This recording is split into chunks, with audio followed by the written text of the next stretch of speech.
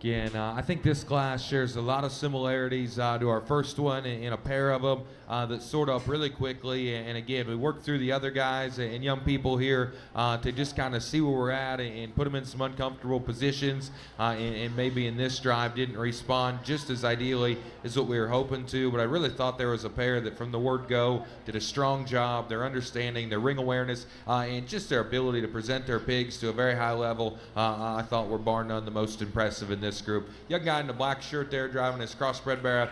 Young lady in her black-headed gilt will be rejoining us in the finals. Congratulations to both of them.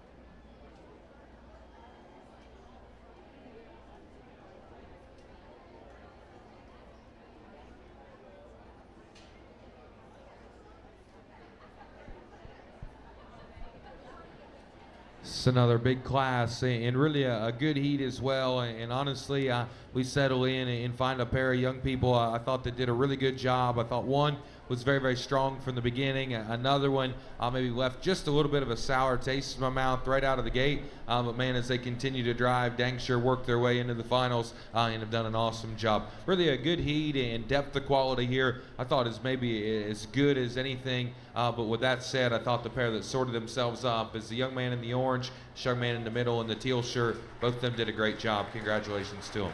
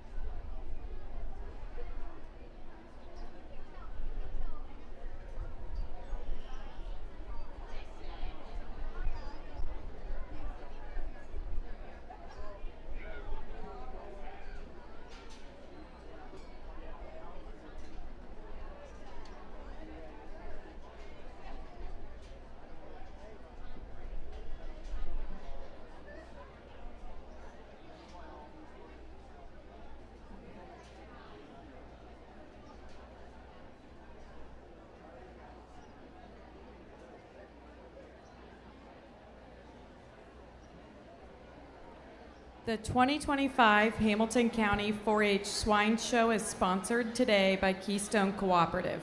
Keystone Cooperative, your local farmer-owned cooperative, values swine production and the showmen who work so hard on this project.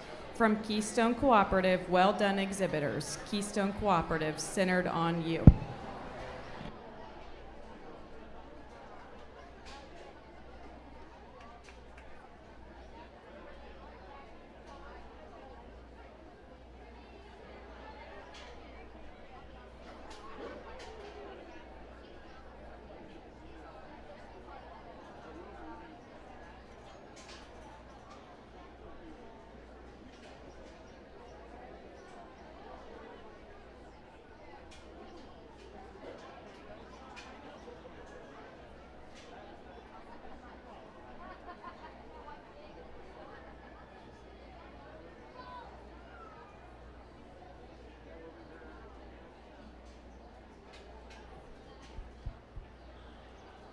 Another good class here, and 5 young people that are doing a good job. 2 of them, again, just do it a bit easier and make it look a little easier in terms of their transitions, the consistency of the drive, their control of their projects, sort them up amongst this group.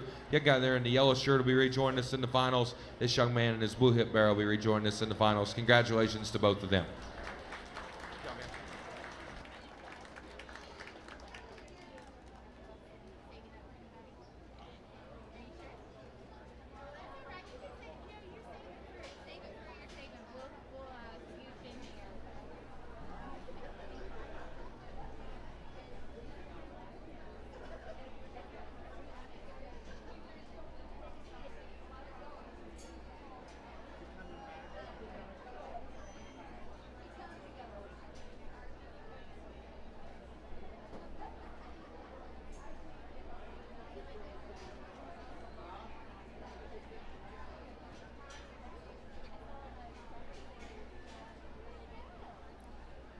We are now beginning our intermediate showmanship.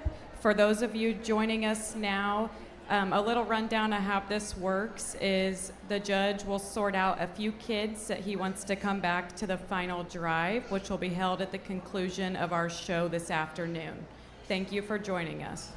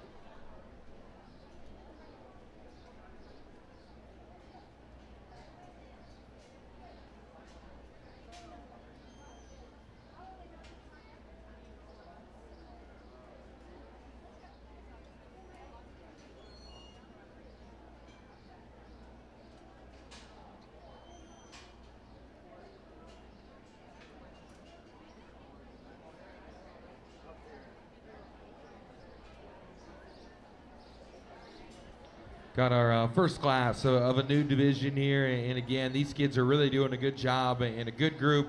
They should be fun to evaluate as we continue to work through the day. I thought there was a trio of them that just control their projects, understanding how to separate themselves just from the crowd a little better. Thought really did a nice job. This young guy here in his Hereford Guild in the pink shirt, our tall guy there in his red barra, and the young lady in the red and white striped shirt there will be rejoining us. Congratulations to all three of them.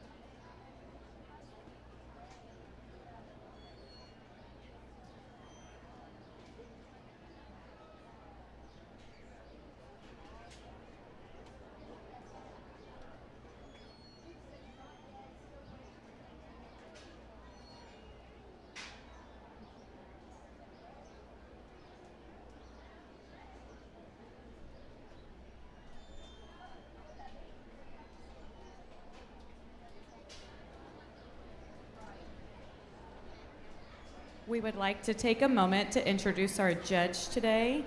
Dylan Sheese is from Larwell, Indiana, where alongside his family, he owns and operates Sheese Livestock. He focuses on selling pigs and cattle to junior exhibitors across the country.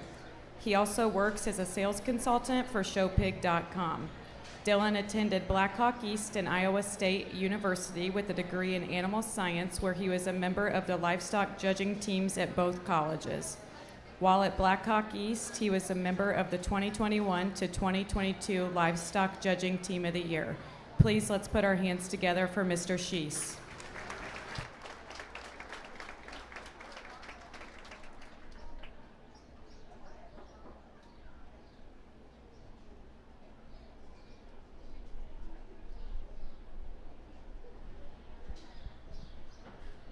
Good class here, and obviously some variation in numbers as we work through this division just in terms of class size. But in this group, I thought consistency of drive and just your pace is what's going to allow you to come back to the finals. I thought there was one individual did a good job staying away from the group, not getting bunched up with the crowd, and as the drive wore on, continued to keep a consistent pace, real good in terms of their intensity. This young lady right here in the floral shirt and the white bear will be rejoining us.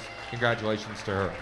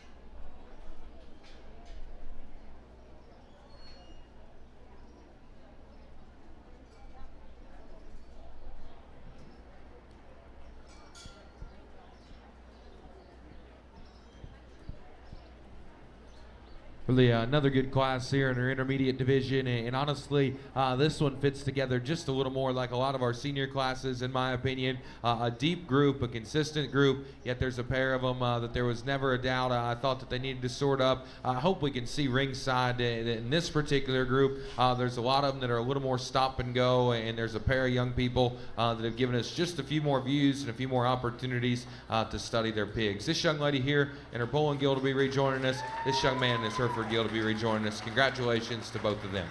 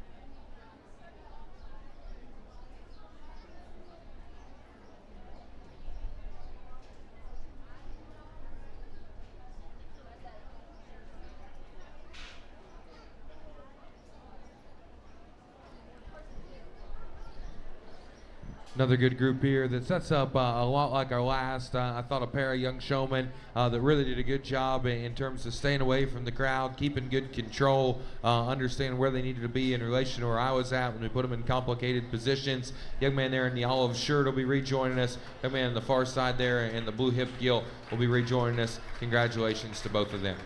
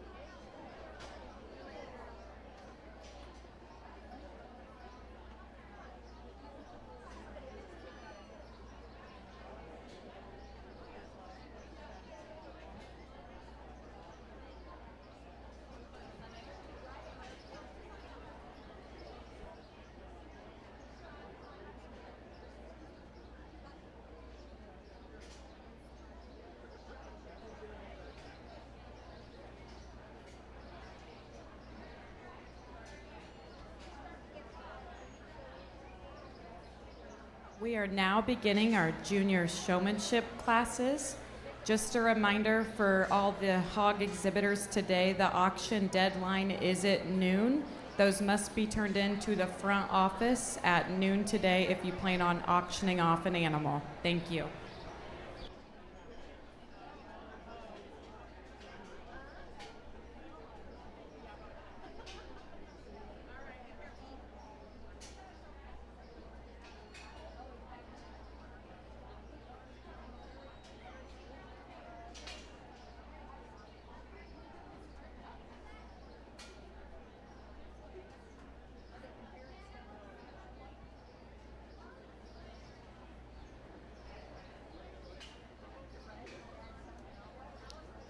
At the conclusion of our junior showmanship classes, just so everyone is aware, we will have a 3 to 5 quick break, 3 to 5 minute break just to get the ring reset and things like that. So at the conclusion of our junior showmanship classes, we will take a 3 to 5 minute break before we start the gilt show.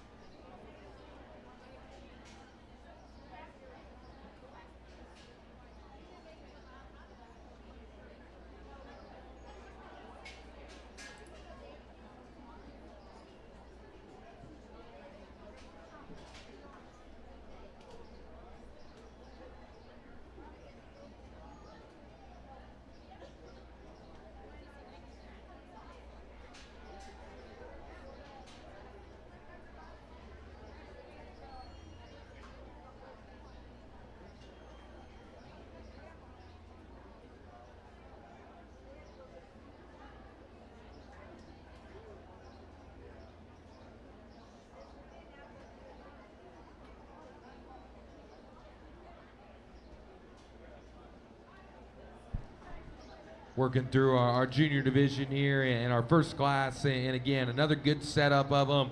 It fits together really logically, in my opinion. I thought there was a pair of young people that did a good job. Their control was the best.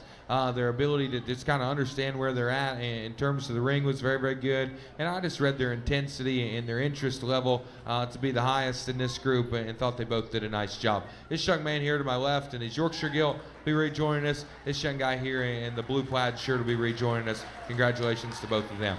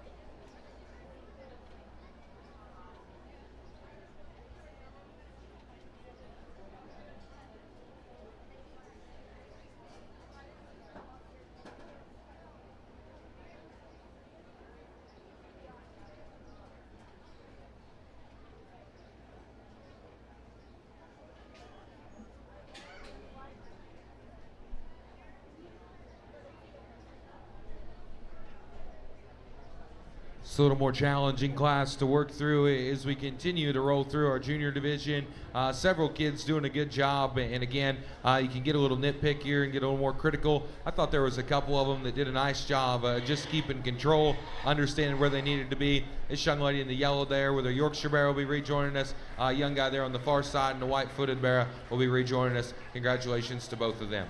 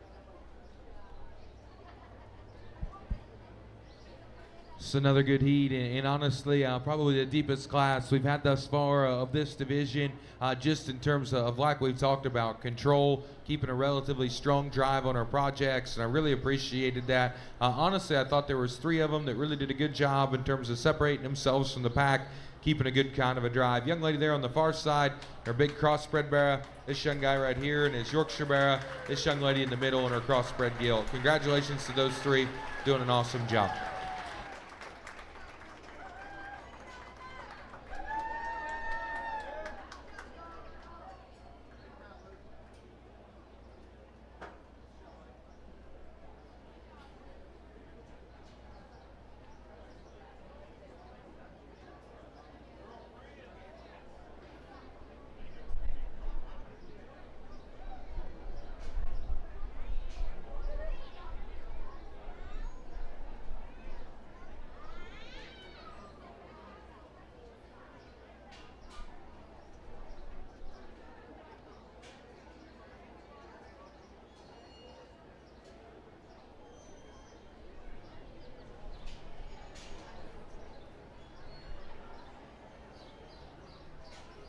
Our last class, the junior showmanship, is in the ring. Concluding this class, we will have a quick 3 to 5 minute break before we start the gilt show. But please make sure you're listening for when we call your class, because like I said, it is going to be a quick break.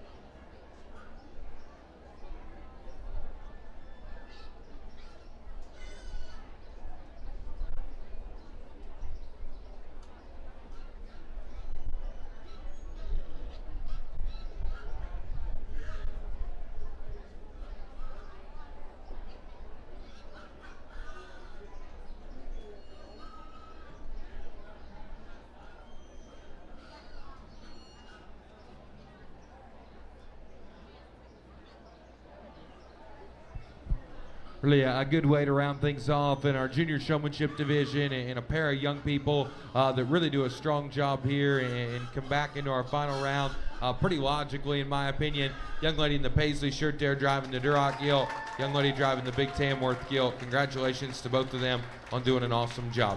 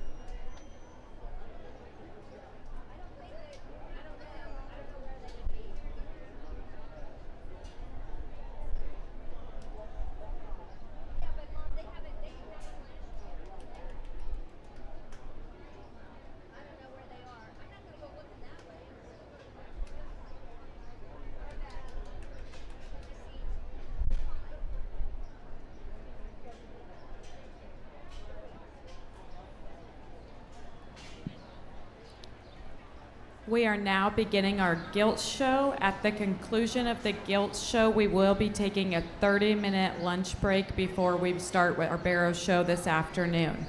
We would also like to thank the Hamilton County pork producers for sponsoring Simplicity Creative, our official photographer of the Hamilton County 4-H Fair. Morgan and her crew put a lot of time into taking photos all around the fairgrounds and providing them to your children for free. Thank you to our sponsors. So please, let's give the pork producers and Morgan and her crew a round of applause.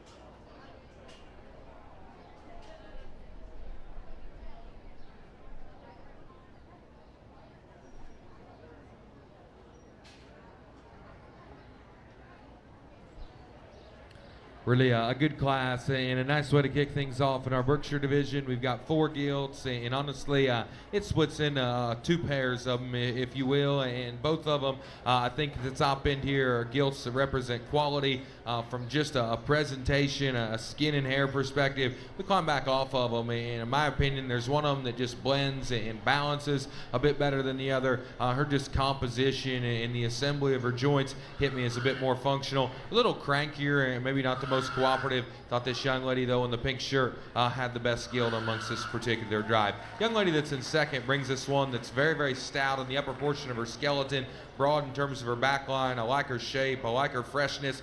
Great big in her hip and has lots of shape down to the bottom side of her build for a power piece. Again, I read her skeleton, dang sure functional enough. Thought she was a little plainer about her crest. We study her from there back. For a broad back, big pin gilt, she flattened just a little bit there in her forerib. I thought she was a bit rounder out of her hip and just didn't piece together quite as unique from this side. This is a quality pig that's in third, and honestly, I think she brings forth some class-leading advantages just in terms of structure. Her head shape is very, very good. She's got arm for a gilt of that particular size. We step in front of her and we climb in behind her. She's obviously just a bit flatter and more closed up than the others. She reads me as just a gilt that maybe left her growing behind just a little bit in terms of her maturity pattern, but she's stout-featured, she's good-looking. She's better built than the gilt here that we have coming in 4. This young man does a good job with this project. She's square, she's opened up, she has more power than the gilt we just talked about, and if you prefer those things, I certainly wouldn't argue with you. Her construction of her hip, her length, the hind leg there, and just her step off either end of her skeleton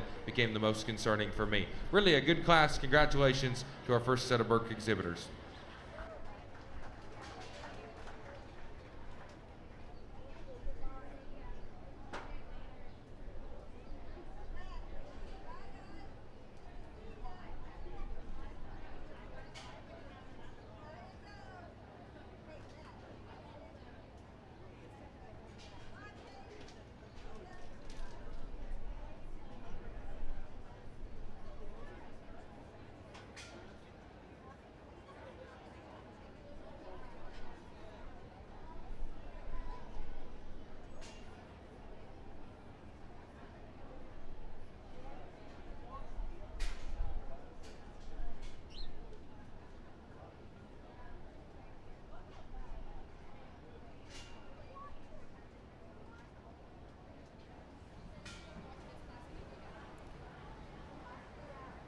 Results from Class 1, Burke Gilts, 4th place, Coulter Galloway, Third place, Max Grau. Second place, Eva Beckner. And first place, Audrey Davis.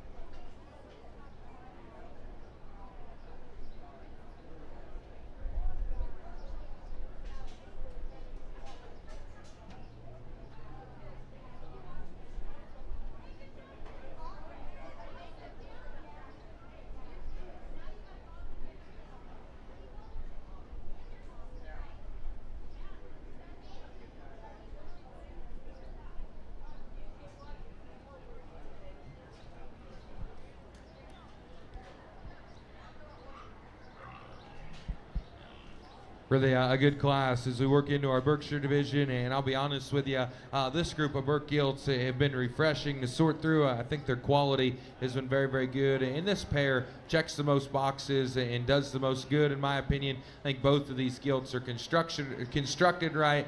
They're in their skeleton. They've got shape. They've got dimension. One of them's just a little neater about the shape to her head. I thought her look from the side, just her presence and her ability to come a bit sharper in her edges, hit me a little stronger. This young man in the pink checkered shirt's got your class winner, and I like those things about her. Gilt's real fresh on the top side of her skeleton. She's specifically looser about her spine. The bend and give and flex, I thought, to her hind leg was very, very good. She's neat-headed. She's long-faced. Real stout there about her jawline. She's not as stout as maybe she views from the side when we climb in behind her.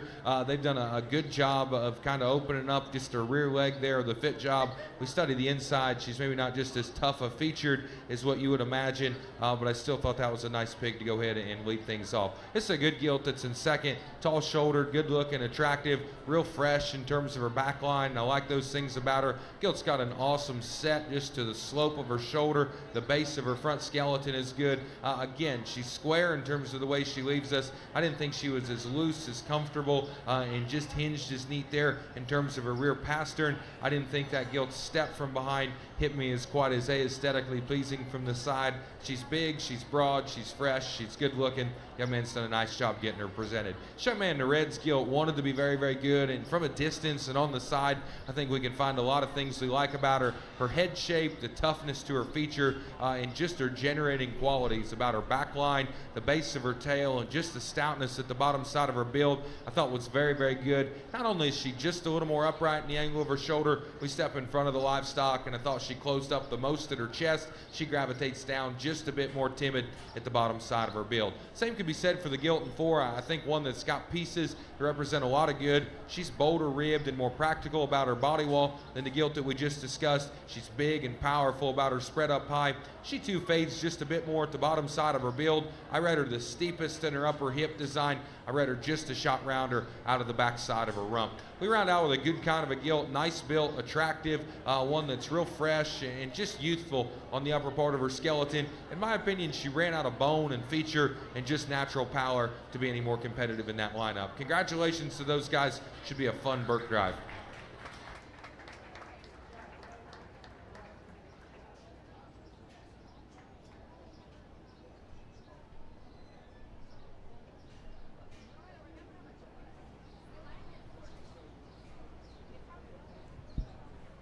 We will now be selecting our champion Burke gilt and reserve champion gilt.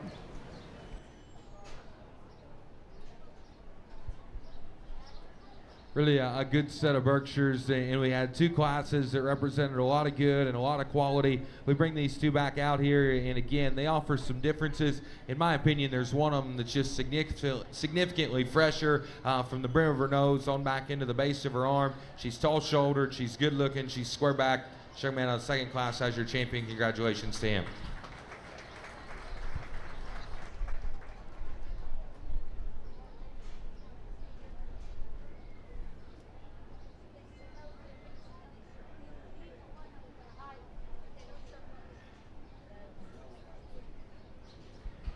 We could discuss and argue maybe just a few more things to reserve. I still think it stays pretty logical in my opinion, and honestly a lot of the same things that decided our champion. Height of shoulder, just freshness there, the shape to their back line, the crispness to their edges I thought was real good. If we could tweak that gilt like we talked about, just in terms of her rear pasture and the posture of her rear leg, make that a little more pleasing, I think it gets real tight on the top end. This young man here, second out of the second class, will be reserved. Congrats to him.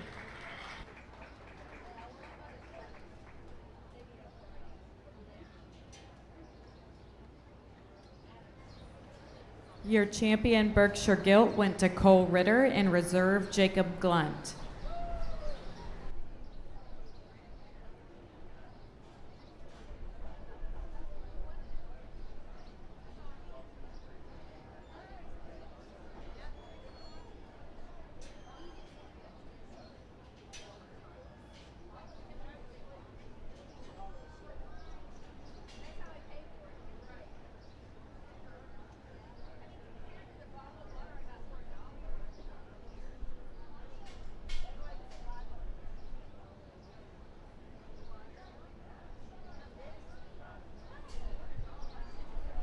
Single entry January Guild here to kick things off in our Chester division, and this young man's got a good project, really square and stout, coming and going. I like that Guild's freshness about her back line. She still offers a nice look from the side. Be interesting to see how she withstands our drive as we take a little bit longer here on our champion division. He's got a nice kind of a class winner though. Congratulations to him.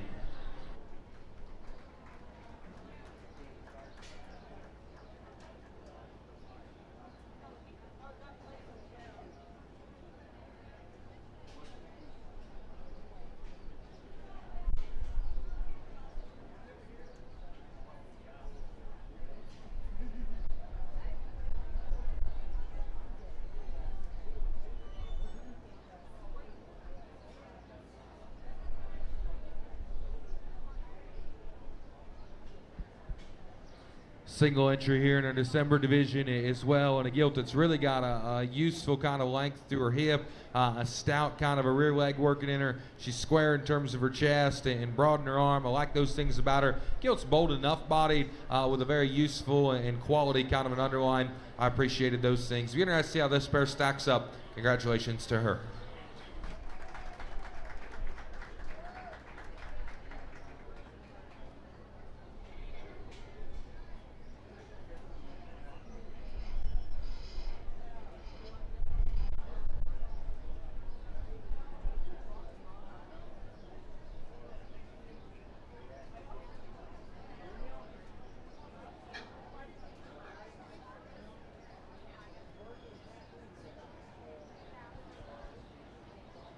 Really a nice division here in our Chesters, and just a pair of them. But again, if we had a few more, I don't think you could argue that this pair of Guilds maybe wouldn't come out on top because they both offer good. Yeah, there's differences between them. Honestly, one of them just balances a bit better for me, just in terms of the shape to her upper body wall, her look from the side, and ability to piece together. Young man out of our first class will have your champion. Young lady to my right will be reserved. Congratulations to both of them.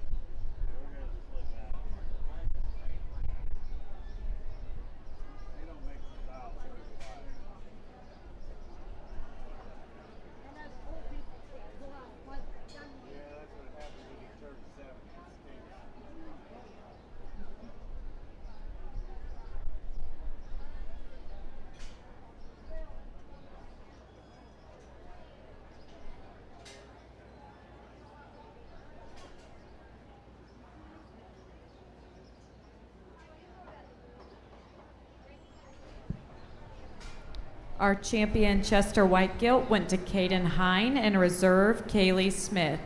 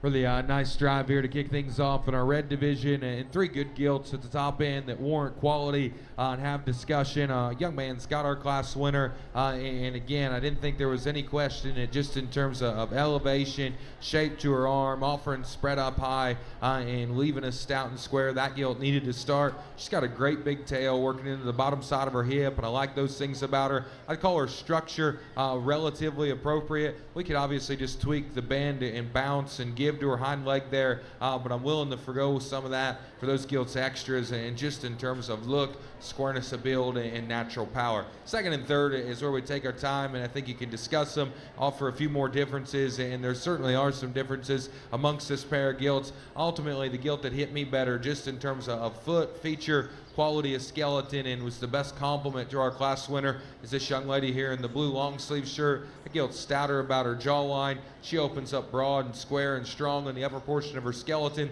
Most importantly, I thought her length of the hip, the positioning, the posture, and just the stoutness of her hind leg was the most impressive in this particular group. She's a little flatter about her body wall. I thought just the shape of her neck, her elevation, and where it tied out of the top side of her blade was just a bit too generic to beat the gilt that we lead off with. Gilt in 3 is really good bodied, awesome in terms of just her basic build and practicality. She's got a good set to her shoulder. She's long and level out of her hip. Very useful about her hind leg. I read her just a little frailer and more timid there about her length of face and just the shape to her jawline. That gilt offered just the least extras, in my opinion, in terms of look, elevation, and stoutness up front. She's got to come just a bit broader right out of the backside of her shoulder. Still a good pig to go 3 and a nice initial trio. Gilt in 4 just offered more in terms of stoutness, in my opinion, of this particular pair that are coming out next. Her head shape, the spread to her arm, the width between her eyes, I thought was very, very good. She's obviously a little flatter about her body wall, a little weaker there in terms of her top line, but her stoutness, her feature, and just her generating abilities, I thought read a bit more appropriate in my opinion. We round out with a gilt that's extended. She's long-bodied. She's got some stoutness in areas, and I think those things are good. I read her as just the poorest structured. She's the most upright off either end of her body, a bit flatter there in the center portion of her rib cage. Really a good class of reds. All those kids are working hard. Reward them with a round of applause.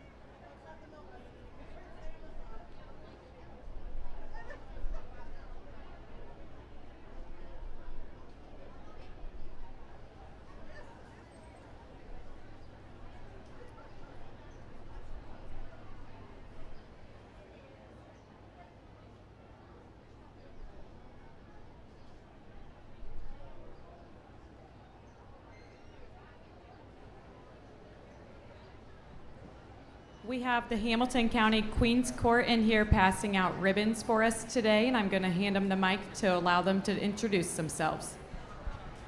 Hello everyone, I'm Charlotte Wiggins and I'm this year's first runner-up. Hi everyone, I'm Kendall Mangus, this year's second runner-up in Miss Congeniality.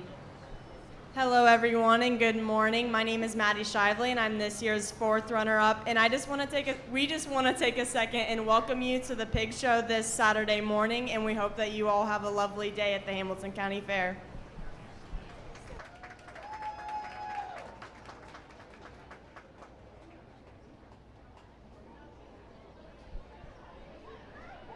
Another solid class of reds here, and the young lady on the far side there has our class winner, and that was non-negotiable in my opinion, just in terms of offering the right kind of shape to her body. She's broad back, she's got a very comfortable kind of hip and hind leg. When that gets out and gives us a good look, I think she's awfully nice from the side. Congratulations to her.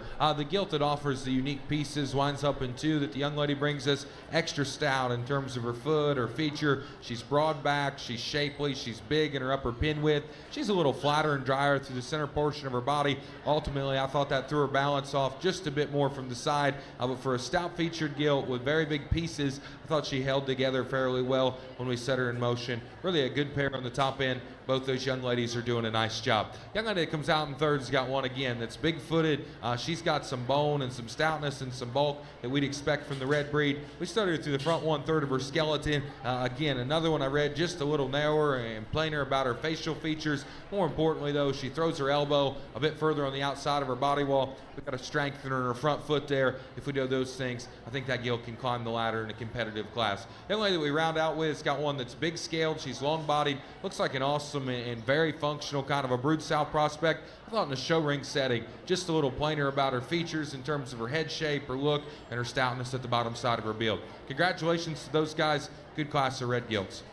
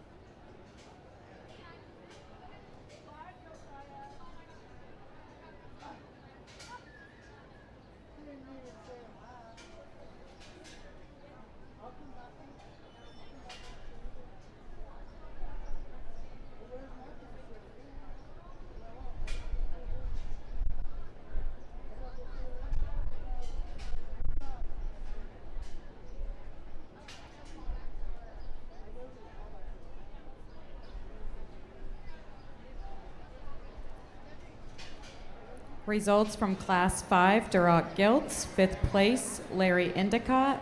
4th place, Elena Tebby. 3rd place, Davy Scheller. 2nd place, Izzy Grau. And 1st place, Cole Ritter. Results from Class 6, 4th place, Bellamy Fouch. 3rd place, McKinley Stahlbaum. 2nd place, Cora Rowland. And 1st place, Addison Huff.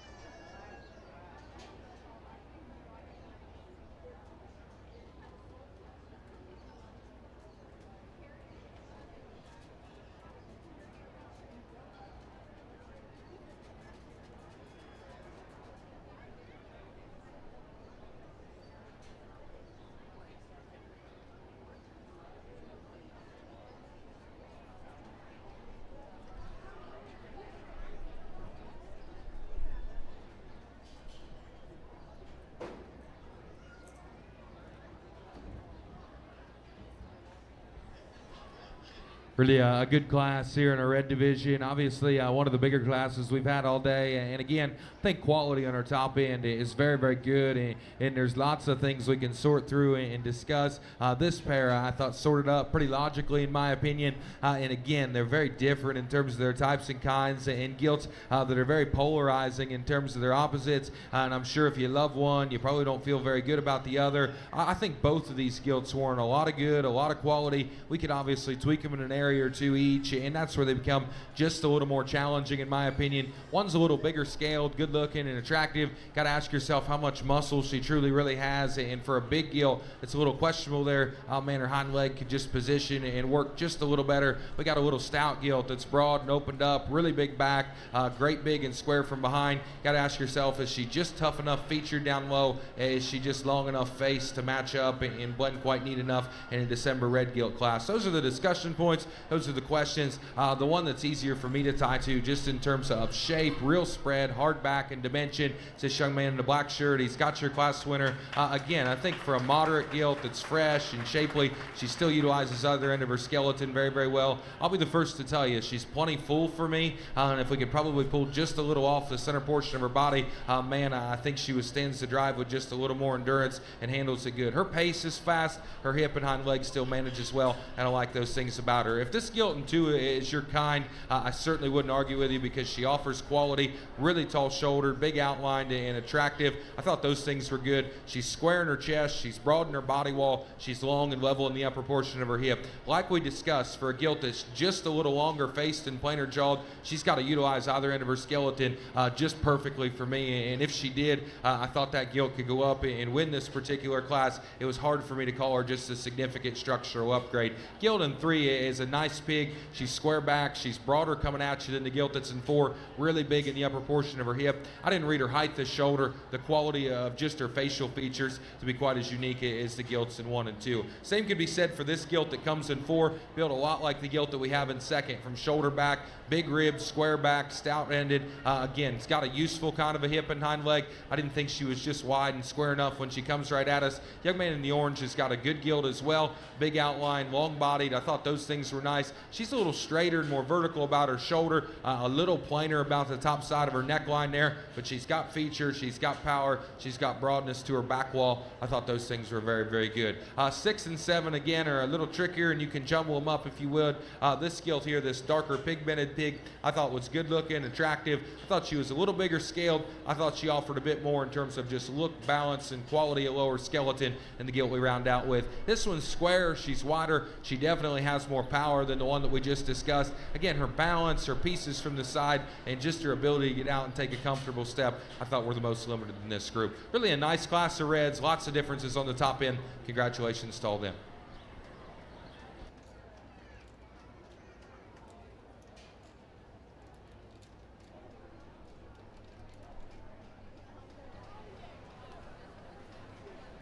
We will now be selecting our champion in reserve Duroc gilt.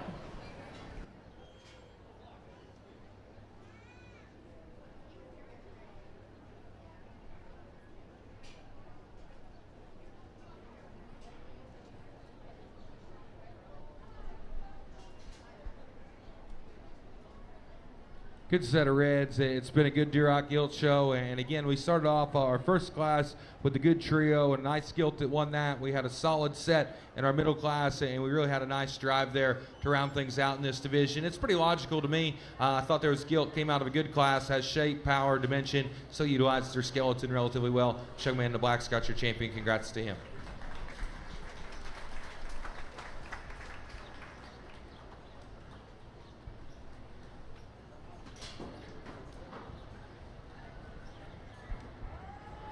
Drop our second out, and that was a good gilt in that class. And again, her look, her balance, and just her ability to paint just an awesome kind of a silhouette from the side, I thought was very, very good, and maybe as good as we've seen thus far today. We had some question marks with her, and those still hold true in my opinion. I still thought of this contemporary group, though, her ability to come with balance and just the right kind of look from the side, the right kind of give out of the front part of her skeleton was hard to ignore. Young man there will be reserved. Congrats to him.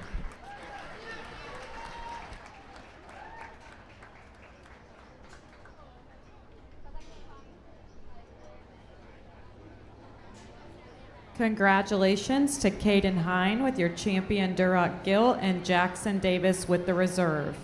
As a reminder, following the gilt show, we will be taking a 30-minute lunch break before we begin our barrow show.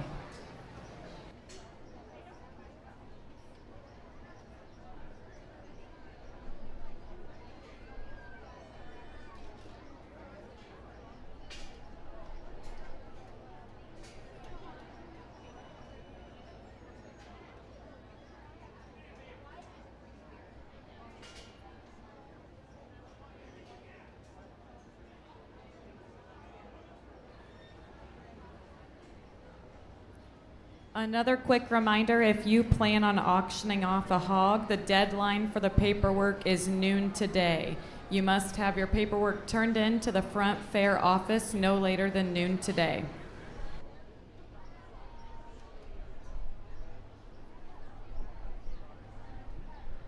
Nice pair here to kick things off in our Hampshire division. This young guy in the yellow has got our class winner, and again, look, balance, quality of skeleton, and just her view coming at us I thought was a bit stronger than the gilt that we have in two. She's tall-shouldered, she's stouter-headed, has some broadness to her back line. Looks like a good project today, but still one that's got life in her, and it'll be fun to feed on down the road. Gilt in two is no slouch either. Again, another one that's fresh in her back line, long and level on the upper part of her skeleton. She's packing just a little bit more probably when she turns and leaves us. At the same time, I thought she was just a little coarser about her hock joint. She's a bit longer and frailer about her face, and I didn't read her just as square, as true, and as genuine from chest knee to ground there. Good kind of a gilt, nice pair. Congratulations to both of them.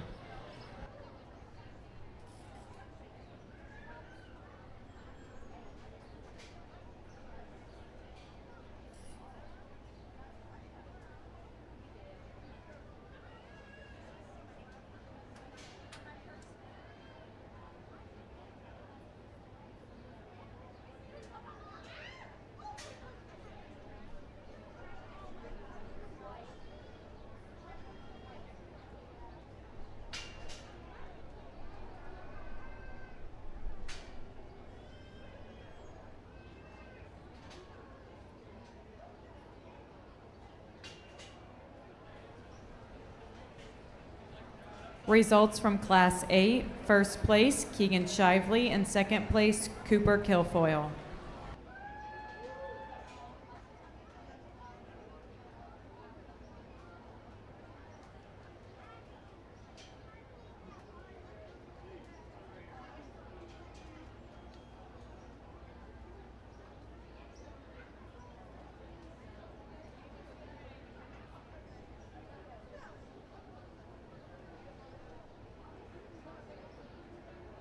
Of that being the stout featured powerful gilt, her length of hip and just her quality of hind leg suited me the best to this drive. I'm not going to tell you she's just perfect in her upper skeleton and just her balance right out of the backside of her shoulder. She's square, she's genuine, she's wide, she's got a useful kind of a hind leg. In this setting, I thought that had value. This bigger gilt's going to be second, and again, just her natural practicality, her fleshing ability, her ability to come with just some usefulness to her hind leg as well, I still thought had value. She's too timid in the front part of her skeleton. She prays just a little more there in terms of her front foot. We could toughen her in her jawline, but still a good practical kind of a Hampshire sow prospect. I thought that young man brought us. If the gilt in three is just awesome in terms of her structure, I can justify using her because she's good looking. She paints an awesome picture from the side, and honestly, underline up, she's built the most like a lady amongst this particular drive. As the drive wears on, it's pretty evident she just doesn't utilize her shoulder and her knee quite good enough. I didn't think her step and just her bounce from behind hit me strong enough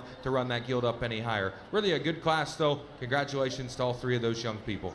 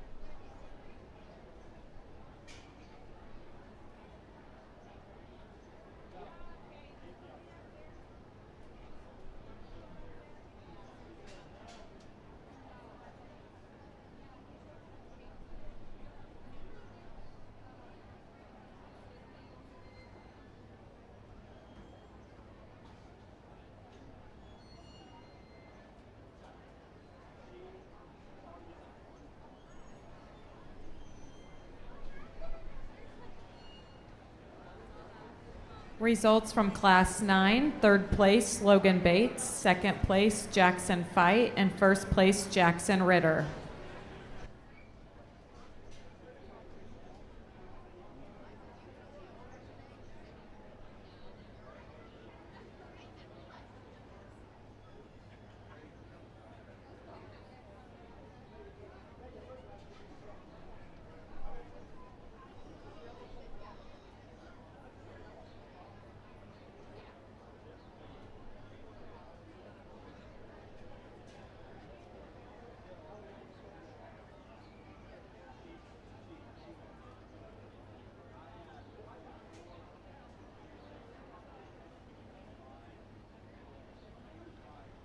Another real nice class of Hampshire Gilts, a non-negotiable kind of a class winner, if you will. The young man in the teal brings us build, quality from the side, and just look and balance. I thought was very, very strong. She still has shape and still has dimension. Thought a real good place to land on. Gilton, too, is really broad back. She's great big in her upper hip. Her freshness to turn and just roll to her top line, I thought was as impressive as maybe anything that we've seen. We climb off to the side of them. I didn't think her front bone and feature match. She's just a little more Hampshire-like in terms of her length of face, the texture and stoutness to her jawline there. And then at the same time, I didn't think that gilt balanced quite as effectively as what our ultimate class winner did. Still a good pair of gilts in the top end. Both those young people are driving quality pigs. Young man that comes out in 3 has got one that's very stout in terms of her feature. She's got a useful kind of a hind leg, and I like those things about her. I thought that gilt was square. She's true. She's genuine. She's really opened up, and they take her to the bottom side of her build. They climb off to the side of them, and again,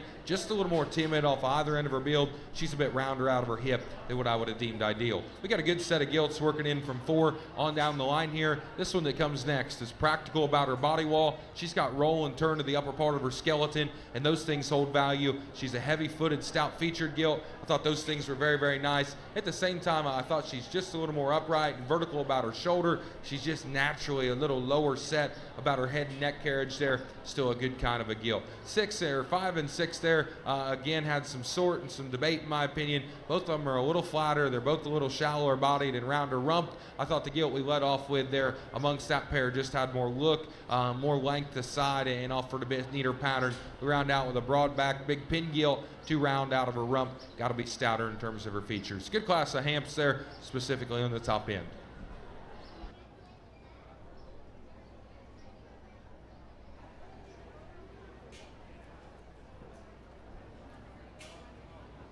We will now be selecting our champion and reserve hamp gilt.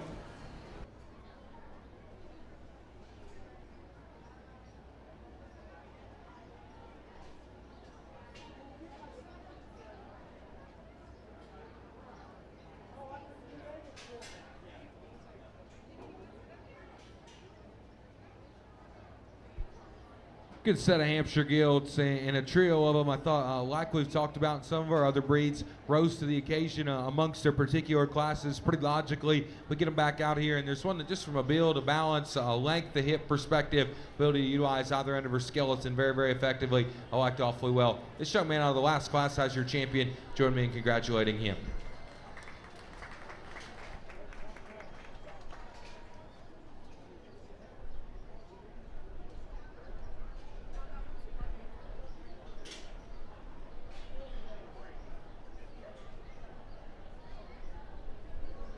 Drop our second place in, and we talk. That gilt's extra big in terms of her back, her spread, and her shape are very, very impressive. There was another one that I thought when we saw her early on, it would take a good Hampshire female to beat her, and this one's really good looking, fresh in terms of her kind, and offers awesome kind of an upside. Young man's February will be reserved. Congratulations to him.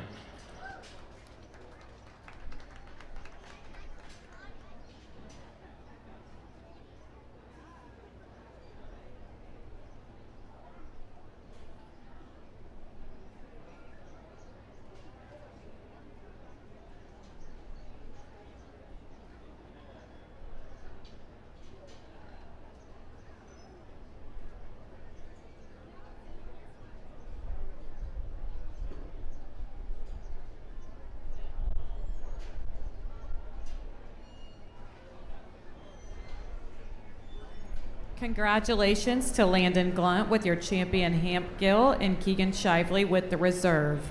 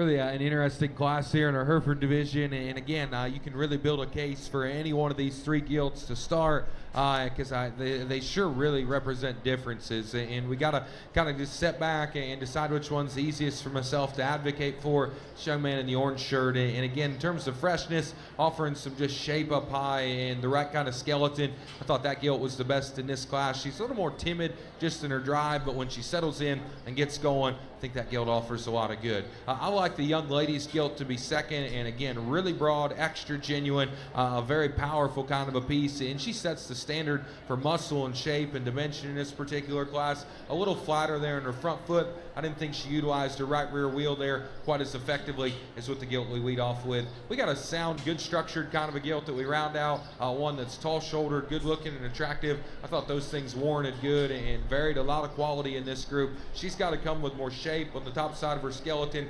specifically when she drives right at us. We can pry her apart at her chest and square at her knee. Still a good class of Herefords, a nice trio. Congratulations to all of them.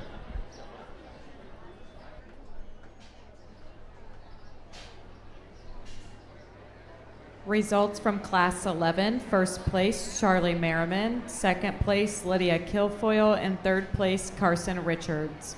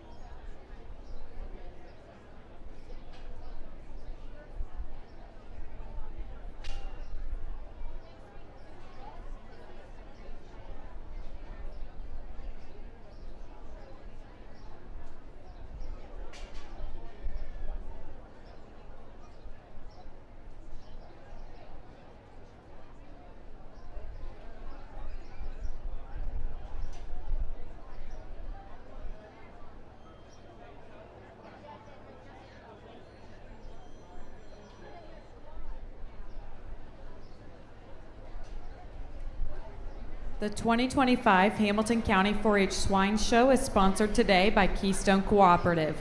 Keystone Cooperative, your local farmer-owned cooperative, values swine production and the showmen who work so hard on this project. From Keystone Cooperative, well done exhibitors, Keystone Cooperative, centered on you.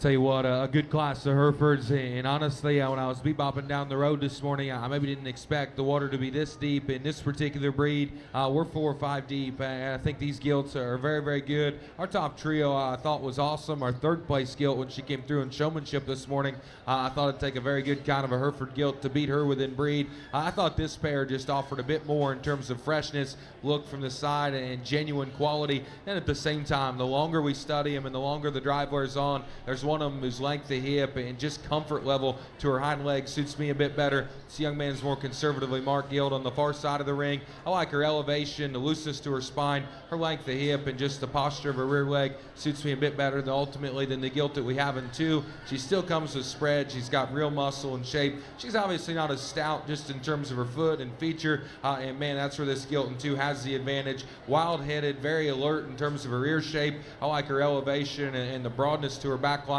right out of the back side of her blade. I guess the rear third of her skeleton, I just didn't see her piecing together quite as good as our eventual class winner. She pinches just a little more at her hip loin. I didn't think her length of step and just the placement of her hind leg was quite as effective as what our eventual class winner was. Again, we talked about this gilt early on and being one that's very practical in her body, awesome in terms of her structure, and she has the advantage in terms of her athleticism and lower skeleton than the gilt that we just discussed in 2. I didn't think her front foot was quite strong enough. At the same time, she's just a little shorter about her neck, a bit plainer there about her crest shape. She could be intensified and just stoutened in her features. That's being really critical on a very good Hereford gilt. If we focus on the positives, she's beautiful built, she's tall shouldered, she's very, very good in terms of her body wall. This gilt that comes next is the Stouty. She kind of looks like the mover and shaker in our group from a generating perspective. Foot, feature, bone work is very, very good. She's got the class advantage in terms of just spread from behind, density of her hair coat, and I like those things about her. Her structural integrity and just her height and elevation up front is what scared me just a little bit. I thought she wanted to waddle a bit more than what I would deem ideal from behind. We could just lengthen her in her neckline and allow that gilt to be a bit more attractive out of the front third of her body wall. This young man's doing a good job, and I'm assuming when he loaded up, he didn't expect to be 5th with this Hereford gilt because she's got bulk, she's got power, she's got more shape and spread on the upper part of her skeleton than what a majority of the population does, and I like those things about her. Too frail in this class, a little timid about just her front structure and how she utilizes her head and neck. Gilt that we round out with, again, another one that's stouter than the one we just talked about. Length of step up front I thought was good. Her length of step from behind is a little more concerning. She rolls her hock a bit further on the outside of her body wall. Still really a good class of Hereford gilts there. Congratulations to them.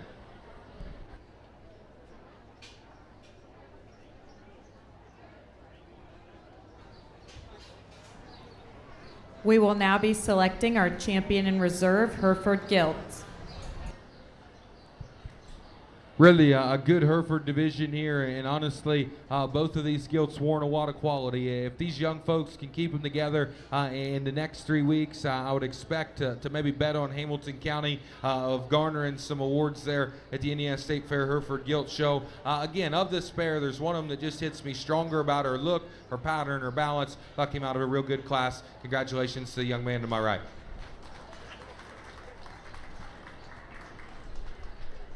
Again, we dropped that second out, and we talked about that gilt. Front 2/3 of her body are so good. Elevated, neat-headed, broad back, extra stout in terms of her feature. If we could tweak just her hip and hind leg ever so slightly, I think that one's very, very good. Still my second favorite. Congratulations to her.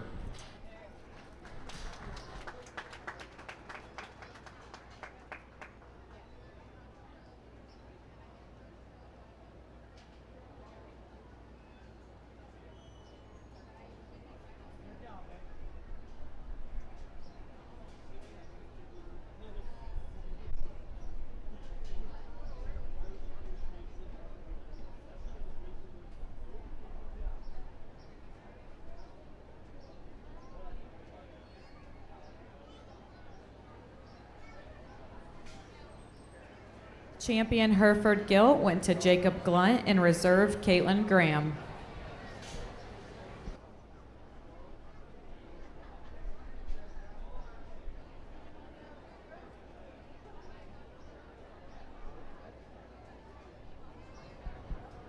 Just one landrace skilled here that the young lady brings us, and again, length of body, athleticism, quality to her lower skeleton's good. Be interesting to see how she stacks up in our champion drive just in terms of spread and shape to her body. Still thought her skeleton read very, very good. Congratulations to her.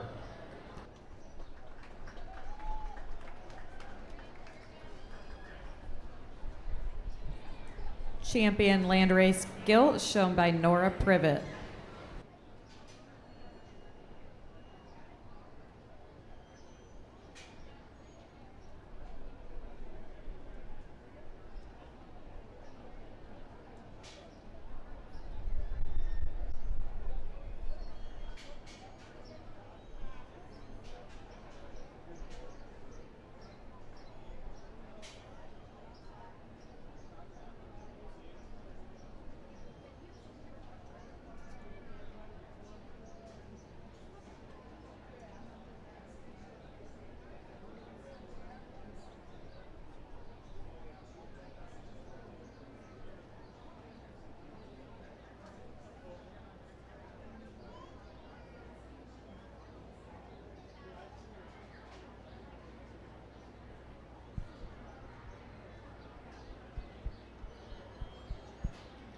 Really a good pair of February Poland gilts, and honestly, quality is very, very good here. If you got a January or December, I get to spraying and brushing because this young man in the pink shirt brings us a good kind of a class winner. Really tall-shouldered, exotic about her look out front. I thought her freshness and just the spread to her back line was a bit better than the gilt that we have in two. Really has a useful and stout kind of a hind leg.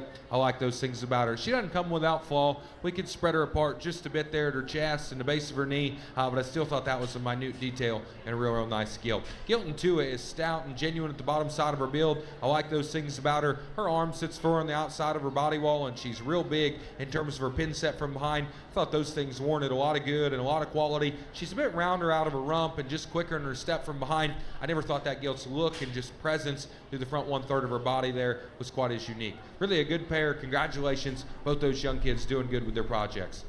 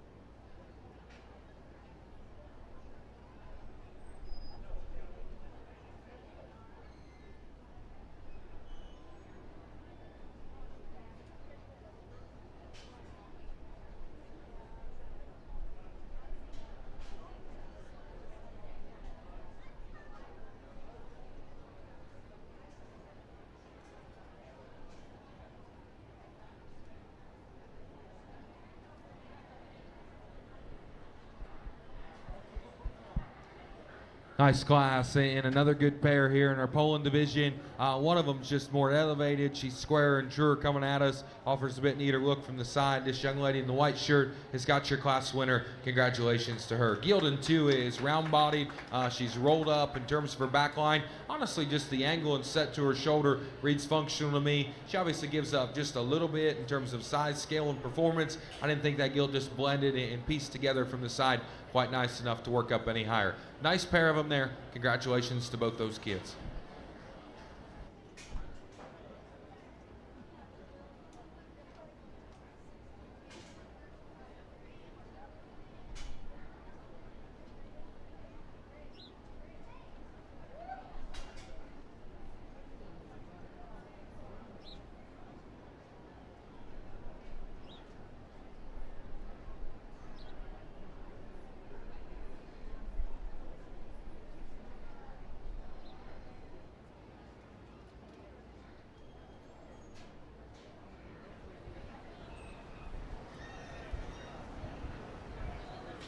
Results from Class 14, first place, Caleb Lehman. Second place, Brinley Zeller. Class 15, first place, Caitlin Graham, and second place, Bethany Adams.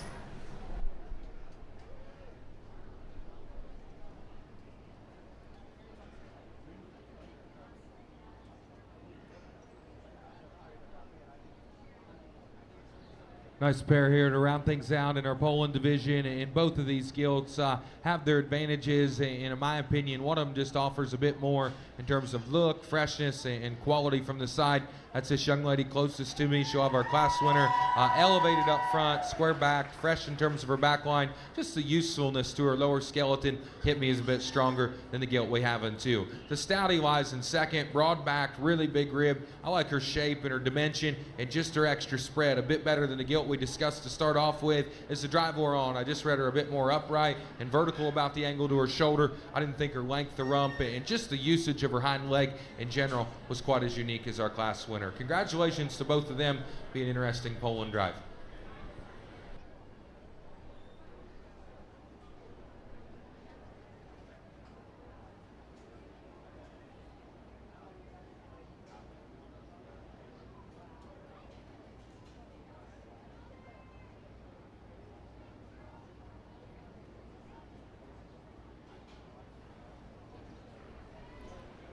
We are now showing for champion Poland Gilt.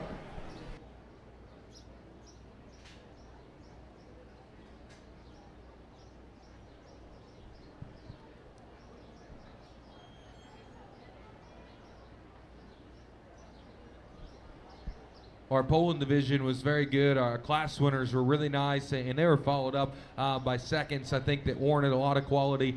Just 6 of them, I believe, but I thought our quality, our depth of quality, and we had some give and take amongst those classes. We dropped them back out here, and there's one again that to me just fits together the neatest from the side in terms of her look, or her balance, her pattern. She's got shape, she has dimension, she has power. If you're just using your Paul scale to judge them, she's probably not your favorite, but I thought from a quality standpoint, young man out of our first class had the best one. Congrats to him.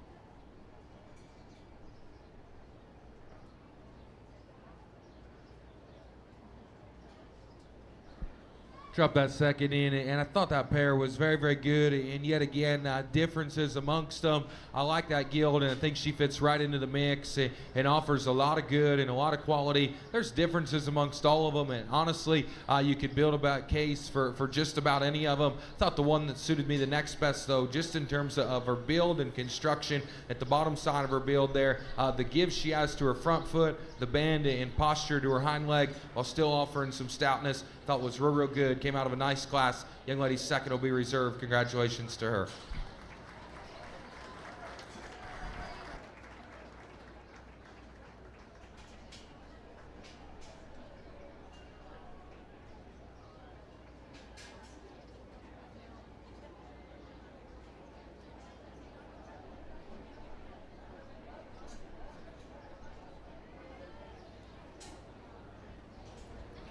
Champion Poland Gilt, shown by Caleb Lehman, and reserve, Brinley Zeller.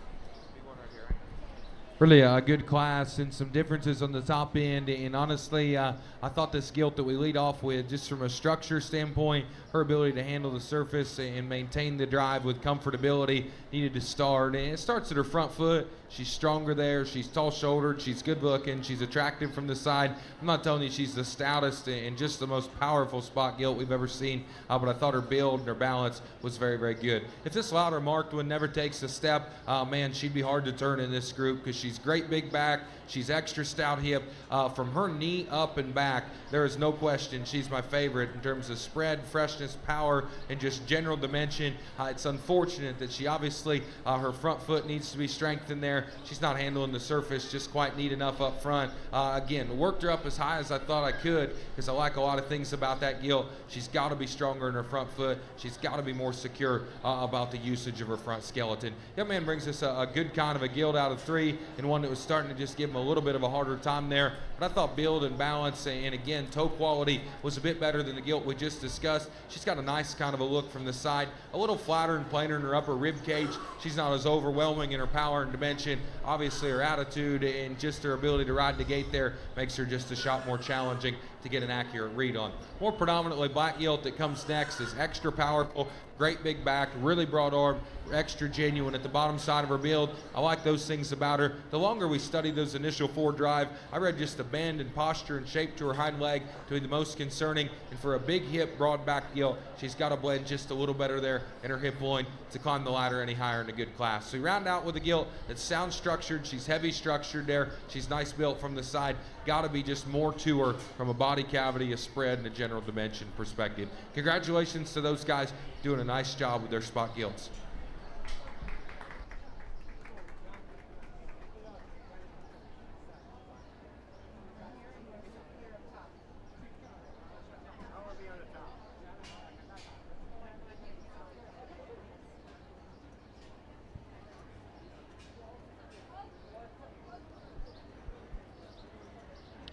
Well, congratulations to this guy on his single entry and class winner. A gilt that's stout featured, good looking from the side, tall at the point of her shoulder, relatively alert and neat about her head shape and her ear set. Again, be interesting to see how she stacks up from just a freshness and a skeletal quality perspective in our championship drive. He's doing a nice job though. Congratulations to him.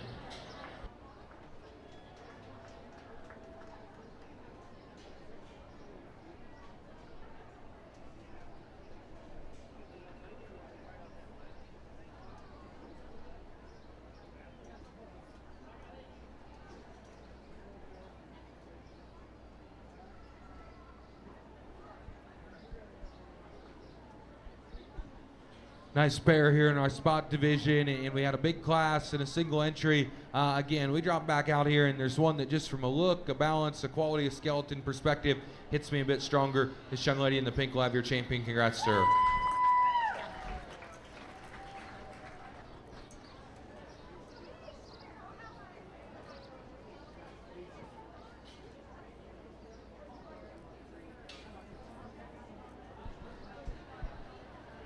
Again, we drop our second out, and that was a good class and an interesting class. And we talked about this gilt being so good in a lot of different areas. She has one glaring flaw, and again, maybe I'm harder on her than some would be. Maybe I'm not hard enough on that, but I thought that was a good place for her to slide in that group amongst this particular pair. Her freshness, her spread, just her genuine dimension, I thought suited me second best. Congratulations to that young lady.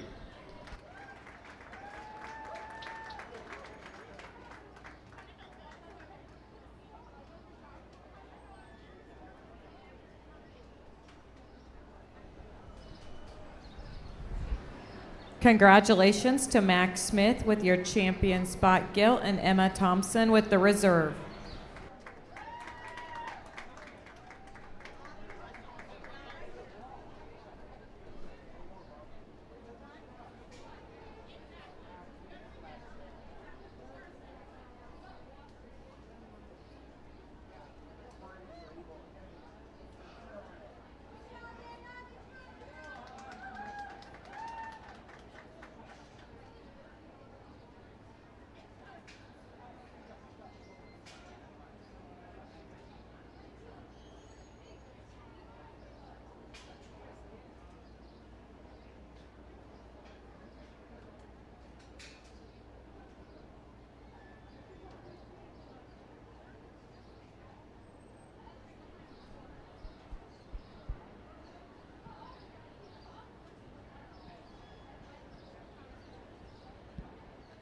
Good pair as we continue to work through our Tamworth Guilds, and both of these exude some quality and some things I like. The young lady's got your class winner, though, just overwhelming in terms of spread, general dimension. I thought her look, her balance, and her quality of skeleton was very, very good. Congratulations to her. This young man in two's got one that's probably just a bit further reaching in an area or two. Big-footed, stout-featured, heavy bone with a neat look out front. A bit flatter there in terms of her body wall. I didn't read her spread and just her general dimension up high to be quite as fresh as what our class winner was. Congratulations to both those TAM exhibitors doing a good job with their January projects.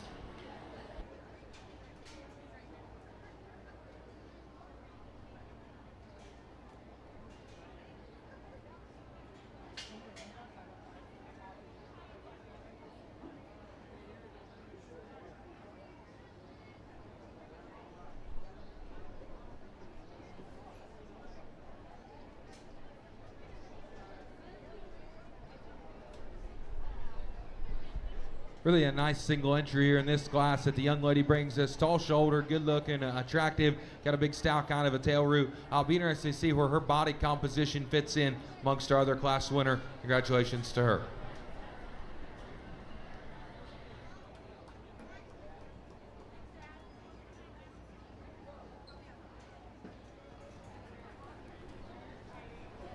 We will now select the champion Tamworth Guild.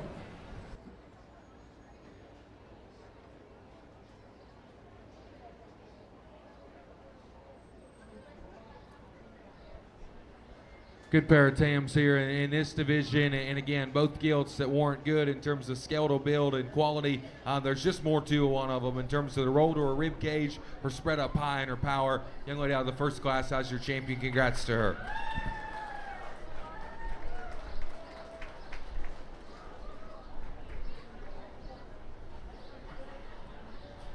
Young man brings his second in, and we talked about that guild's far-reaching pieces of foot, feature, and stoutness. Still alert in terms of her look out front. Thought those things were good. That was a nice pair. We'll keep them together in this division. Congratulations to him.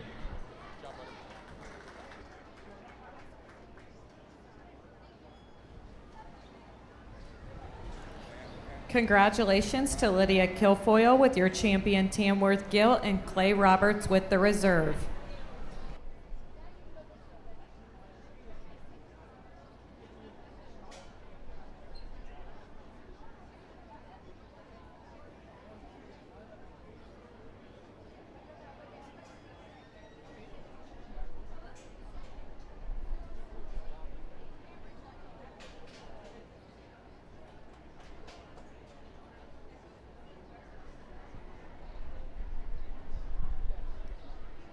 Young man had this skill in showmanship and did a nice job there, and he brings us a good kind of a guild in this division, and one that warrants a lot of good just from balance and build. Her quality from the side I thought was nice. Elevation, square back, stout hip. Be interesting to see how she stacks up amongst the Decembers, but he looks like he's got himself a nice kind of a Yorkshire Sow prospect. Put your hands together for him.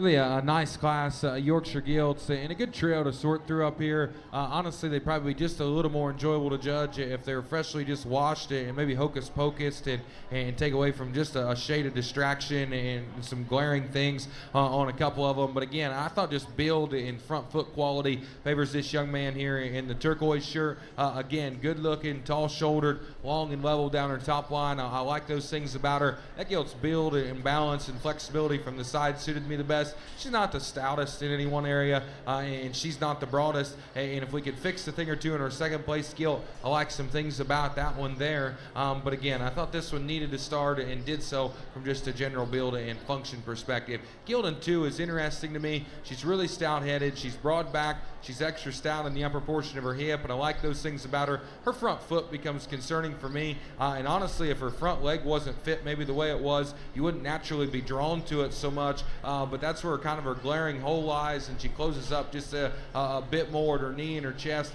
Her strength of front foot has got to be better there, because I do prefer stoutness to her head, the broadness to her back, and just her shape from behind. She's got to be better when she drives right at us to work up any higher in that particular class. Really a big scale, big outline, high performing kind of a gilt. Comes in 3. She's broad back, she's big hin, she's square coming at us in terms of her chest view. I wish her skeleton just held up a little bit the longer she drives out here. Again, kind of reaches and searches out of her front end. I didn't think she ever took just a long and fluid enough step from behind to allow her to work up any higher. Gilts in 4 and 5, again, are quality pigs. This one's better build and just balances and blends a bit smoother than the gilt we just talked about. And the gilt that's on either side of her there, she's too flat and narrow and closed up at the bottom side of her build, a little tighter off either end of her structure. We got a stout featured hardback gilt we round out with. Tough about her head shape. Obviously gives up just a little too much in terms of performance, natural grow, and just shape all the way through, but still thought a nice gilt to go ahead and be 5th in that class. Congratulations to our York exhibitors, doing a good job.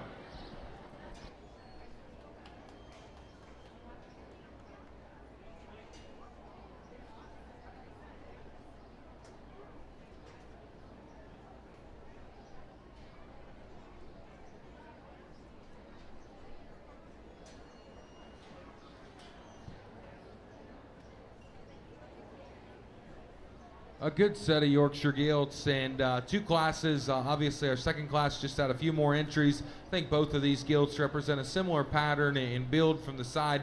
One of them shoulder set, the length of her hip, quality of her hind legs suited me a bit better. Young man out of our second class will have your champion. Congratulations to him.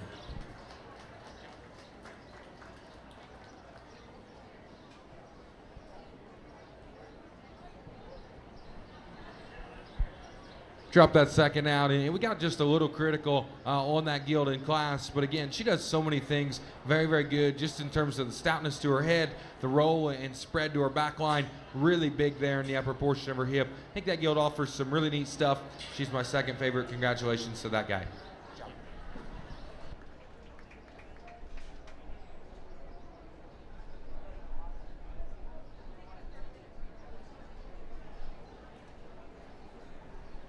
Congratulations to Landon Glunt with your champion Yorkshire Gilt and Jackson Ritter with the reserve.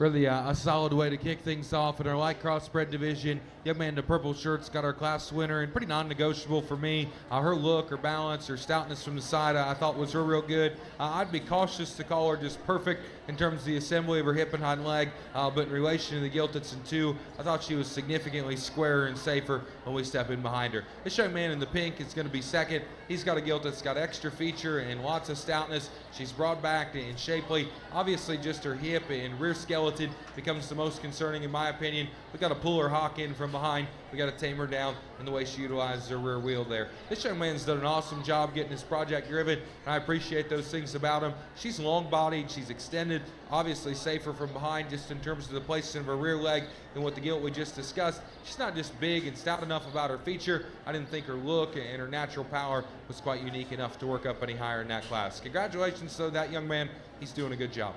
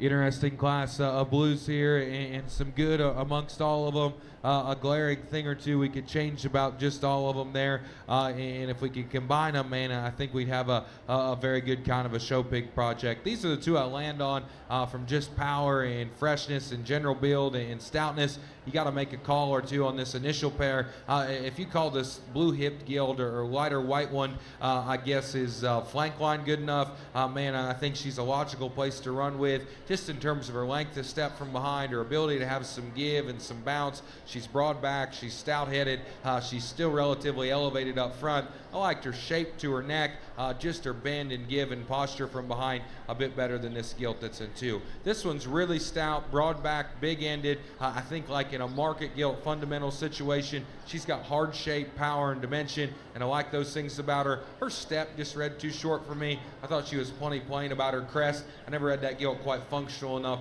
on the top side of her neckline to work up any higher in that contemporary group. This young man, this blue belted gilt comes next. That one's really good in terms of just the basic build and structure of her hind leg, her length, the hip, the posture, and step that she possesses there. I thought was real good. That gilt's broad and stout and made power from the hind. We take her to the bottom side of her build. She's got to be stronger there in terms of her front foot.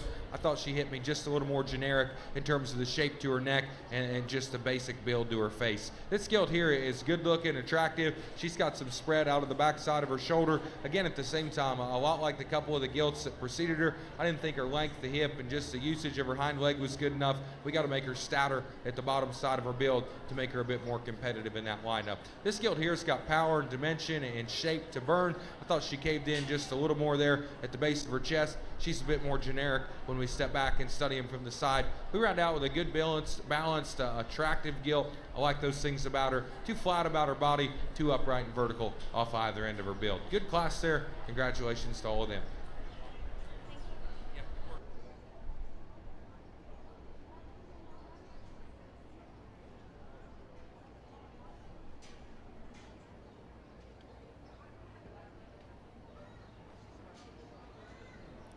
We will now be selecting our champion light color crossbred gilt and reserve.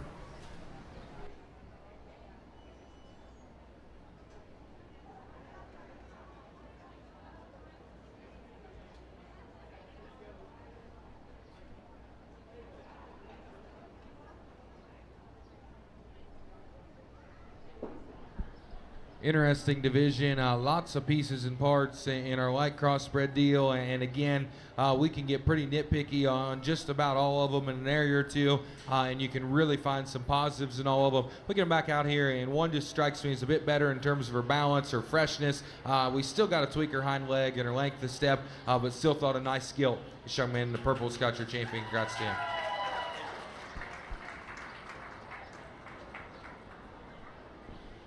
We dropped that second out, and we talked about that gilt being extra big in terms of her feature, offering spread up high. She never utilized her hind leg, quite good enough in class, and the same could be said out here. I like the young lady out of the second class, this gilt, just basic build and functionality to be reserved. Congratulations to her.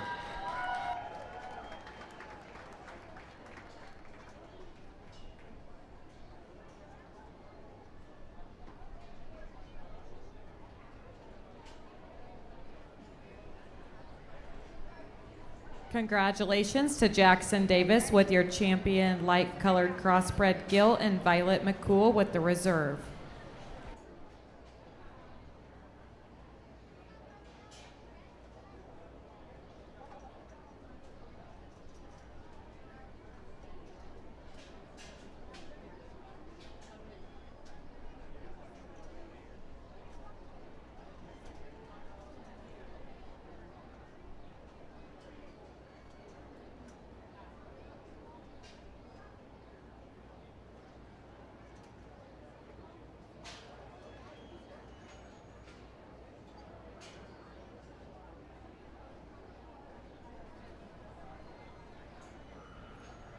At the conclusion of the gilt show, we will be taking a 30-minute lunch break. When we come back, we'll do our barrow show. At the conclusion of our barrow show, we will be in the order of champion gilts, champion barrows, and then our overall showmanship drive, just to clarify that if you have any questions. So once again, at the conclusion of our barrow show, we will select our champion gilts, champion barrows, and then our champion showmanship.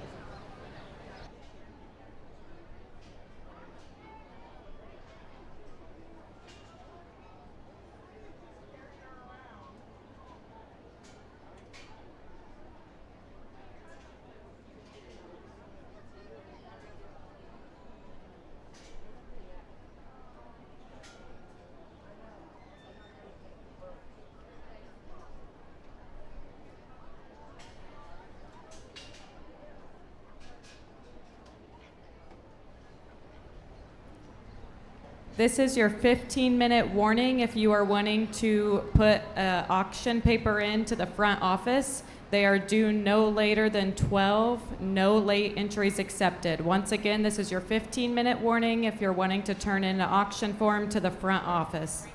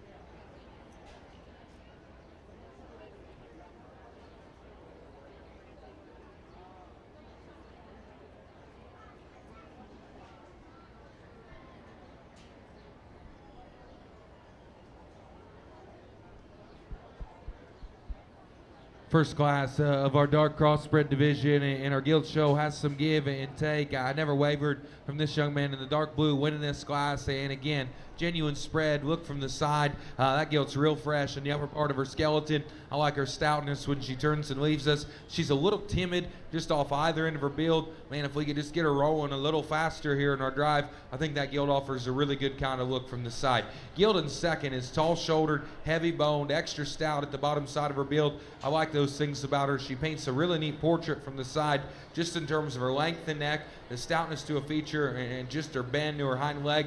I thought she was plenty flatter there just in terms of the middle part of her body. I didn't think that gilt was as opened up, as square, as stout, and as powerful as what our eventual class winner was. This young man that comes out in third has a gilt that's good looking. She's sharp out front. She's attractive. She's square backed and big in the upper portion of her hip. I thought those things were very, very good. Starting to flatten just a little bit there in terms of her front foot. I didn't think her hip one and just her top line balance meshed together quite as well as the two gilts that preceded her. The calico that comes in 4 obviously has some big pieces in terms of foot feature, elevation, look, and those things out front are very, very good. Another one that's just a little flatter and drier about her center rib and body. If we could open her up there, I think that gilt could balance in proportion just a bit better from this side. Solid black that comes next, really stout and broad back, big in her upper hip, broad in her shoulder and her forearm. I thought those things were good. A little squatty and moderate, pushes her hock a bit further on the outside of her body wall. I know this calico gilt coming next isn't the biggest, but again, I thought she offered some foot, some feature, and a nice kind of a build from the side. Her rib cage and just the functionality to her hind leg suited me a bit better than this young lady's belted gilt coming next. That one's sound structured, has some give and take up front there. I thought she was too flat and too narrow. Again, a little harder to get a read on on just a basic build of that gilt's hind leg. Blue gilt coming next is nice made. Another one that's got the right kind of look and pattern and length of body, strong up high, and obviously good structured there. I thought she ran out of gas when we stepped in behind her. She's got to be stouter in her upper hip and come with more genuine shape. Little gilt we round out with round in terms of her rib cage, hard back, broad up high. Again, gives up just a little too much in this particular setting in terms of natural performance. Good class. Congratulations to all of them.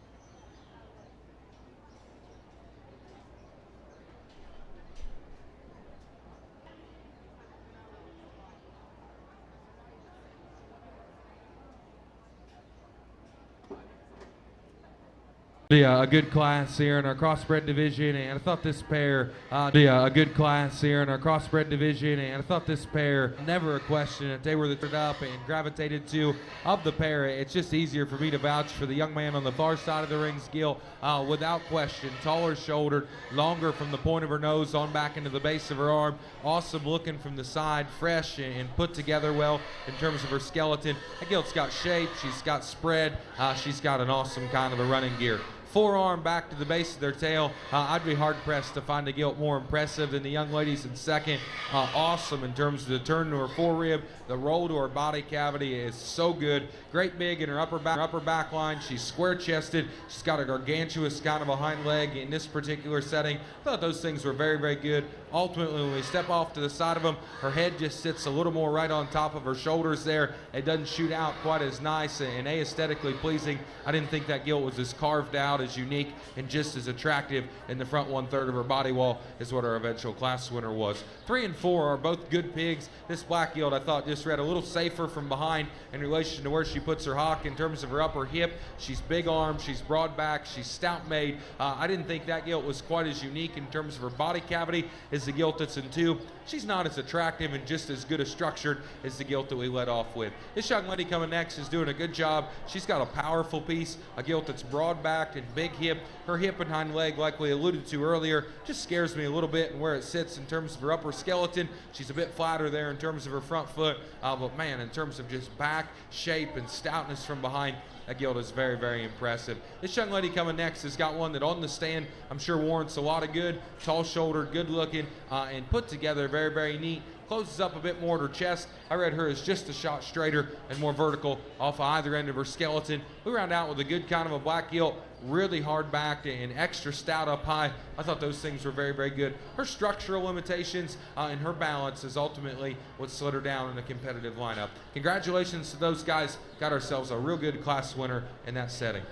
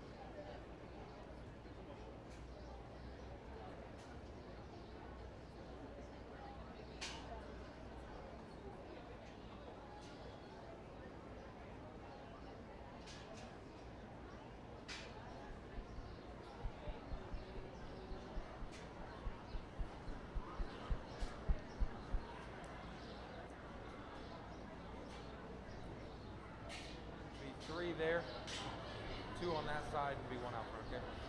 Good class to wrap up our lightweight division, and no doubt the young lady in the pink shirt skill is just built the most ladylike from the side in terms of her elevation. Her height to length ratio fits together a bit better, in my opinion, than her counterpart that we've gotten to.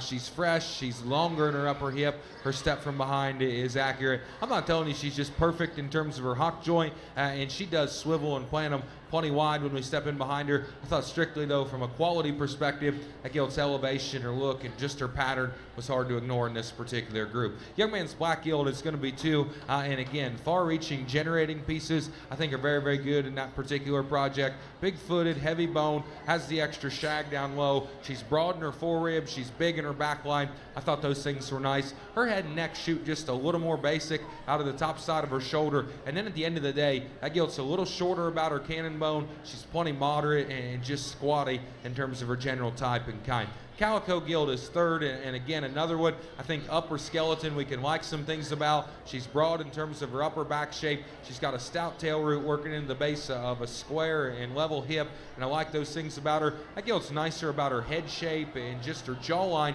than the gilt that we just discussed. She's a little flatter in terms of her front foot, and I thought of the initial trio, she takes the shortest step. She rolls her right rear too far on the outside of her body wall. Gilt that comes next is another one I like from a freshness perspective. I thought of the remaining pair. Her look, her elevation, the size and stature of her rear leg warranted a bit more quality. Obviously starting to blow out there in her rear gland. I didn't think that gilt was big and bold enough about her body wall to climb the ladder any higher. We round out with a good kind of a pig, a gilt that's got some substance. She's got feature. She's got broadness to her back line. I never thought she just balanced and fit together from the side well enough to work up any higher in that group. Congratulations to those kids on a nice way to round out our lightweight crosses.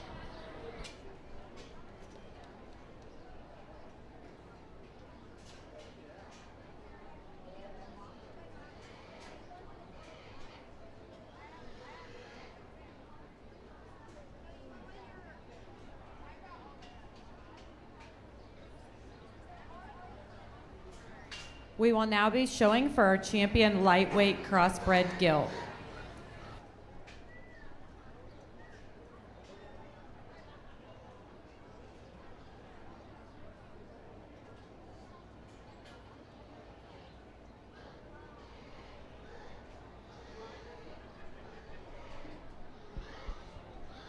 Trio in this division suits me well, and gilts that rose to the top of their classes and worn a lot of good, and I appreciate those things about them. I thought there was one of them that ultimately combines the other two just in terms of look and balance and quality from the side, while still offering some genuine stoutness and power. Young target hip gilt out of the middle class will be your champion. Congrats to him.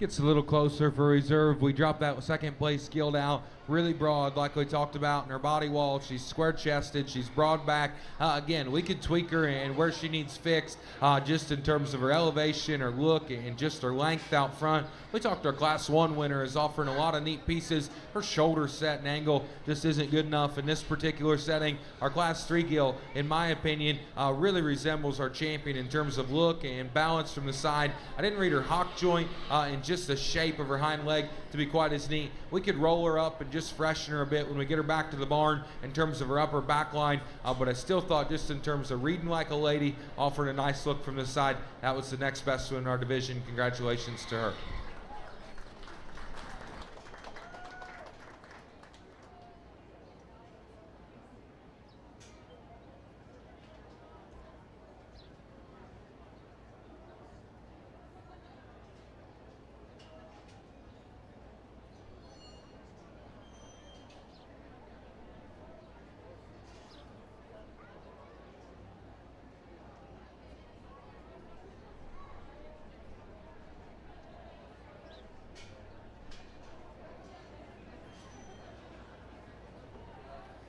Congratulations to Keegan Shively with your champion lightweight crossbred gilt and Maddie Shively with your reserve.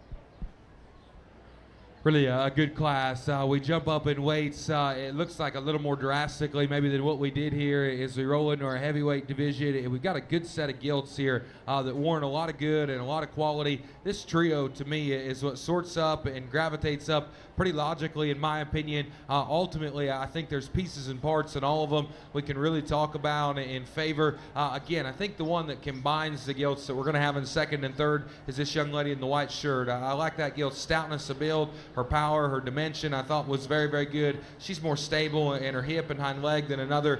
She's just fresher in her general kind, her back shape, and her spread up high than another counterpart. Thought that was the place to lead off with. Maybe not the most memorable in any one area, but combines the most positives together. A very good kind of a gilt. This young lady in the black is going to be second, and that's the gilt I debate in my mind. That is one of the more memorable pigs we'll probably have the chance to evaluate today, just in terms of her height of shoulder, her levelness of design, her length of hip, and the posture of her rear leg. I think is very, very good. She has as far-reaching and as big a ring pieces as anything in this particular class does. Ultimately, when push comes to shove, she's not as rolled up and fresh about her back line as what another one is. I didn't think her rib cage and just her fed shape up high was quite as impressive. I still think that's a very unique kind of a gilt. If you're in the market for one, I like that one's kind. A very good deal. Gilt in third owns the class advantage in terms of power, bulk, spread at her chest, spread to her back line, stoutness up high. Simply put, she's too short in her upper hip. She's too lumbersome out of her hip and hind leg. From there forward, that gilt warrants a lot of good. She's elevated, she's tall-shouldered, she's broad-backed, she's good coming at us. Got to utilize her hip and hind leg better. If she does that, I think we're discussing very good things at the top end of this particular group. We got good gilts in 4 and 5 in this class. This one's another good example of just a very safe, stable, and nice pig. I like those things about her. Her comfortability to her skeleton, her look from the side, the posture of her hind leg is so good. At the same time, I didn't read her unique enough in her look or fresh enough in her kind. This gilt's square, genuine, and wide, and I like those things about her. Extra stout in the upper portion of her skeleton. Runs out of bone when we take her down to the bottom side of her build. Got to be a bit neater looking. We round out with a good pig, one that's good looking, attractive, and nice built. Got to come with more in terms of foot and feature. Natural stoutness at the bottom side of her build there. Good class of crossbred gilts. Congratulations to all those kids.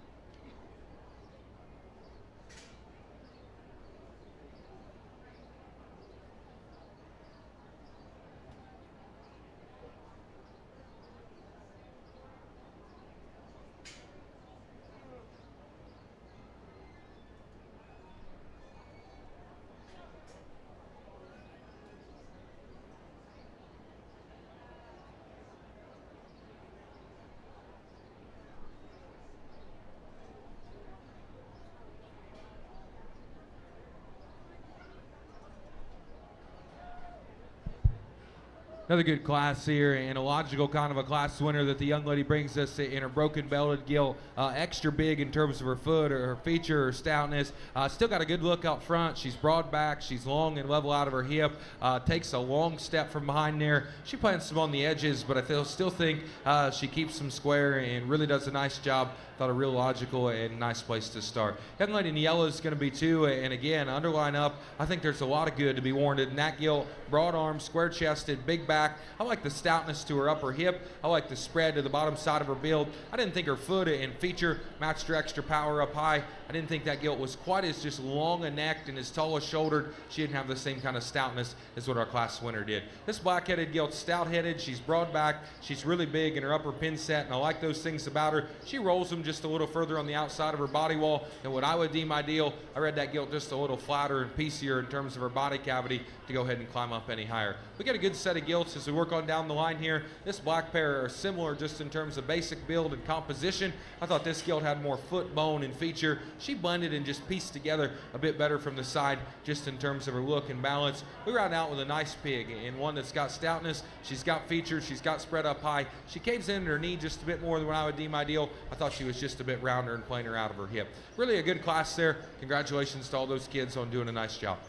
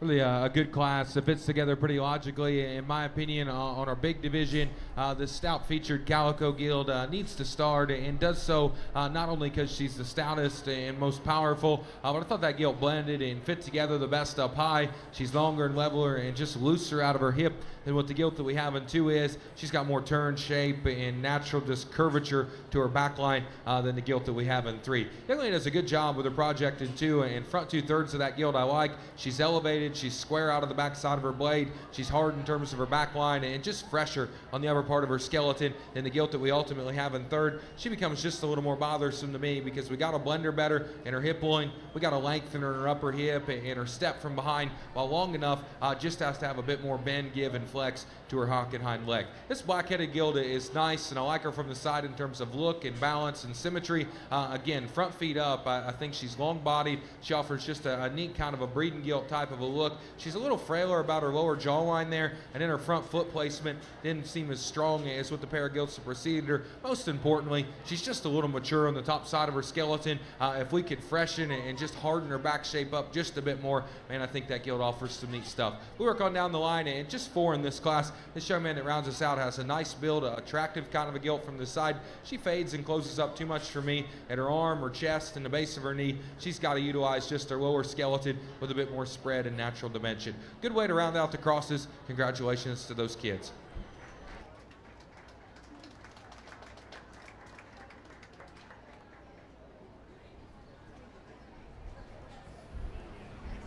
We will now be showing for our heavyweight dark crossbred gilt champion in reserve.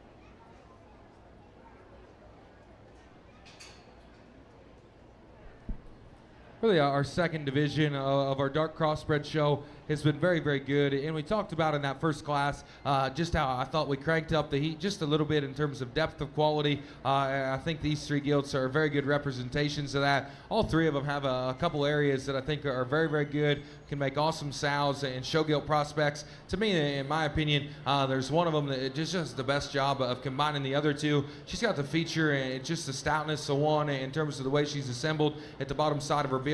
I like her look, her balance, and her pattern better than another one. And then most importantly, just where her top line hooks up, she's rolled up in her back line. She's really fresh in terms of her shape, and she's long and level out of her hip. This young lady here in her broken belted guild out of the middle class will be your champion. Congrats to her.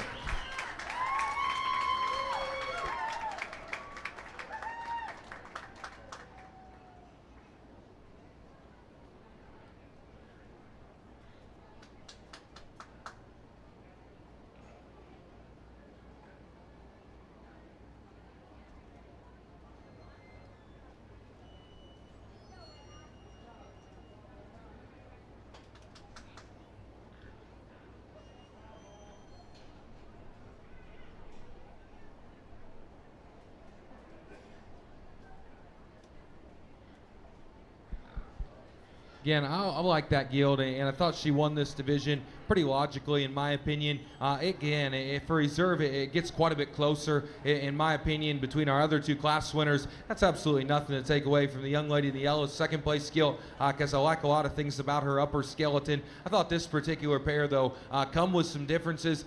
We talked about the young lady skill in the white shirt, just checking a lot of boxes and doing a lot of things well. She's really broad back. She's incredibly fresh, and I really like those things about her. Still has a neat look out front. She's probably not just as broad at her knee as what our champion was. I didn't read her just as comfortable out of her hip and hind leg as what either of those other gilts were either. This big gilt out of our last class has a neat look out front. She's really square and level on the upper side of her skeleton. She's got as much foot bone and feature as maybe anything did. She's obviously not just as fresh in terms of her back line as 12 o'clock and just as ready and ideal as what you'd hope your crossbred gilts to be, but I still think has some unique pieces. It's close. I think both of them are very, very good in my opinion. They both offer some differences. One I like second best is this young lady out of the last class. Congratulations to her.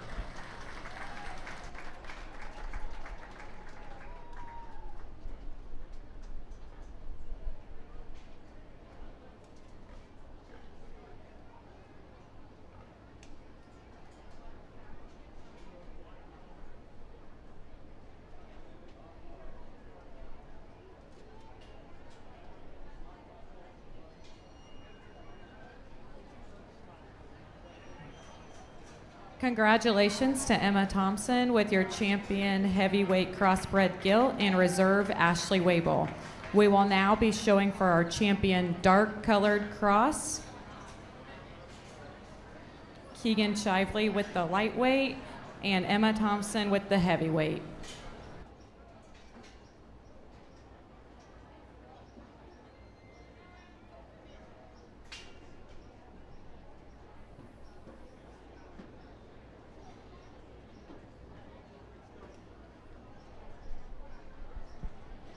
Really, it's been just a very good kind of a dark crossbred gilt show and a good gilt show in general. I thought this particular breed, or this variety, this breed, if you will, offered a lot of good and presented some challenge as we worked through. Honestly, I think our easiest decision of the day lies in selecting our champion of this particular color pattern. I thought a gilt that offered just a tremendous amount of foot and feature and stoutness. Really a nice look from the side, specifically when you study her on her white side. I think offers just a great kind of a balance. This young lady in her heavyweight will be champion. Congratulations to her.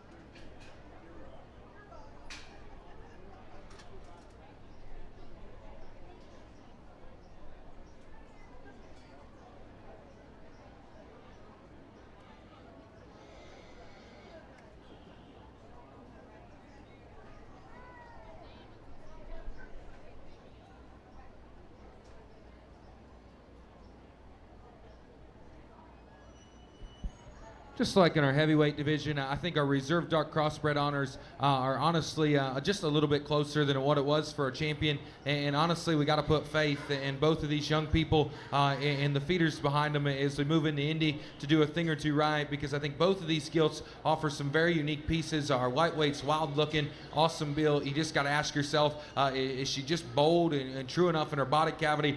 Is she broad enough back? And then you got the big gilt here, really stout, very, very heavy featured. Offers a good look and pattern from the side. She's got to come with just more pop and tone and freshness on the upper part of her skeleton as we move deeper into the summer. Really a good pair. Both these young people done an awesome job all day. I like our reserve heavyweight next best. Congratulations to her.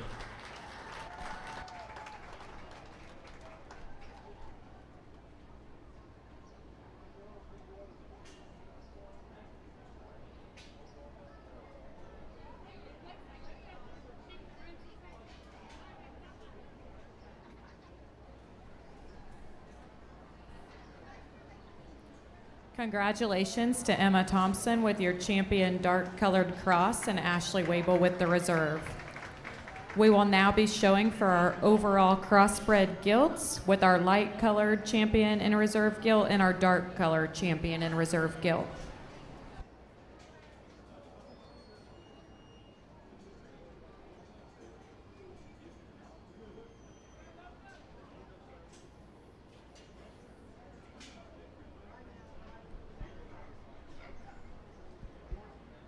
Well, congratulations to both our light and our dark crossbred guild exhibitors.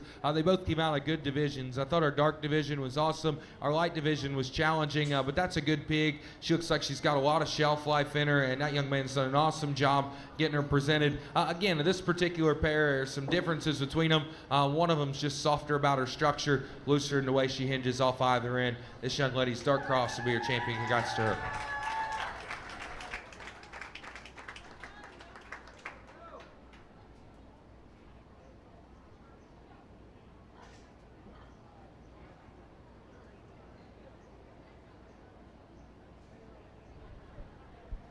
We drop our reserve dark cross in, and again, we took a little more time in that heavyweight division, and I knew that could be our deciding factor as we move through the rest of the crossbred show. And I like this pig, and honestly, she continues to move better out of her front skeleton and her front foot the longer we have her out here. I like her power, her general dimension, her stoutness, and just the stability of her hind leg next best. Congratulations to her.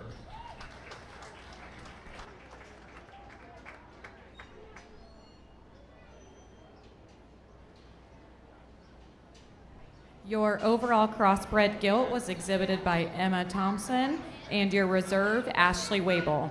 This concludes our gilt show. We are going to be taking a 30-minute lunch break. Please have your barrows ready promptly at 1 o'clock to get the barrow show started.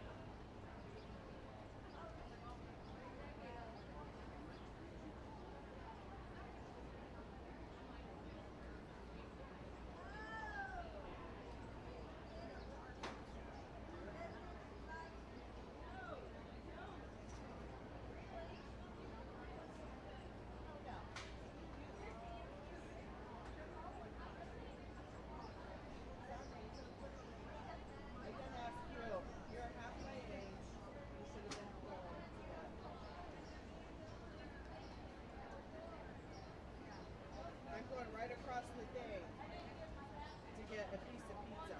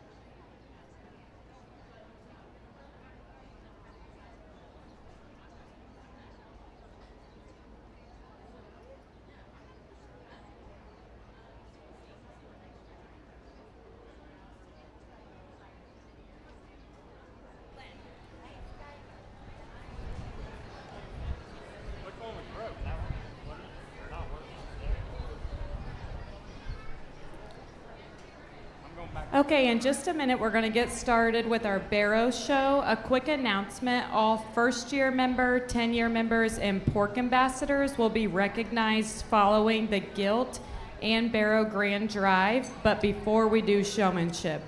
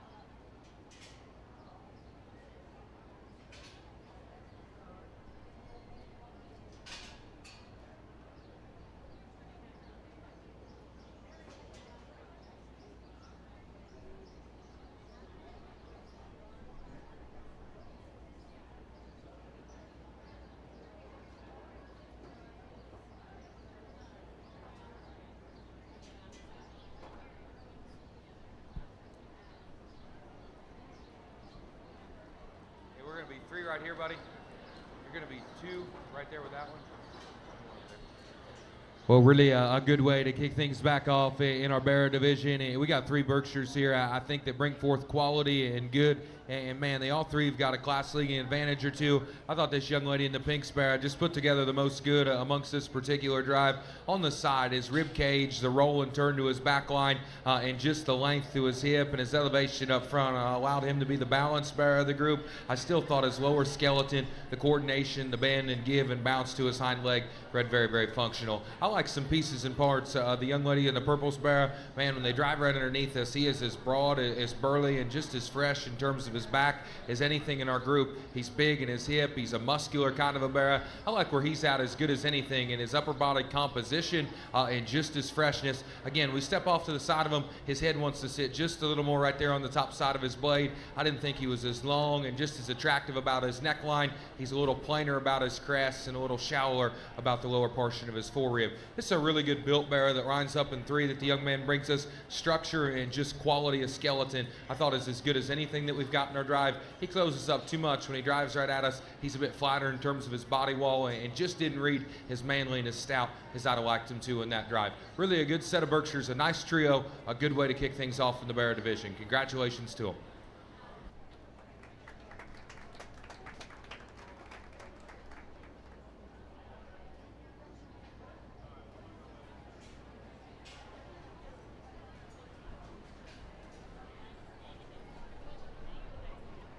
Results from Class 31.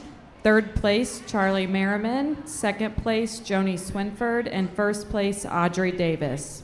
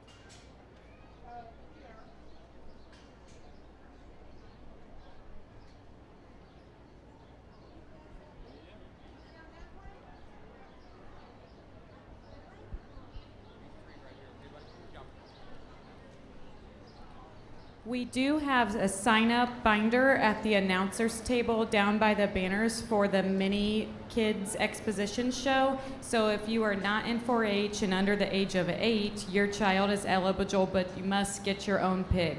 So those sign-ups are going to be cut off at 5 p.m. So if you're interested, please make your way to the announcer's stand to sign up your child. Thank you.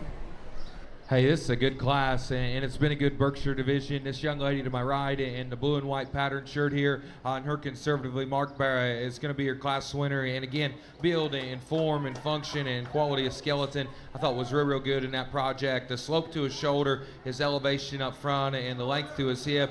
He is a little longer bodied, and I think that allows him just to balance and offer a little looser kind of a build. Young lady that's in second, I thought from blade to hip, that bear is very good. Overwhelming just in terms of his back shape, his spread, his fit, feel, and presentation. Like we've talked about on several of her projects today, is very good, and I appreciate those things about him. I didn't read just his hind leg to be as loose in the upper portion of his hip. Man, he's just set a little lower up front and a little plainer there about the rear part of his cheek shape. But man, that bear is broad-backed. He's big pin. He's got a great turn and roll to his body cavity. I think a good pig that's got class-leading advantages to wind into 2. This young man's doing a nice job with his bear in 3. Obviously, the heavier weight and just the bigger scaled one of the initial trio, and I like those things about him. Bear is broad in his body wall. He looks practical and like he's performed very well for him. I didn't think his look out front was as unique and as attractive as the bear that wins the class. He's not as rolled up, as shapely, and just as creased up in his back line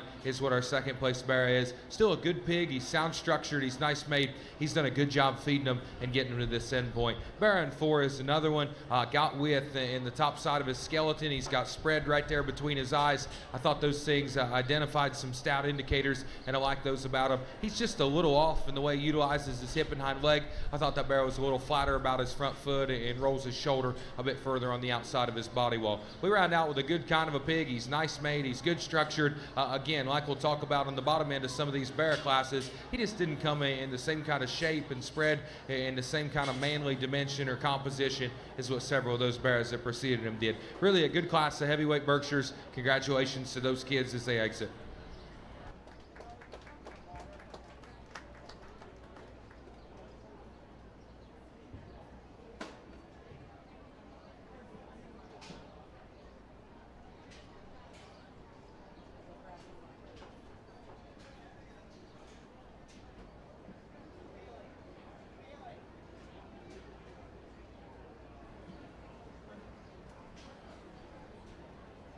We are now showing for our champion in reserve, Berkshire Barrow.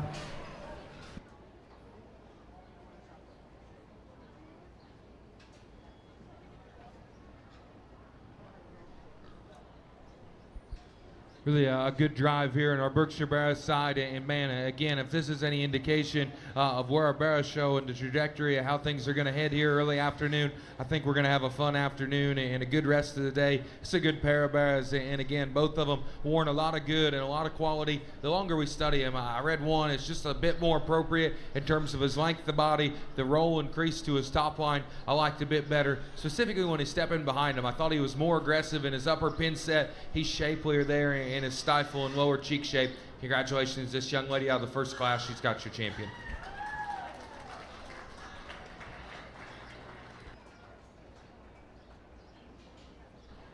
Drop in that second place bear, and honestly his back shape, spread, and just fit and fill up high maybe as neat as what we'll see all day, specifically in this breed. Again, thought there was another one, won his class based on his pattern, his look, his silhouette, his build from the side. Man, if we could just sharpen his edges in his lower stifle, square him up there in the top side of his skeleton a bit more, I thought a real intriguing kind of a prospect. Young lady out of the second class will be reserved. Congrats to her.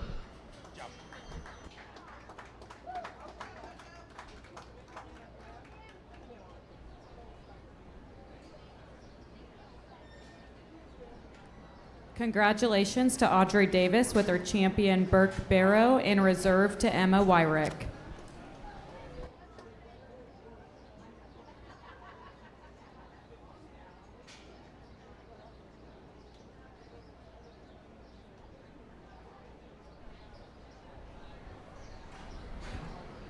We would like to take a moment to thank our sponsor for today's show, Keystone Cooperative. We are very grateful for their sponsorship. If we could show our gratitude for them with a round of applause, please.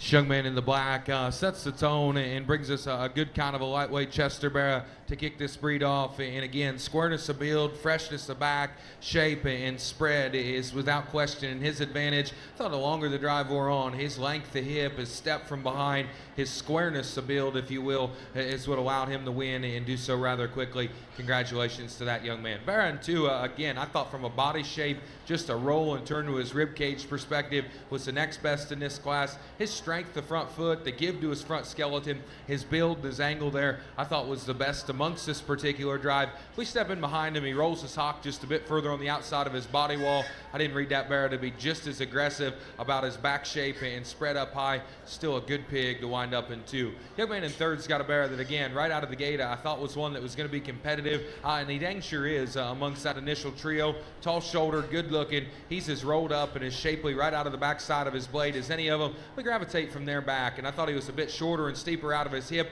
I never read that Barra to be just as comfortable in his hip and hind leg. I could have lived with that, and I could allow some spread there. He's just got to be stouter in terms of his rear foot and tougher in terms of his rear features to climb the ladder any higher. Barra we round out with is sounder than the pig we just talked about. His length of step, his accuracy from behind is good. He just didn't come with enough shape or general dimension up high. He's a little lower set and where his neck comes out to the top side of his shoulder there. Good class of lightweight Chesters. Congratulations to them.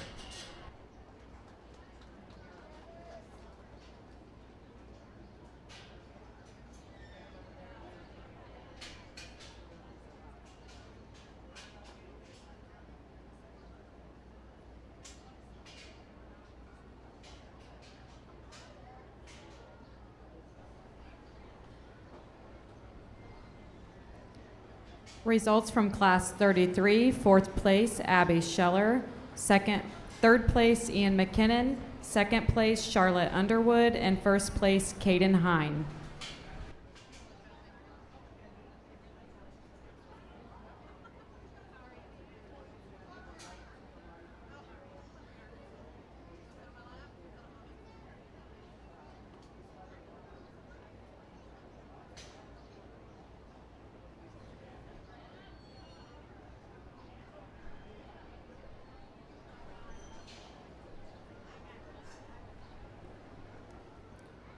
We would also like to take a second to thank the Hamilton County pork producers for sponsoring our official fair photographer for the pig show, Simplicity Creative. Morgan and her crew do a wonderful job and work very hard to provide numerous photos of your kids while they're showing. And thank you to the Hamilton County pork producers for sponsoring those, so those photos are free to all of you. Let's give Morgan and her crew and the pork producers a round of applause.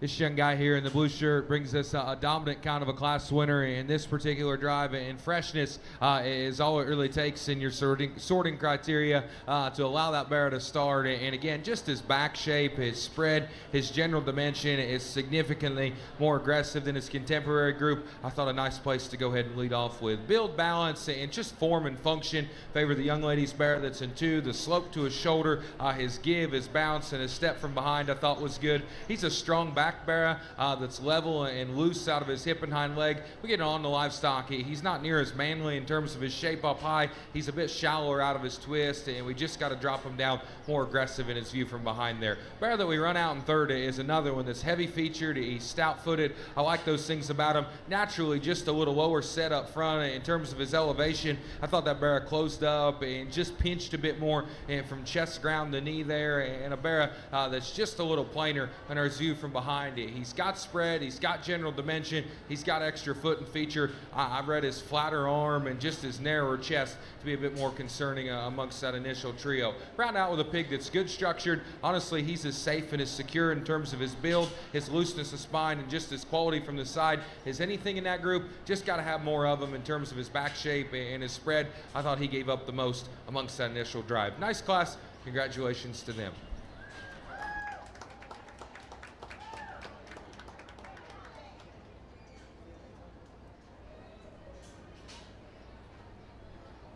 We will now be showing for our champion, Chester Barrow.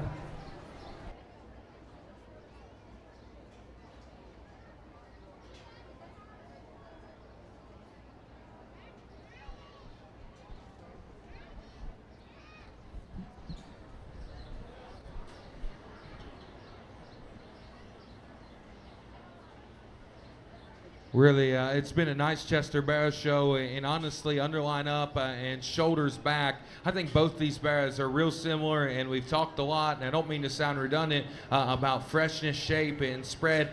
Within this particular pair, there's one of them that's neater necked, he's taller shouldered, he's better looking, he strikes me with just a bit more functional set, give, and balance to his hip and hind leg. Young man out of the lightweight division will have your champion. Congrats to him. Jump.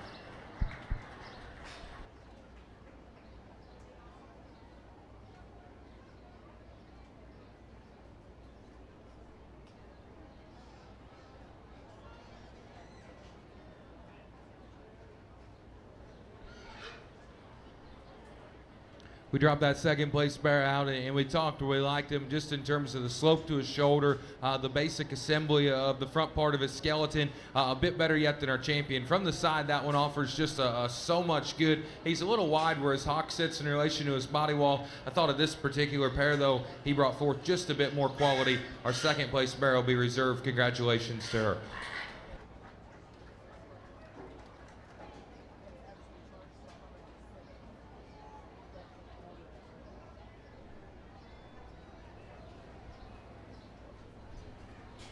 Congratulations to Caden Hine with his champion Chester Barrow and Charlotte Underwood with her reserve.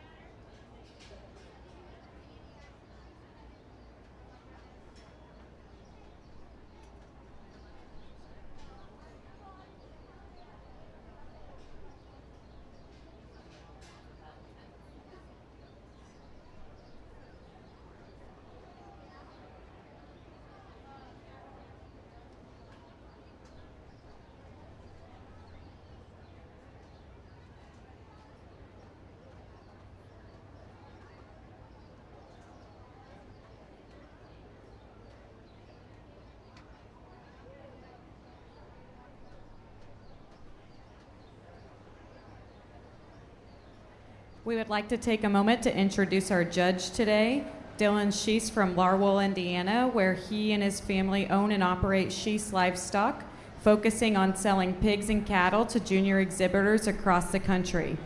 Dylan also works as a sales consultant for ShowPig.com. He attended Iowa State University with a degree in animal science, where he was a member of the livestock judging teams at both. While he was at Blackhawk East, he was a member of the 2021-2022 Livestock Judging Team of the Year. Let's give Mr. Sheese a round of applause for joining us today.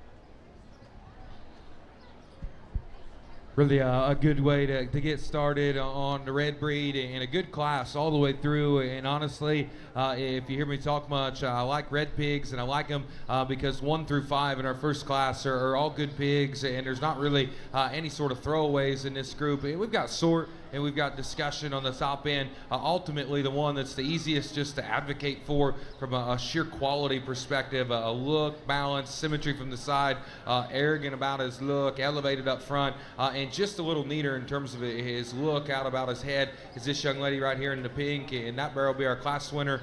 Broad back, big-ended. I like the shape and where his arm sits. Now, he doesn't come without fall. It's a big heavyweight bear. You got to ask yourself just how tough his facial features is going to be. He's just a little weaselly there in the lower part of his jawline, and his knee and just where his front foot sets is just a shade more concerning than some, but I still thought that bear tied together the most good. This heavy-legged, tall-shouldered one that's really nice build is going to be in second, and again, that bear is manlier about his head shape, his ocular width, and the spread between his ears is something I like real good. From his forearm back, I like his body cavity. He's rolled up at his back line, he's big at his hip, and he's got a stout kind of a rear leg on him. For a bear that's just a little more generic about his look out front, he's got to be bolder about his arm, he's got to be tougher in his chest and square in his knee. If he was, I think we could elevate him a spot or two. I'll have more respect than some for this bear here because I like his shape, I like his power, and in this particular breed, we need to still keep that in him. He's square-chested, he's big-armed, he's broad-backed, he's stout-hipped.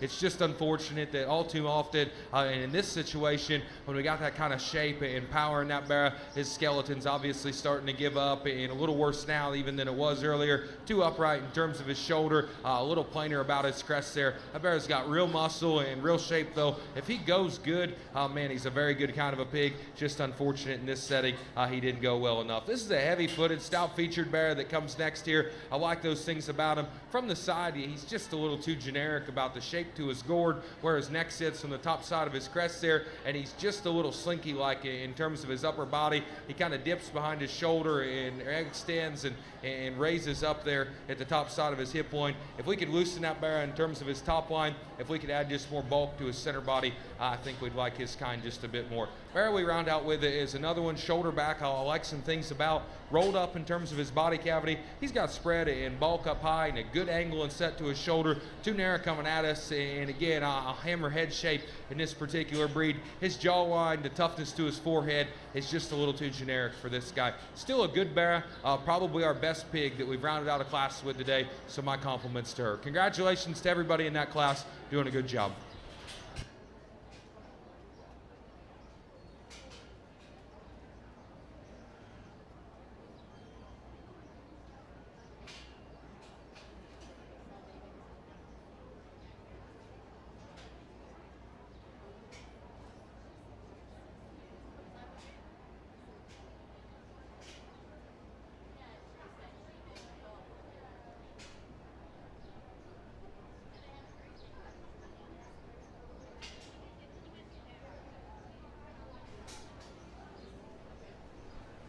Results from Class 35, 5th place, Hallie Scheller, 4th place, Cooper Kilfoyle, 3rd place, Ellie Miller, 2nd place, Brenner Underwood, and 1st place, Maddie Shively.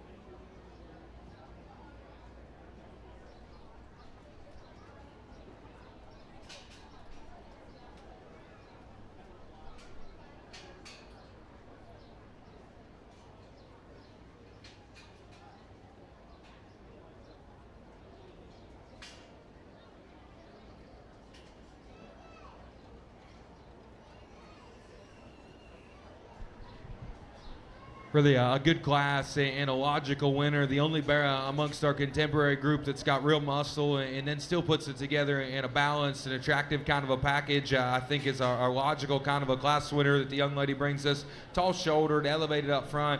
He's got significantly more back, arm, and just upper hip than what his contemporary group does. Ideally, we could just tighten his skin texture a little bit and man, just make him a shade fresher up high. But it looks like that pig has been through the ringer, maybe just in terms of his top line and where he's been through there. He still handles it well. He's big hip. He's got a loose kind of a build. Pig in 2 from the outside looking in, I'm sure has value. He's tall-shouldered. He's good looking. He's very well presented. He's shined off. He's good haired, and he's positioned in a place where that young man's put the work in at home to have him looking right. And I really appreciate those things. Coming and going, he's too flat out of his hip. He has just not enough measurable width in his lower stifle there. That pig's got to have more shape and muscle and general dimension to go ahead and allow his quality build to use in the win. He's still a good-looking, attractive bear. He comes with merit. We just got to make him stouter just about everywhere to work up. 3 and 4 close in my opinion. I thought the young man that was in third had a taller shoulder, broader back bear. He's big in terms of his pin width. His arm lays far on the outside of his body wall. And when push came to shove amongst third and fourth, I thought that pig balanced to just piece together a bit better from the side. He's not tough enough about his jawline. He's not just neat enough in the set and slope to his front skeleton. Our young man here has got a nice built bear just in terms of his foot and his feature and his balance and look from the side. I like those things about him. He pieces together well there. He too needs more when he turns and leaves us in terms of his upper hip and his lower stifle. Again, just a little more timid and wants to search a bit more than what I deem ideal out front. We round out with a good pair of bears here. This one's good looking and attractive. Obviously, kind of looks like he's battling just a little bit of an injury there. He caves in just a bit more in his knee. It's just a bit shallower there in his belly line. Throws off his balance from the side. We round out with a hard-shaped, muscular bear. Young lady's doing a good job with. He's got to be put together better from just a balance and structure standpoint to work up any higher. Hey, that's a good class of red bears. Lots of different pieces and parts all the way through.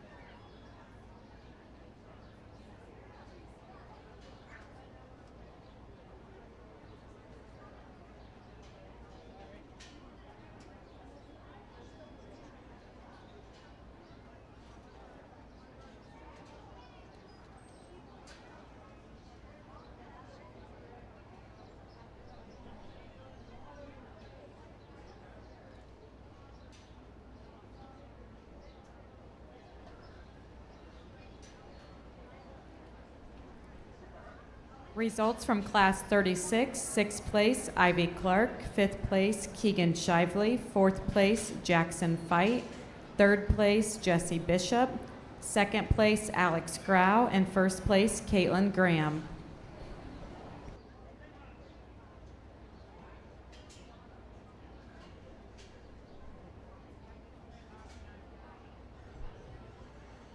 Good way to wrap things up here in a red bear show. And this young man in the purple's darker pigmented bear is our class winner.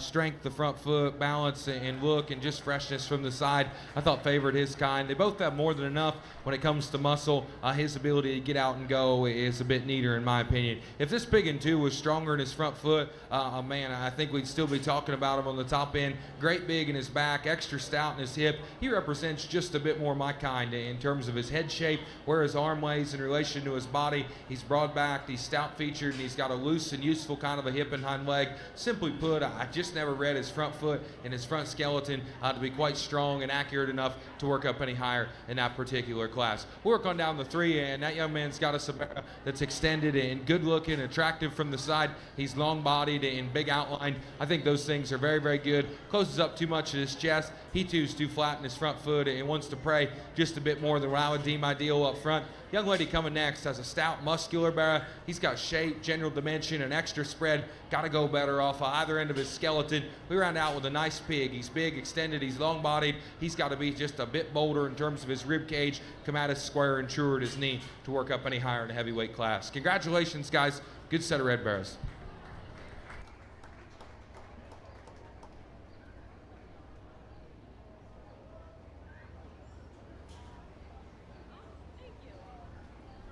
We will now be showing for our champion and reserve champion, Duroc Barrow.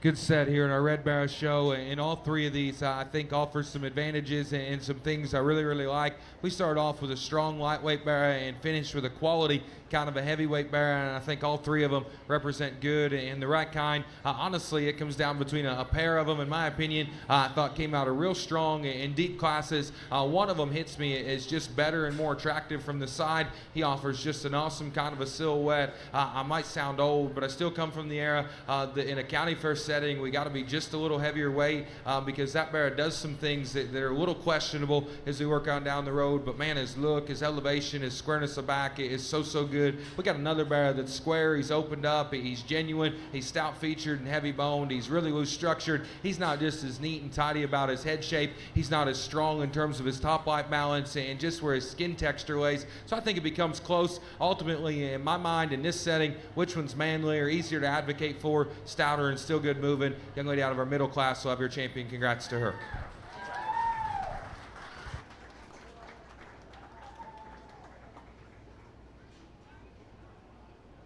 Drop that second in, and again, that barra is nice pattern from the side.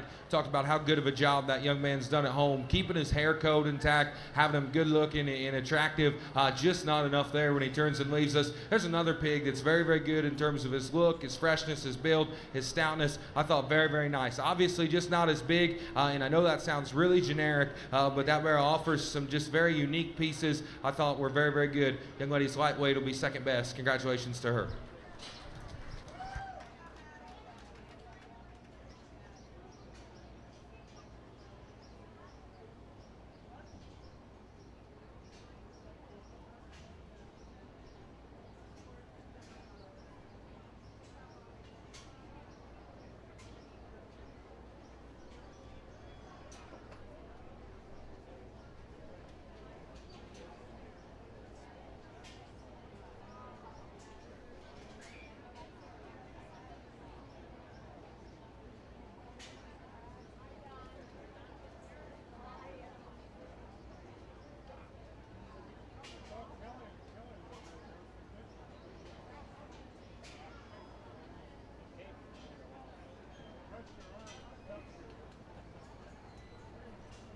Congratulations to Caitlin Graham with her champion Duroc Barrow and Maddie Shively with the reserve.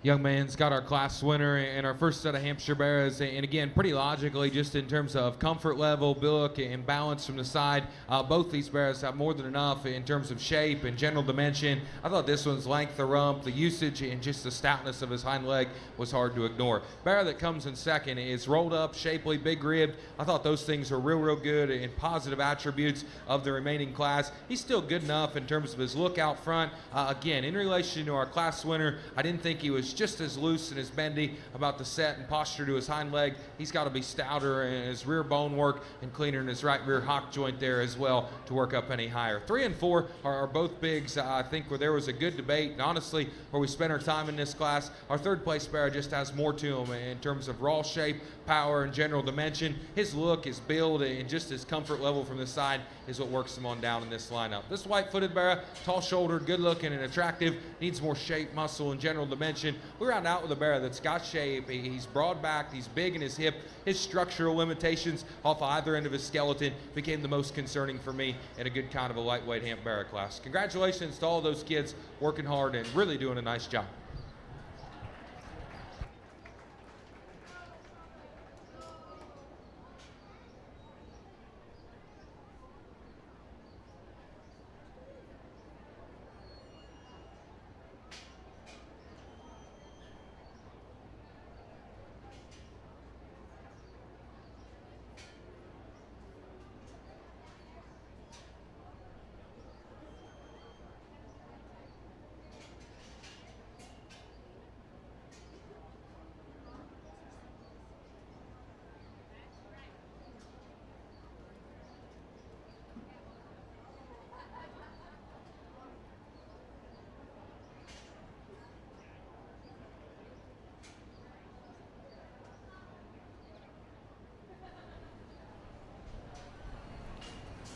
Results from Class 38, 5th place, Colton Fight, 4th place, Austin Tebby, 3rd place, Violet McCool, 2nd place, Izzy Grau, and 1st place, Jacob Glenn.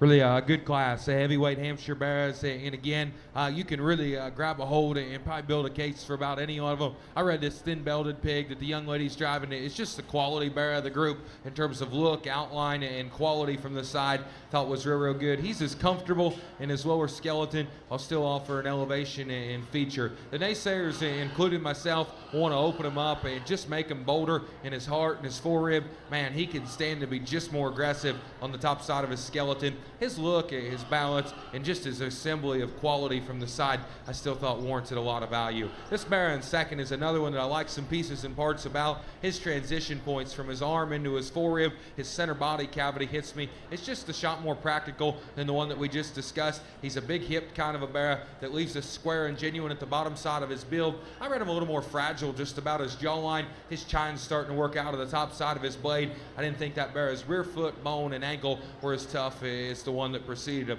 Shoulders back, I think our young lady's bear in 3 represents a lot of good. He's the manly bear of the class in terms of back shape, spread, and genuine stoutness. His circumference, a foot and bone, matches with extra stoutness at the bottom side of his build. He's set just a little too low out front, and then when we climb in behind him, he rolls his hock just a bit further on the outside of his body wall than what I would deem ideal. If you're a power first kind of person and build isn't the highest on your sorting criteria, I think that bear warrants a lot of good. In this group, I just didn't think he was quite good enough structured. Bear we round out with is safer there. He's looser spine and nicer made just in terms of the assembly of his lower joints. Got to come with more muscle, got to come with a neater look to climb up any higher.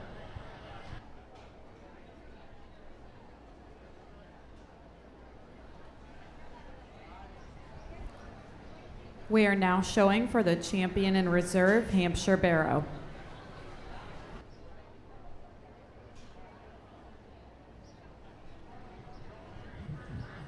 Really a good class and a good pair of Hampshire Barrows, and both of them I thought rose to the forefront because of quality, structure, and skeletal build. One of them just has more in terms of the shape to his back, his spread leaving us, and his natural power. Young guy out of the first class will have your champion. Congratulations to him.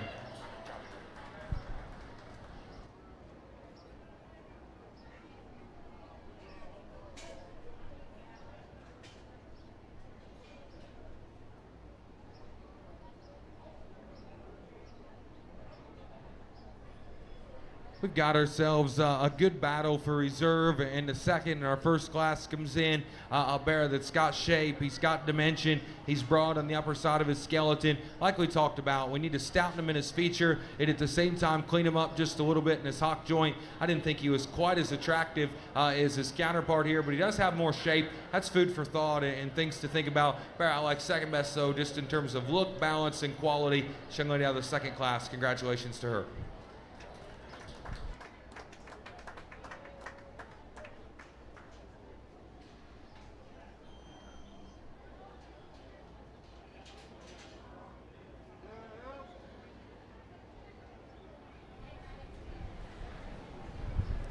Congratulations to Jacob Glunt with his champion Hamp Barrow and Emma Wyrick with her reserve.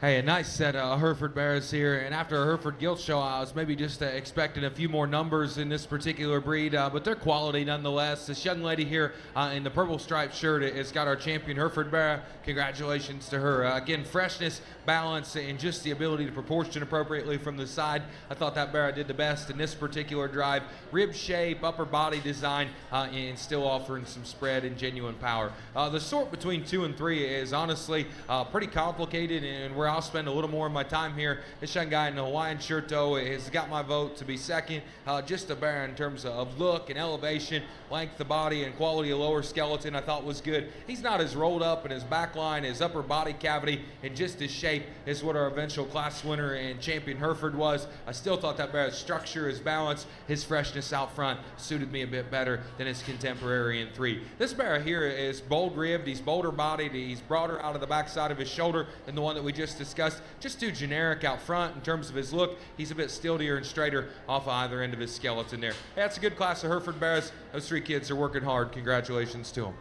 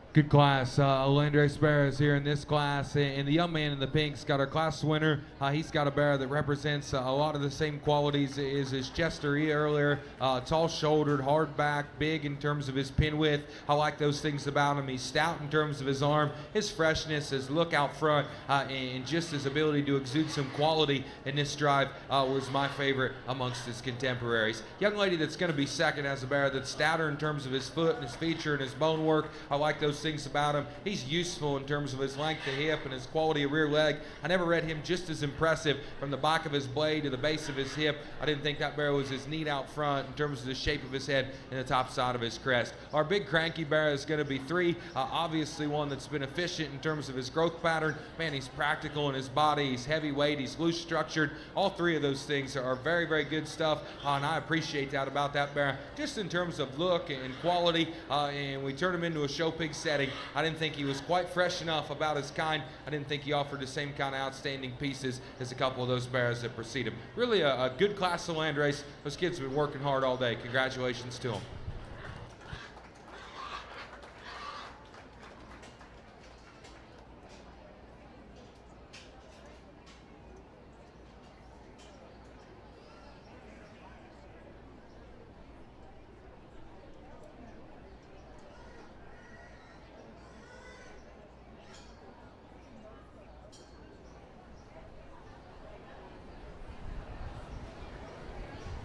Congratulations to Izzy Grau with her champion Hereford Barrow and reserve Jacob Sheehan.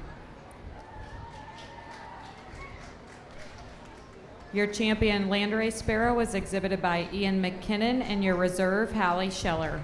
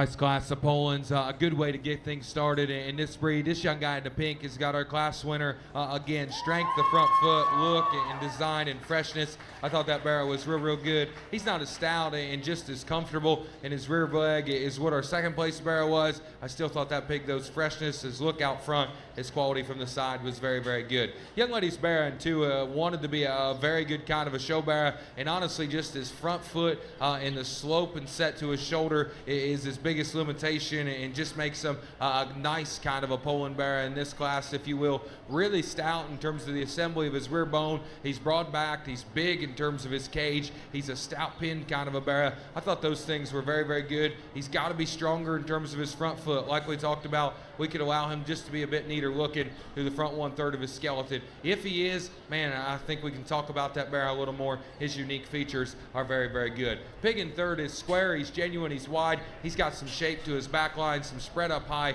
some general dimension. I thought those things were nice. His structural limitations, specifically about his length, the hip, the posture, position, and just set to his rear leg, become just a little more concerning for this guy to run him up any higher in a competitive kind of a class. Young man's got himself a cranky barrow here, and honestly probably didn't get himself quite as fair of a look, but he's square, he's genuine, he's power, he's really opened up. Again, his front skeleton just a little more concerning. His general size and just stature is a little shorter and more moderate in my opinion as well. We round out with a barrow that's nice structured, he's good built, he just runs out of shape and dimension. On the upper side of his skeleton, his chine's starting to roll out of the top side of his blade, just not enough in his back line and his spread and his general power. Congratulations to those guys though. They've been working hard and doing a good job with their Poland projects.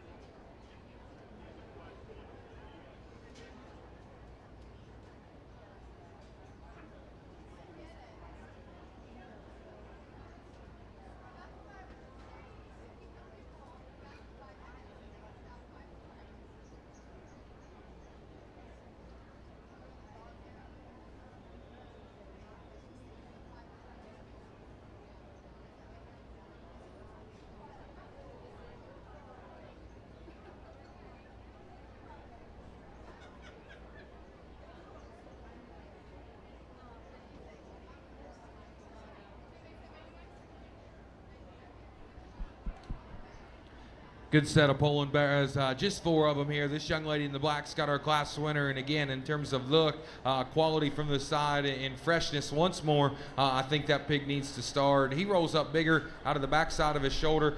He's a stout kind of a barrow on the upper side of his skeleton. In a perfect world, we could intensify him just in terms of his foot size and his feature, and that's dang sure where our second place barrow has the advantage. Big-footed, heavy bone, rolled up in terms of his body cavity and his rib cage. I like those things about him. For a barrow that's stout in his indicators, he's a little plainer about his look out front, and he just leaves us a little flatter and more two-dimensional from behind. Still a good pair of barrows, nice set of pigs in our heavyweight Poland division. Young lady's got one that's practical. He's one that's better moving and just better structured than the barrow we round out with. I thought he had more shape and genuine spread up high. He's pushing the limits just a little bit from a freshness perspective, closes up a bit more at the bottom side of his chest. Young man we round out with has got an extended, long-bodied barrow. He's got shape. He's got turn to his rib cage. His freshness is a bit beyond repair. He's a bit flatter out of his hip and a bit plainer about his structure there. A nice class of Polands. Congratulations to them.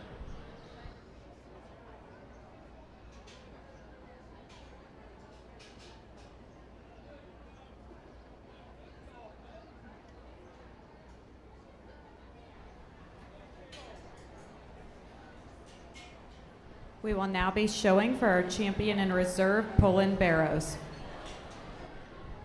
Really a good set here in our Poland division, and I thought both of these, from just a quality of structure perspective, rose to the top of their classes. There's one of them that's stouter about his feature, neater about his look, and just fresher about his upper skeleton. Young guy out of our first class as your champion. Congrats to him.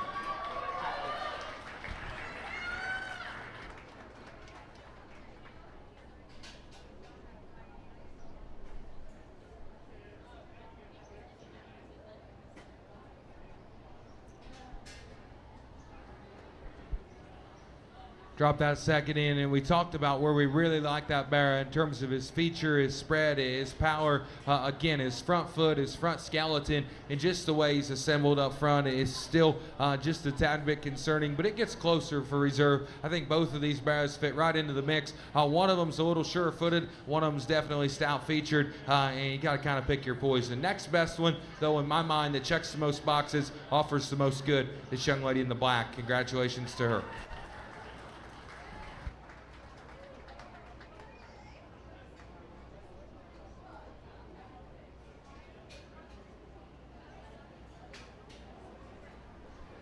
Congratulations to Caleb Lehman with this champion Poland Barrow, and reserve to Carrington Roberts.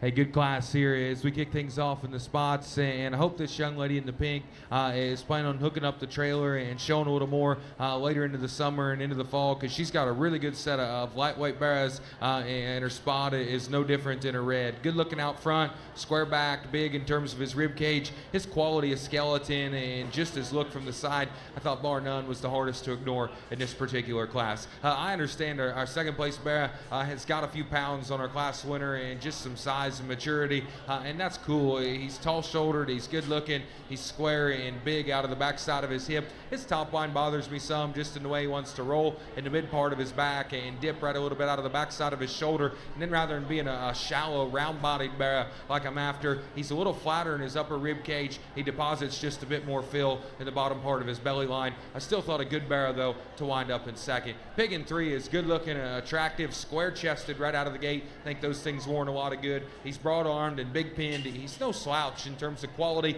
I thought in this class he wasn't as attractive. He wasn't as good a looking as the pair of barras that preceded him. Ultimately, he finds himself in 3. Barra in 4 is another one. Nice made, good structured, heavy bone. I think those things warrant and have value. A little more vertical about his shoulder, a little more timid off either end of his skeleton. Really a good class of spot barras there in a lightweight division, specifically on the top end. Congratulations to them.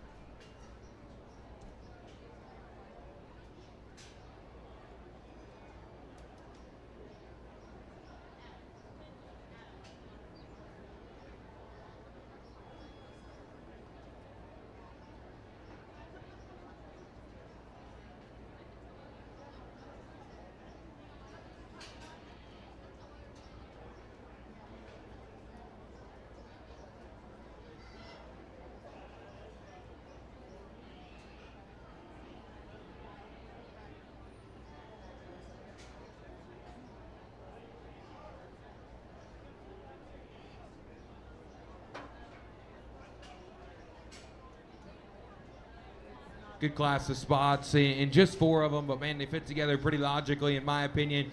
This young guy in the blue pattern, long sleeve shirt, has got your class winner. Again, another one that's build and balance. His symmetry, I thought, was real good. He's just higher quality from a build, a structure, and athleticism perspective than the bear that he proceeds into. Bear in 2 is broad-shouldered, big arms, square back, stout hip, extra tough in terms of his feature. His structural limitations, I think, become the turning point in this particular class. He's plainer about his crest. He's too upright about his shoulder. He never used his hip and hind leg quite functional enough to work up any higher in this group. Bear in 3 is sounder, and honestly, that's what makes things close on my end. This pig's length of hip, the usage of his hind leg is very good, yet his front skeleton isn't just a significant upgrade, and at the same time, I thought he was flatter bodied and just drier middled. He's got to come with just a bit more shape through the center portion of his body to balance a bit better. That's still a nice pig, though. Young man's doing a good job with him out here. Congratulations to him. Our more erect-eared kind of bear that comes in 4th is broad-backed. He's shapely. He's muscular. Again, another one that kind of acts like a spot when we get him out here. I thought he was too vertical off either end of his skeleton. A little plainer there about his shape. Good class of spots. Be interesting to see how they compare to our good lightweight when we bring them out in division.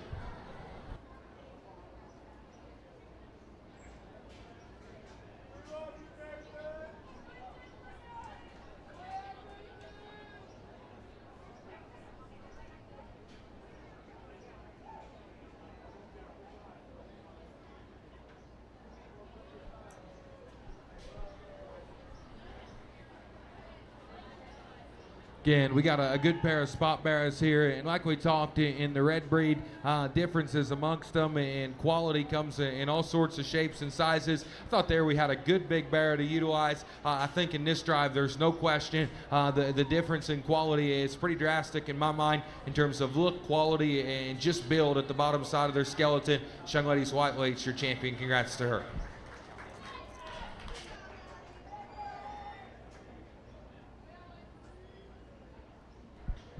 Second place bear comes out, and we talked about some things we liked about him. His look, his elevation up front is good. He's big and square when they climb in behind him. Man, if he just deposit his fill higher on the top side of his rib cage rather than the bottom part of his belly there, I think that bear would look significantly better. He too, though, in this class or this division is square in his back line. He's fresher about his shape. His look out front and just his pieces of quality resonate a bit better with me. She'll have your reserve. Congratulations to that young lady.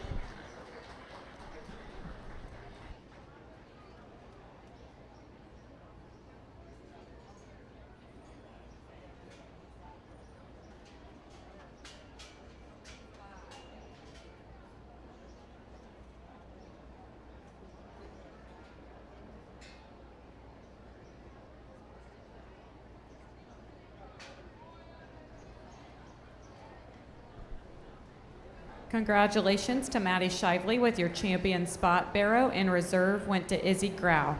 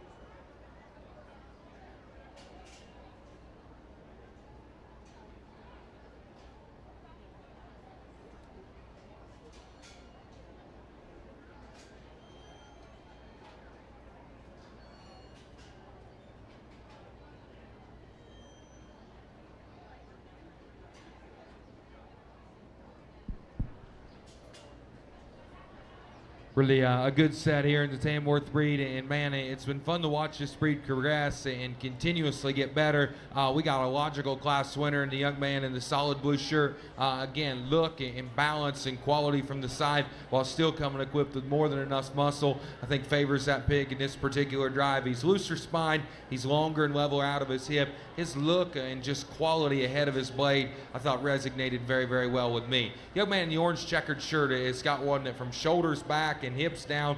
Man, that's as stout, as burly of a bear of any color as maybe what we'll find all day. Great big arm, really square chested. He's as big and square in his back. He's extra stout in his hip, and he's dimensional in his rear bone work, and he'll rival, I'm sure, some of our heavyweight crossbred bears in that regard. We gravitate from there forward, and just his length and neck, the freshness and just the shape to his crest in the top side of his shoulder there become a little more bothersome for me. I still thought a really good bear, had neat pieces. He's not as just good a looking, as fresh or as nice a build as what our champion Tamworth is. Bear that comes in 3, heavy bone, stout featured, real good in terms of his hair coat. I like those things about him. He's as good a headed bear. I like his ear shape, his ear structure, and just the strength of him as well as anything in this particular class. He's got some spread to his back line and a useful kind of a hip and hind leg. I thought of that class, he wasn't as exotic about his look, his height, the shoulder, or just his balance is what our champion was. He's not as stout and as overwhelming in terms of his power as what our reserve. A good pig to go third, a young man that's done a really nice job showing his projects all day long. This bear here is big in his hip, he's square in his back line, he's relatively fresh, too flat in his body cavity. That throws his balance off from the side. We round out with a young man that's got a heavier weight bear. He's got spread, he's got shape up high. Caves in a little bit at his knee there. I thought he was a bit straighter and more upright about his shoulder. Thought that bear needed to be looser hinged off either end of his build. Congratulations to our TAM exhibitors. They're working their tails off.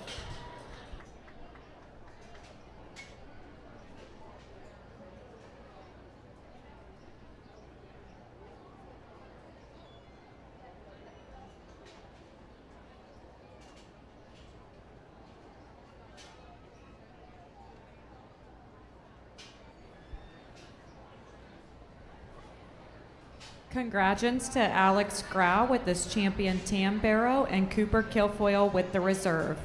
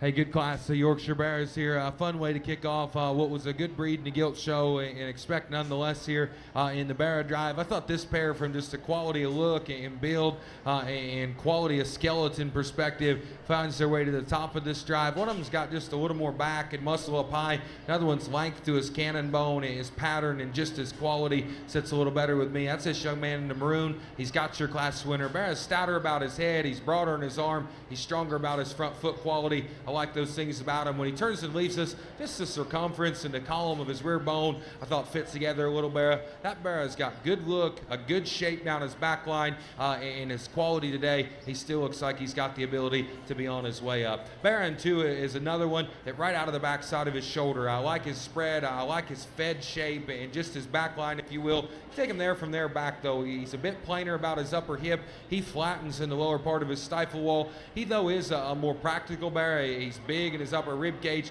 We got to intensify him in his jawline and stouten him again in his facial features. If we can do that, that bear climbs the ladder in a nice class of lightweights. Pig in 3 is stouter headed than the one we just discussed. He's got more between his eyes. He's tougher about his jaw. He's a broader, just shouldered and arm bear, if you will. At the same time, for that, I didn't think he was just as shapely out of the backside of his shoulder. He kind of wants to pull and just drag his hip and hind leg when we ask him to go. Pig we round out with has muscle. He's got shape, and I think those things are very, very good. Closes up at his knee just a bit more than what I would deem ideal. I read him just the straightest and most vertical off either end of his skeleton. Good class of Yorkshire Bears. Congrats to those kiddos on doing a good job.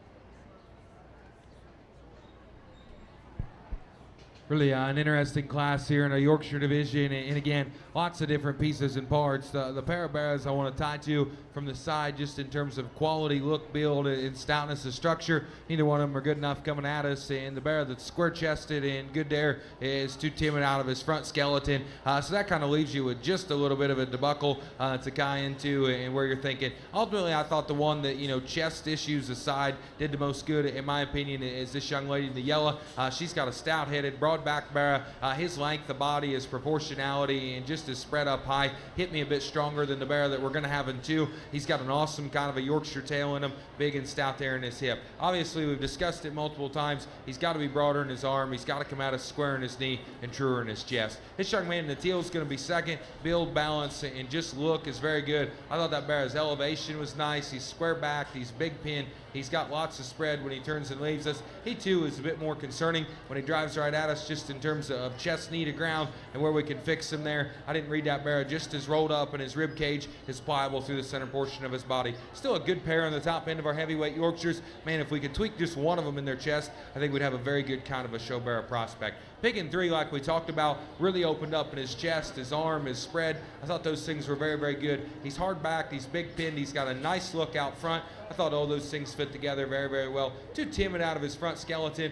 He kind of wants to search, and it's just a little stillier there. Now, if we could tweak that bear's elevation, his back shape, his spread, and his real muscle, I thought was very, very good and a nice place to land on. Young lady coming next has got a bear that's good build. He's attractive. He's got a useful kind of a hip and hind leg. He, too, closes up a bit more up front, and at the same time, I read him just a little frailer about his jaw, a little plainer about his shape. We round out in five with a bear that's nice build. He's practical. He's rolled up in terms of his rib cage. He doesn't have enough muscle or shape or genuine spread, but his structure, I thought, was the better than the bear that we have in six. Pig in six is big outline, tall-shouldered, neat-headed, real fresh out front. Those things are awesome. His structural limitations ultimately is what puts him down in the six. That young lady's done a strong job showing lots of good pigs. Congratulate her and the rest of that group with a round of applause.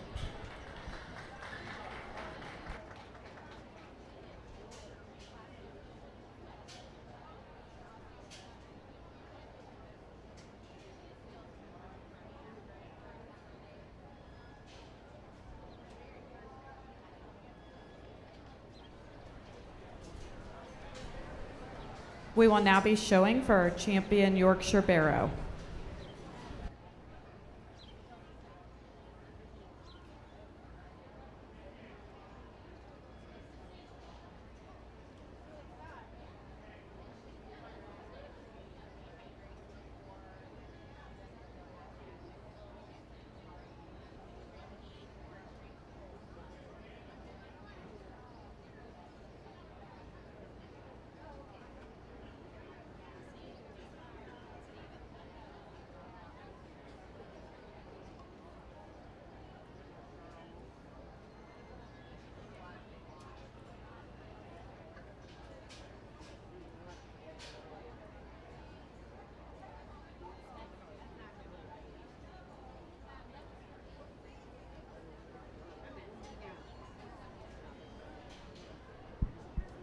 Honestly, probably one of the tougher division drives that we've had thus far today, because I think both of these bears do things very, very well. Our lightweight actually looks just a little stouter and square and manlier out here in this division maybe than what he did in class, and I appreciate those things about him. Our big heavyweight bear, his rib cage, his stoutness, and the turn and shape to his body is very, very good. It's close in my opinion. I think both these pigs are very good and offer a lot of quality. Ultimately, the one that's just a little harder to work past in this setting, shape, spread, and general dimension. There's this young lady's heavyweight. Congratulations to her.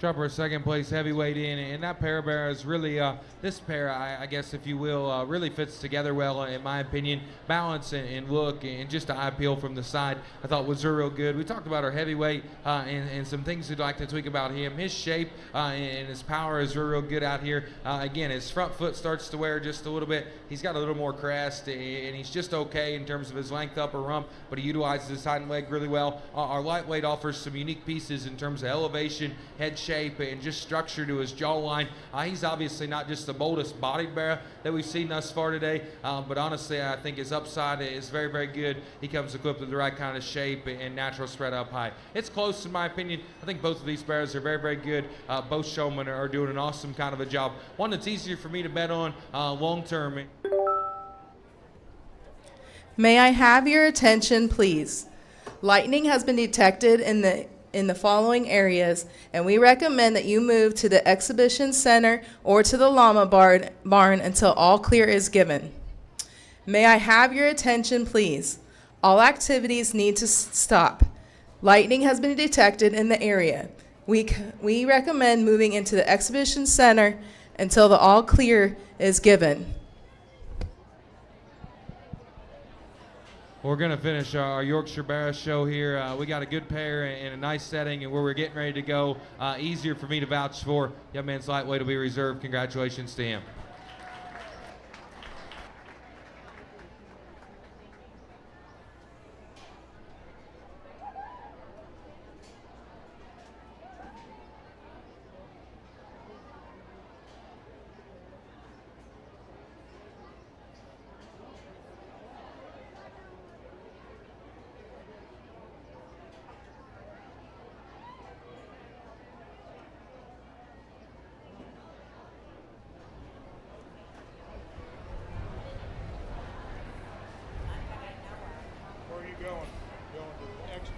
We will finish the show when we get the all clear from the office. So once again, please seek the shelter that they recommended, and we will resume the show when we get the all clear from the office. Thank you.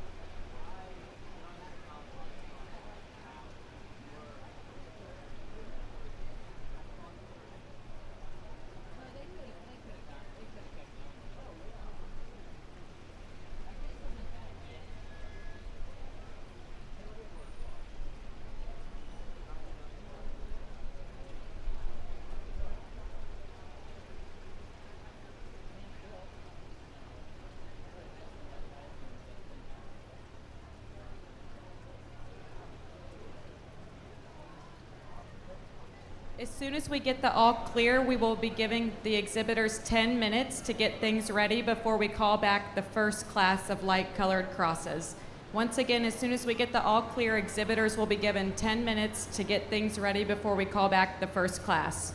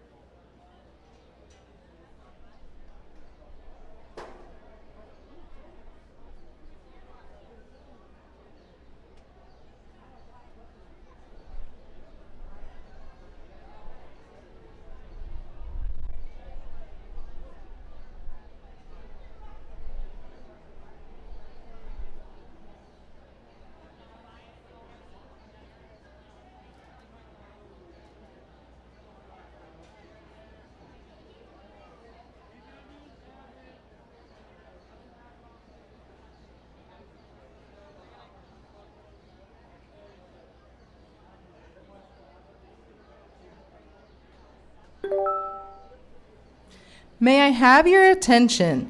The hazardous weather conditions have been passed, and we are able to resume normal fair operations. Thank you for your patience.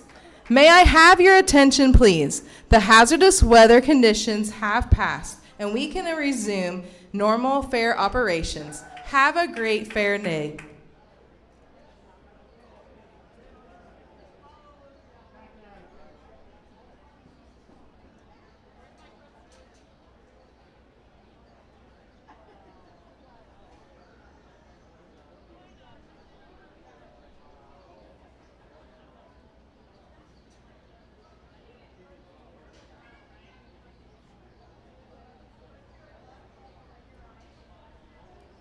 Now that we have the all clear, we will be resuming the show in 10 minutes just to give the kids some time to get their animals ready. Once again, we will be resuming the show in 10 minutes.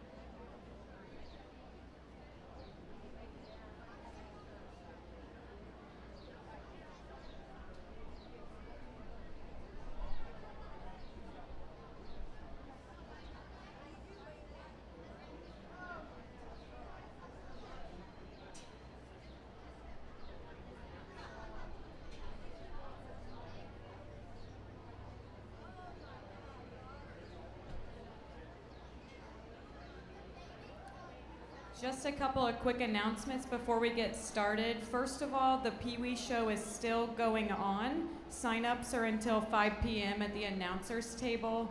And then we will finish our crossbreeds, do our guilt drive, our barrow drive. We'll have a quick intermission while we do our Pork Ambassador 10-year members and first-year member awards.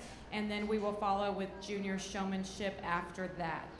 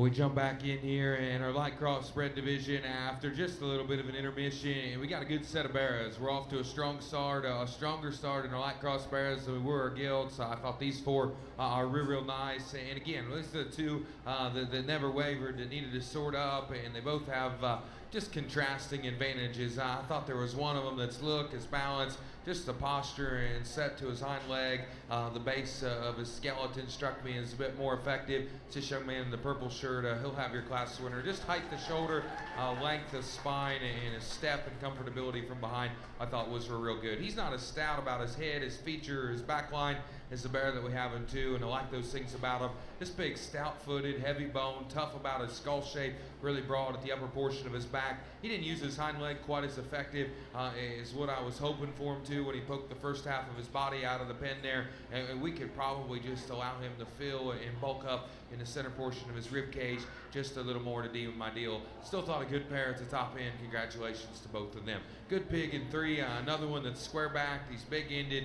He's stout in terms of his spread up high. I thought he rolled his hock just a bit further on the outside of his body wall. He plants them plenty wide from behind there. And he didn't have just the class leading advantages in terms of stoutness as what our bear did too. We work in the 4 and we got a nice pig in terms of look and balance and freshness. I like those things about him. A little snug about his forerib, a bit more closed up about his chest. I just never read him bold and bulky enough about his center rib and body to work up any higher in that class. Congratulations to our light exhibitors. A good set to kick things back off.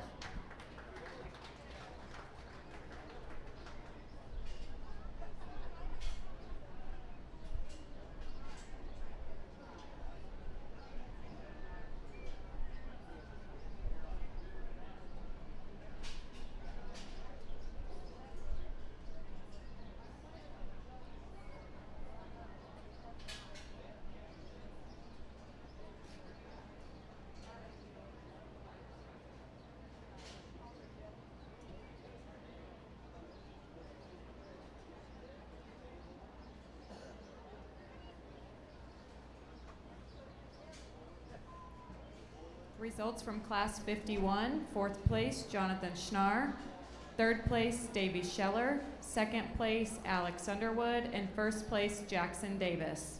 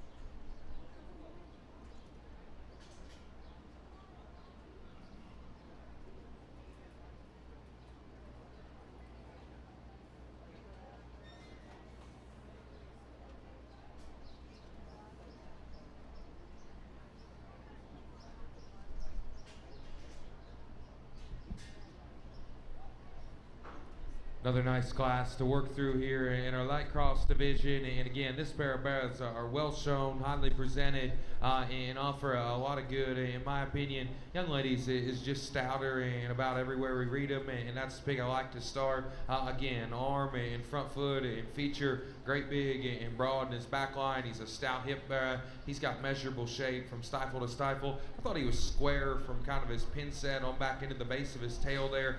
He's wide and genuine when he turns opens and leaves us, has the right kind of just shape to his center body and cavity. Bear in 2, again, I like his elevation. I probably like his length of body, hip forward, just a bit better than the bear we were discussing. He's strong in his front foot placement. He's got an accurate step from behind. I really like those things about him. I thought for a blue pig, just the toughness between his eyes, the shape to his jawline, hit me a shot stronger than what our class winner was. We gravitate from there back, and he's a bit steeper out of his upper hip. He's got lots of shape at the lower part of his stifle. I didn't read him just as big and stout at the base of his tail and where he stepped on or stepped it in there at the top side of his hip. That bear is just not as overwhelming in terms of his spread up high, the size and stature of his rear foot. Still a good pair there to represent our heavyweight light cross division. I like both of those bears a good deal. Young man that comes out in 3, he's got one that's really practical, big in his rib cage, square from behind, extra stout in his upper hip. I thought he faded just a little bit in his back line. He didn't handle his hip and hind leg quite as unique. He's just a little softer in his mid body. If we could sharpen him in his edges and his tone there, I think he can work up maybe a spot or 2. Bear that's in 4, again, loose structured, nice made, a little weaker out of the backside of his shoulder, not as fresh and just as youthful out front. If we could strengthen him and his back line would be in good shape. We got a good practical bear coming next. Another one, I thought the structure was good. I thought his performance was good in this class. He's got to come better about his look and sharper about his edge. Young man we round out with, like we've talked about, really done a good job today. And he's got a bear that's long-bodied, extended, and athletic. Got to come with more shape, muscle, and just genuine power to climb up any higher. Congratulations to those guys. Good set of blues.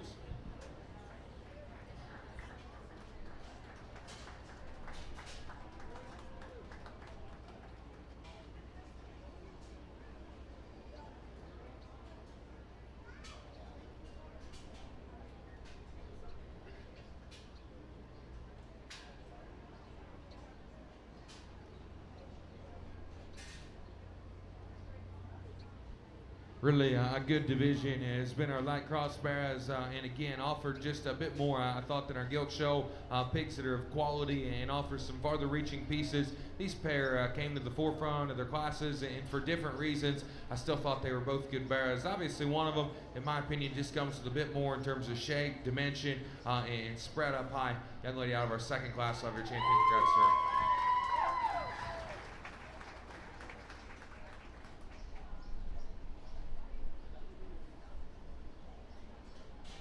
Drop our second out, and that was a good pair. That bear is not as overwhelming when he drives right underneath us, but again, a good pig, no question. I think his kind is very, very good, specifically from the side. A nice pair here. Both these bears worn a lot of good, a lot of quality. I like the second out of our second class to be reserved, though. Congratulations to him.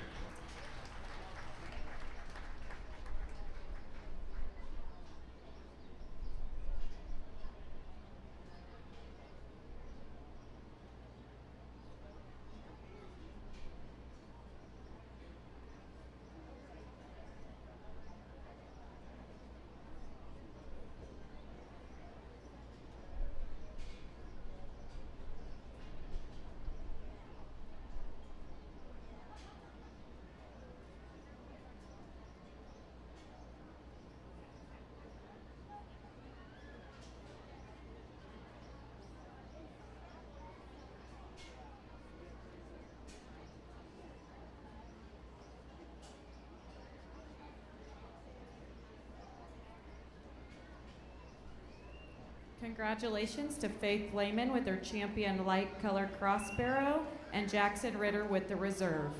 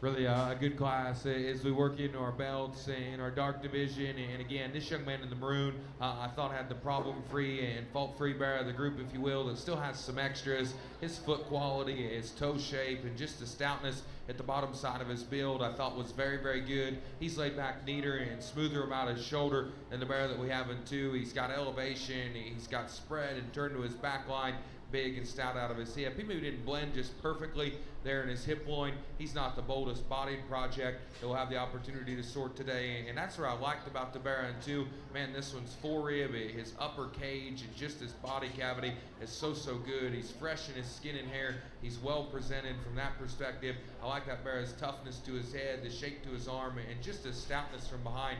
I thought was real good. He's a bit more rocked forward in his shoulder. We can tuck him in his elbow and just shoot his neck a bit higher out of the top side of his blade there, and that bear pushes him plenty wide from behind in my perspective, but I still thought a good pig, not as safe, not as functional, and not just as coordinated as what our class winner, a little farther reaching in terms of his hard shape. Young lady that comes out in 3rd has got a good, solid, practical kind of a bear. In this class, he's square, he's wider, and he's more genuine than his counterparts that work on down the line. His view in terms of his front foot, its placement, and just his elbow is what works him into 3rd in this class. He's a little more timid up front. Man, he's broad backed, he's big pin, he's square when he leaves us. Really a good balanced, attractive bear from the side that the young man has.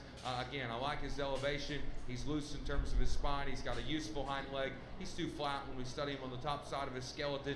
Got to come with more shape and just internal dimension. We drop this next one out. This bear has the advantage here in terms of the spread to his back line, stoutness to his hip, and just genuine muscle on the top side of his build. Just a little plainer about his head shape. I thought his foot size, his ankle, and just his lack thereof is what worked him on down in a competitive class. We got 6 and 7 coming out next. Obviously, bears real similar in terms of their type and kind. I thought the young ladies just had a bit more to them in terms of shape, muscle, and stoutness up high. Again, just needs to be broader everywhere. Got to be a little better built to work up any higher in this group. This pig we round out with has a bit more foot and feature. Initially, I appreciated that.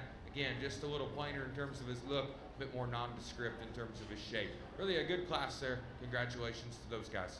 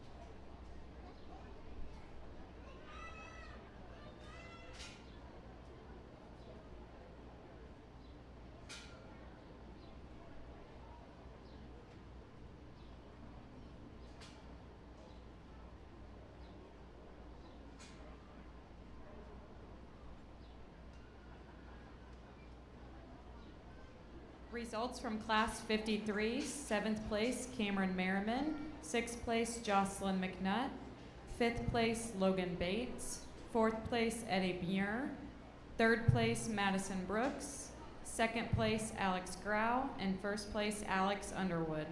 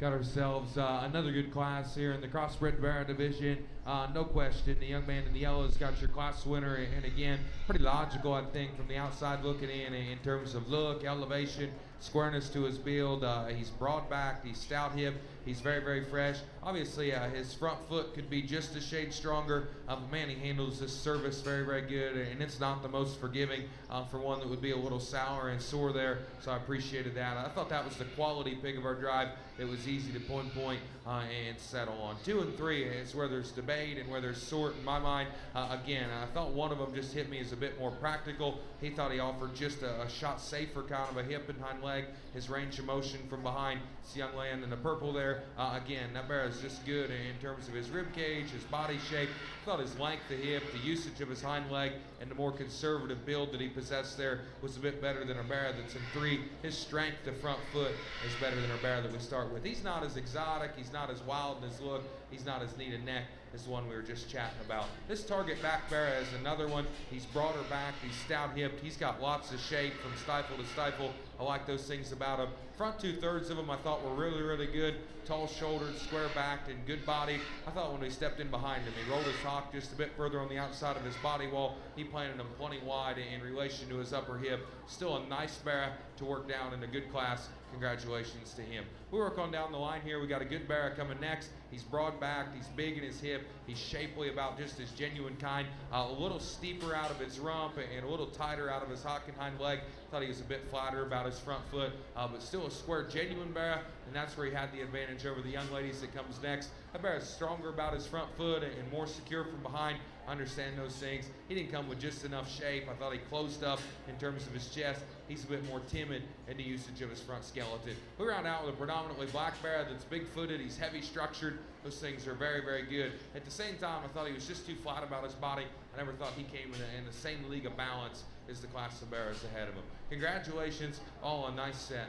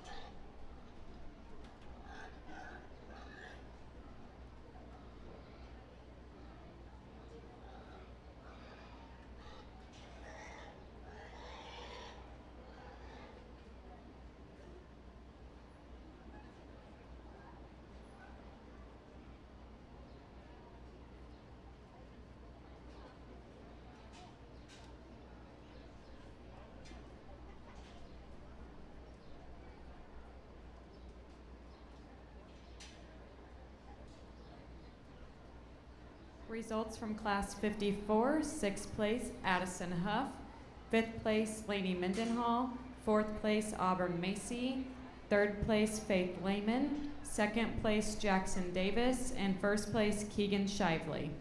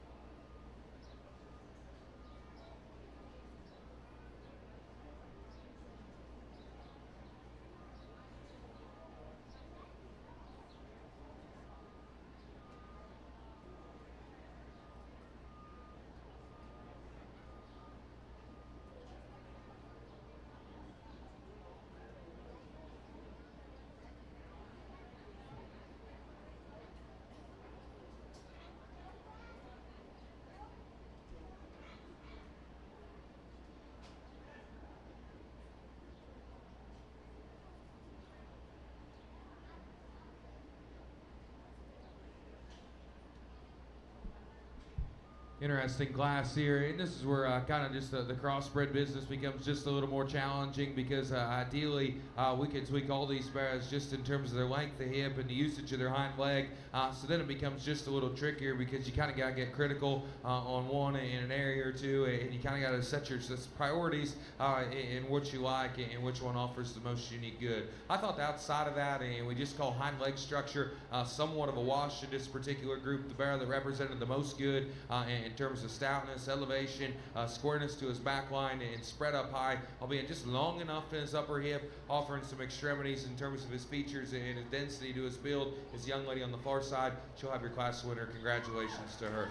2 and 3, again, are closer in my opinion, and there's some differences amongst them. Ultimately, I thought the young guy in the pink sparrow just represented a bit more practical kind in terms of his look, his balance, his build from the side. And again, I said we weren't going to do too nitpicky on him, but in a class where they all need to be tweaked in their hind leg, I still thought he took the longest step of the initial trio. He's not as wild just about his head shape, the way he draws back into his shoulder. He's not as broad in his upper rib cage. This broken belted bear is going to be third, and again, hip forward. I like a lot of things about him. His head shape, his arm, his spread of his chest I thought was really, really good. He's broad back. He's good in terms of his fit and his physical feel. Simply put, his hip's too short. His hind leg doesn't reach far enough and push far enough back behind the base of his tail. He's just not good enough structured to gravitate any higher in that class, but he's got extreme pieces and very neat stuff going on in terms of his spread, his shape, and his power, and I like those things about him. A practical bear that'll really never kind of go out of style comes next that the young man brings us. Got good roll and turn to the center portion of his body.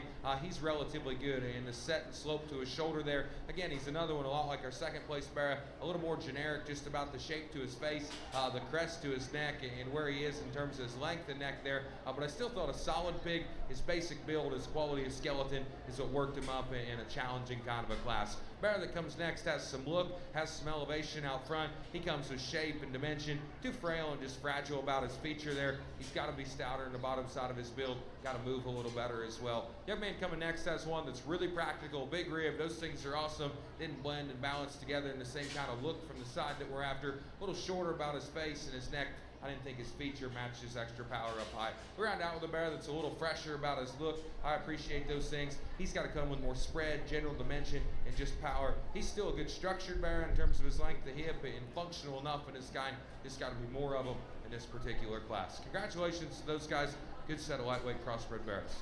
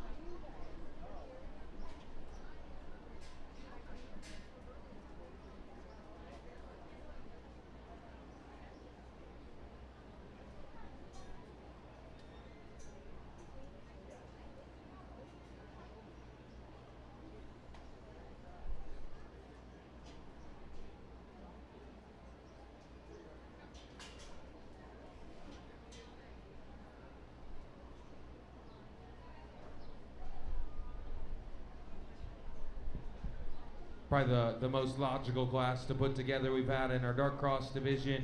Never a doubt that this pair sorted, and of the two, one's stouter about his head, he's neater about his look, just has a bit better bounce and pop to his step. It's this young man here in the teal shirt in front of me. Barrett's got shape, he's got dimension, still offers a good look from this side. Pig that comes in two, it's real practical about his body. The give and slope to his shoulder I thought was very, very good in this particular setting. He's got foot and feature, and I like those things about him. I thought his balance and his proportion was good from the base of his arm on back into the top side of his hip there. Barrett's not as exotic out front. He's got to be tougher about his jawline and just stouter about his face. He's not as rolled up and just shapely on the top side of his skeleton. That's what our eventual class winner was. 3 through 5, again, I think there's general give and sort. I thought just in terms of freshness and shape and genuine power, this young lady in the purple was bar none the next best. He's got just an odd set to his hind leg there. He's a little frailer. If he moved better in the lower part of his skeleton and we could intensify his bone work, I like that Barrett's shape and dimension, a very good deal.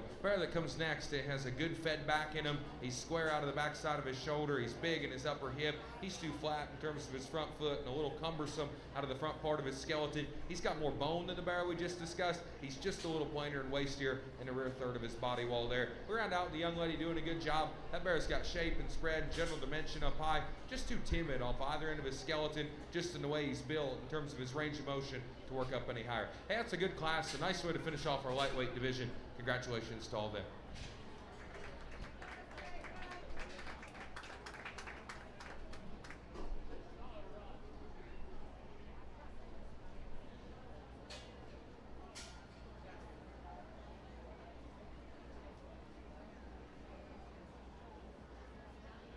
We will now be showing for our lightweight dark cross sparrow champion.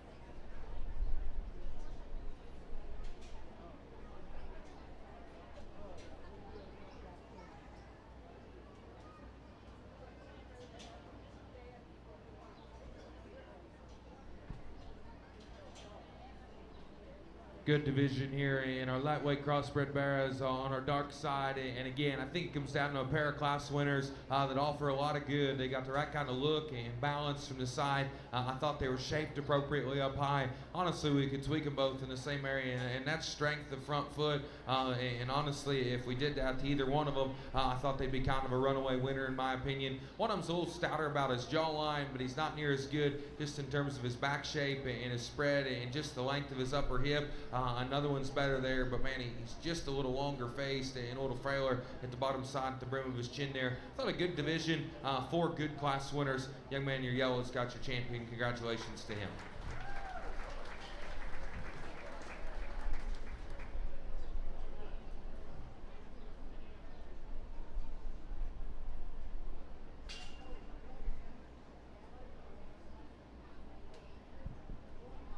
Drop in the young man in the purple, and we talked about that bear in class, and just in terms of his body shape, his proportions, and the way he blended and balanced from the side was very, very good. I thought there was another one, again, that we talked about him being better about his head shape. He's square in his arm, he's true in his chest. We got to just air him up a little bit as well in terms of his front feet, and again, I didn't just think his length of it, his upper hip was quite as effective as what our division champion was. Still a good bear, a great representative of this division. Young man here to my left will be reserved. Congrats to him.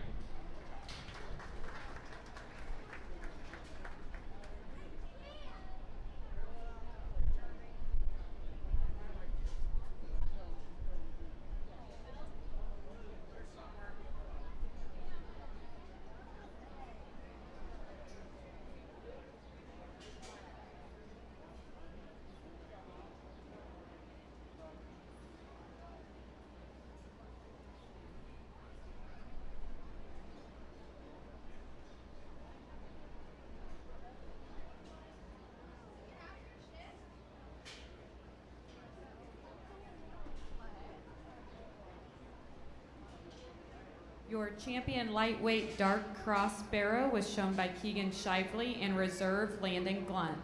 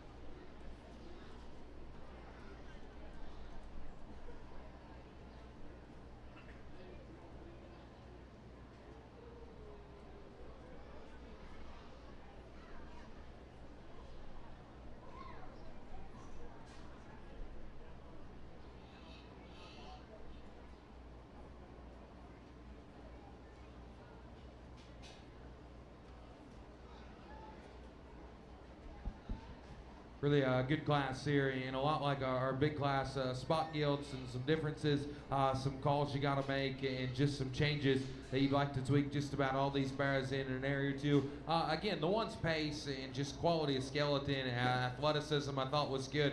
Still comes with back and spread and shape, and the hardest to pick a hole in is this young guy here in the green, and he'll have your class winner. Again, barrow's elevated, he's broad backed, he's big pin. I thought his length of hip and the posture of his hind leg was better than his calico contemporary. His ability to hit the surface with some strength through his front foot and go with the right kind of pace was better than the black barrow that we're going to have in two. Again, a lot like this young lady's spot gilt, this barrow here is one kind of fixable or unfixable, I guess, issue away from being very, very good. And again, his front feet are concerning, but outside of that, I think that's the one I wanted to tie to in this group, just in terms of head shape, spread to his back line, proportionality from the side. I thought was very, very good. His height to length ratio fits together awesome. He's tough between his eyes. He's broad in his back line. He's got a functional kind of a rear leg. His front foot is a little flatter, and I know we used one to win the last division that was assembled a lot like that. This one's just too timid in terms of his range of motion, and ultimately that's what gets him beat. This calico barrow that's in third is good in terms of his shape,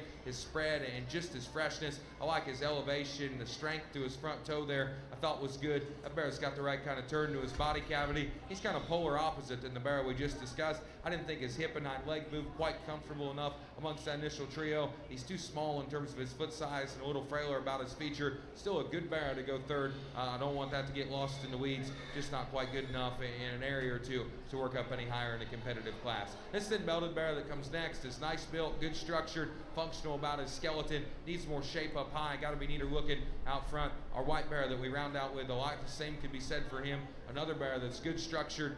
His foot quality and the way it hits the surface may be as good as anything in this particular drive. Got to be stouter everywhere and just come with more feature to climb the ladder. Congratulations to those kids. Nice class.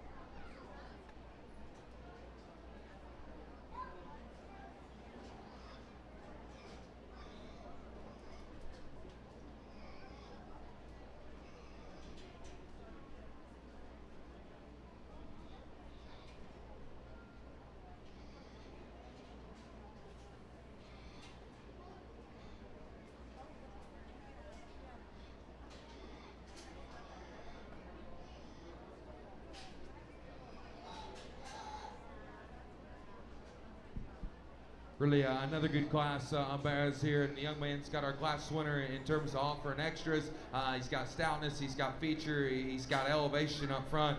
Really a strong back bear, especially kind of because it looks like he might have had maybe one of the nastiest cases of staph you can have, but he's strong and square in his top line. He's got shape, he's got dimension, and he's got the right kind of look from the side. This calico bear, his freshness, his build, his balance, his length, his step is good. He's a little more fragile in terms of his arm, his chest width, and his feature. I didn't think he was just stout enough in comparison to our class winning bear. Still a good pig in terms of look, presentation, skin, and hair. I like those things about him that work into second. Young lady in third has a bear that's practical about his body. He's opened up, he's square, he's genuine. He's obviously a shade more cooperative and gave us just a little better opportunity to study that pig out here. He closes up just a bit more at his knee. He's a little flatter there in terms of his front foot. I didn't read his look ahead of his blade to be quite as unique as what a couple of the bears that preceded him were. This young lady's bear that comes next is neater looking. He's taller shouldered. He's fresher out front than the one we just discussed. He's got back and shape and stoutness to his hind leg. Again, one that rolls his hock just a little further on the outside of his body wall there. I didn't think he was just stout enough about his head shape and the width coming at you to work up any higher. Same could be said for this one coming next. He's practical bodied. He's strong and stable in his top line. Got a useful kind of a hind leg. Just a little too flat and two-dimensional when we truly break him down and really start to study him. Young lady we round out with has a bear that's got shape and dimension. A little wide there at the point of his shoulder. Again, another one's a little more closed up down low. He's broad backed and big hip though. A nice place to round things out in that class. Congratulations to them. A good set of bears.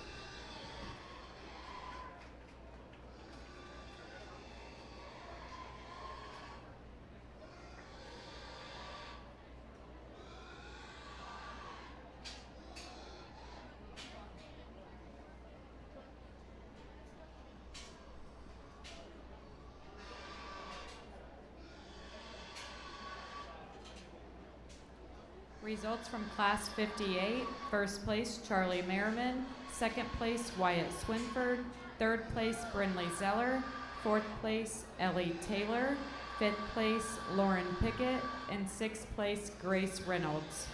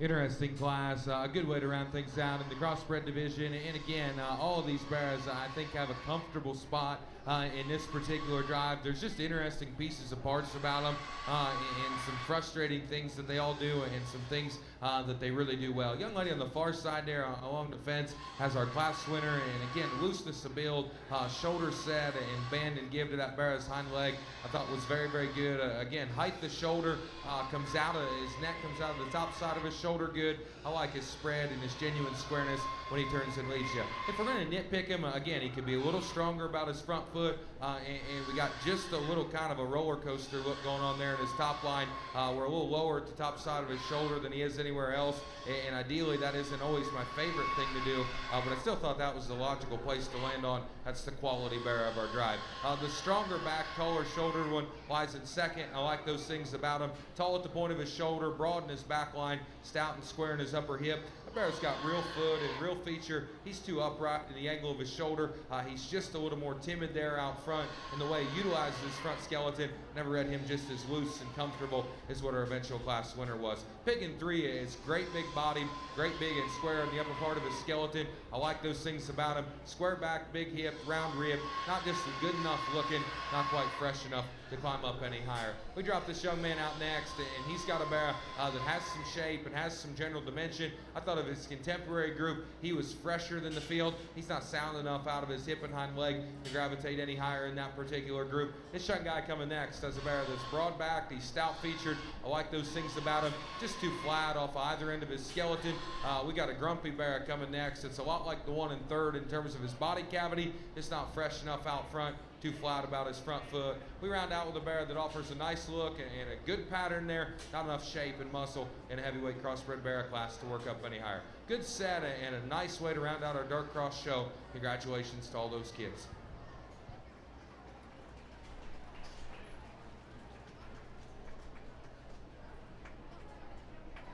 We will now be selecting our heavyweight dark crossbred champion and reserve.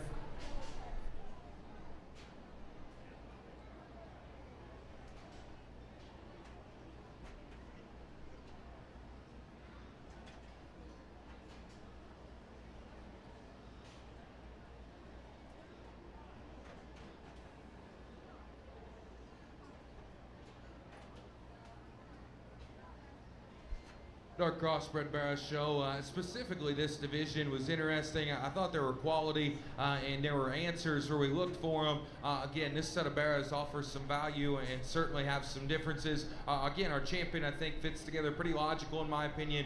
Just a little neater looking than the rest. The right kind of looseness of build and squareness coming and going. Young lady out of our last class has them. Congratulations to her.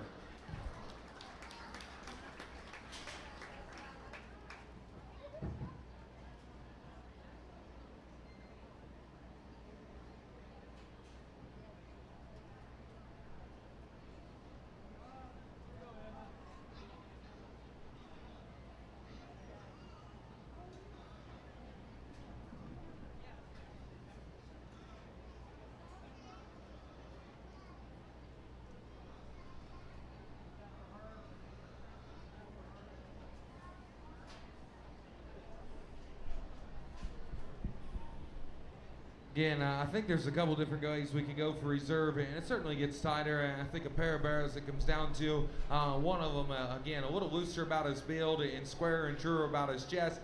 Neck comes out just a little plainer and more horizontally there out of the top side of his shoulder, but he's broad backed, he's stout pinned. Another one is big in terms of his back line, stout in his hip, and has extra feature. Got to ask yourself if he's just got enough spread coming at you, but I like his head shape, I like his look from the side. Again, a good set of heavyweight bears. Differences amongst them, and I thought quality all the way through the lineup. I like this young lady's second place out of our last class to be reserved. Congratulations to her.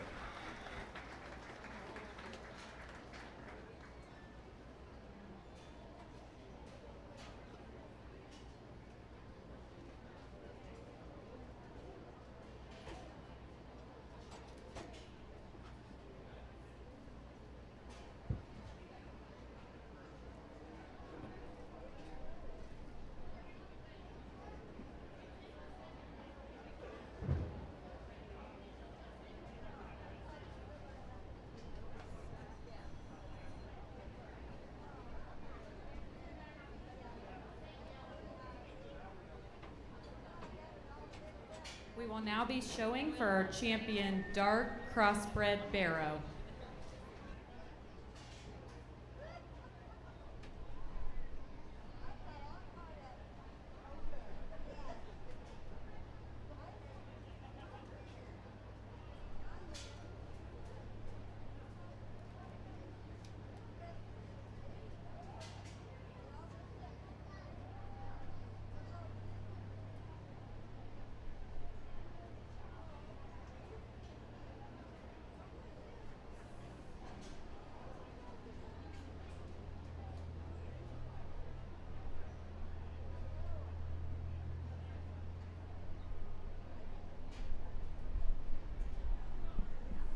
It's been a good and just a real solid kind of a dark crossbred barrow show, to be honest. And again, I think both of these barrows really do a lot of things well. And honestly, they're very similar just in terms of their pattern, their length of body, their give and their bend off either end of their skeleton. You can be really, really critical on them. And if you're a front feet guy, you dislike kind of both of them because that's where they both need to be fixed and both surely need to be changed. But I still thought as we worked through our dark cross division, this was a pair that resonated with me from a quality perspective. Look and balance and freshness from the side was good. Ultimately, there's one of them that's just a little stouter about his jaw, his facial features. I thought he offered broadness to his back and stoutness when he left us. Young lady's heavyweight will be your champion. Congrats to her.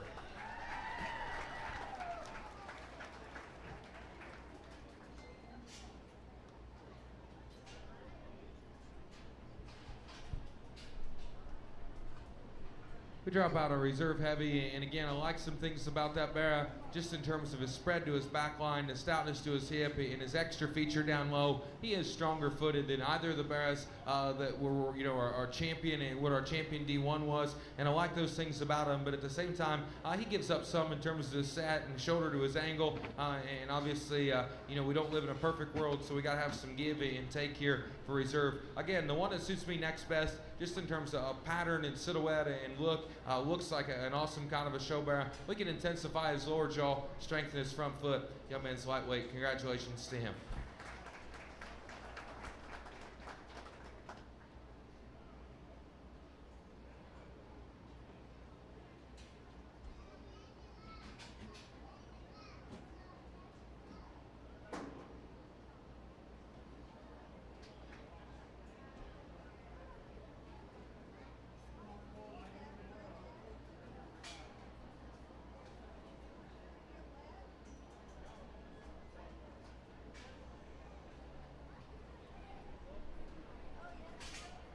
We will now be showing for our overall crossbred barrow and reserve.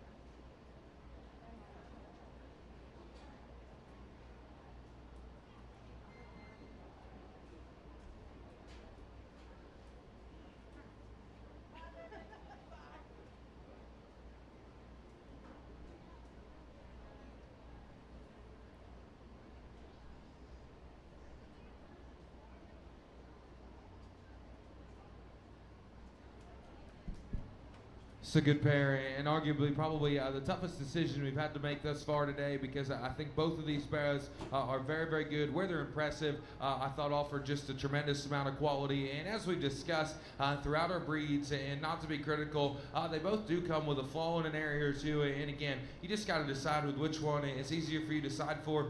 Man, I think both of them are very good show pigs, specifically for the county fair level. I think they're as good as what you can find across the Midwest. Again, both of them offer offers some different strengths. Our Blue Bear is broad back, really stout hip, extra tough in terms of his feature, his moderation, his proportions, the strength to his back line, and just his ability to come at you like a manly, fresh kind of a show bear. I thought were very, very good. He's not as loose just in terms of the way he hits from the side and the placement of his rear leg. He's not just as eccentric and as neat about the length of his neck and the height of his shoulder, or where it comes out, I guess, of his shoulder, but I like some things about that bear there. Obviously, our heavyweight dark cross and our dark cross representative was a very good pig just in terms of his look out front. He's square backed, he's very big-ended, he's got a great big stout rear leg that doesn't have quit in it, and I like those things about him. We discussed him in class, we discussed him all the way throughout the day, that his top line is a little bothersome and his front foot becomes just a little concerning, and that's what makes things challenging, because man, if he was dead nuts square out of the back side of his shoulder from the base of his hip,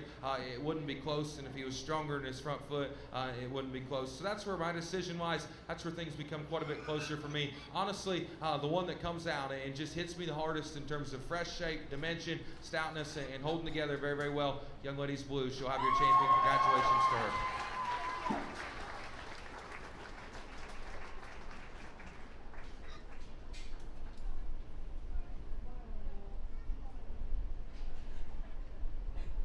Drop our reserve Blue in, and we talked about that bear offering the right kind of look and balance and just symmetry from the side. I like those things about him. It was close for our champion, and that was the pair that it was going to be all along. Young lady Stark will be reserve champion cross. Congratulations to her.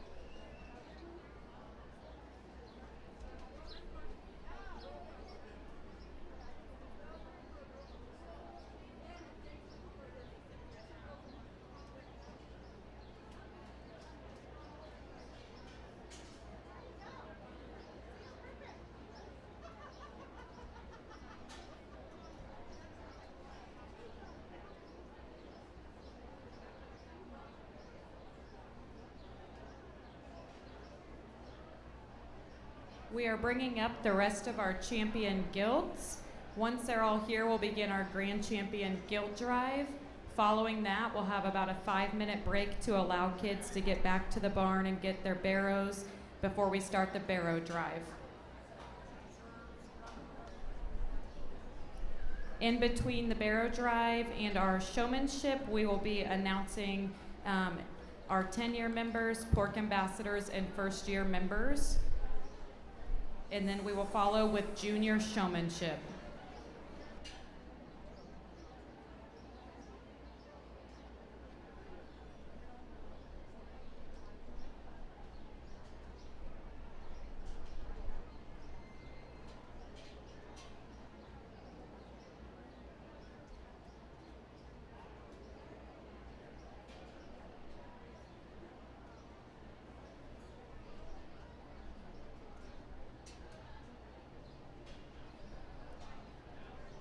Your champion Burt Gill, exhibited by Cole Ritter. Your champion Chester White Gill, exhibited by Caden Hine. Champion Durock Gill, also exhibited by Caden Hine. Champion Hamp Gill, exhibited by Landon Glunt.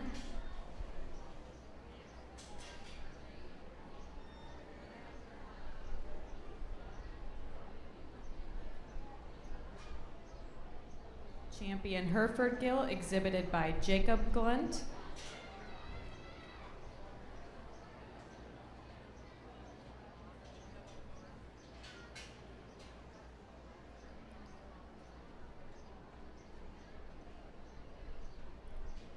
Champion Landrace Gill, exhibited by Nora Privet.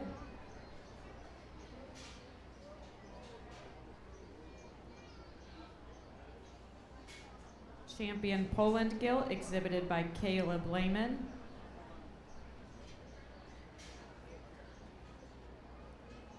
Champion Spot Gill, exhibited by Max Smith.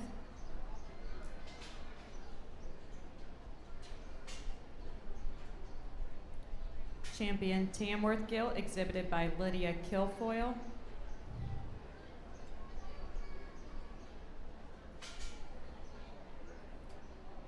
Champion York Gill, exhibited by Landon Glunt.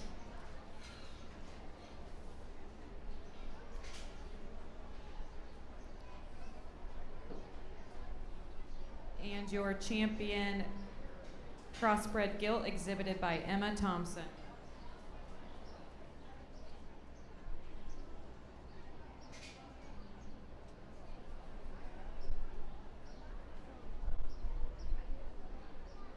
Once again, we would like to thank the sponsor of today's show, Keystone Cooperative. Without them, this would not be possible. If we could please give Keystone a big round of applause.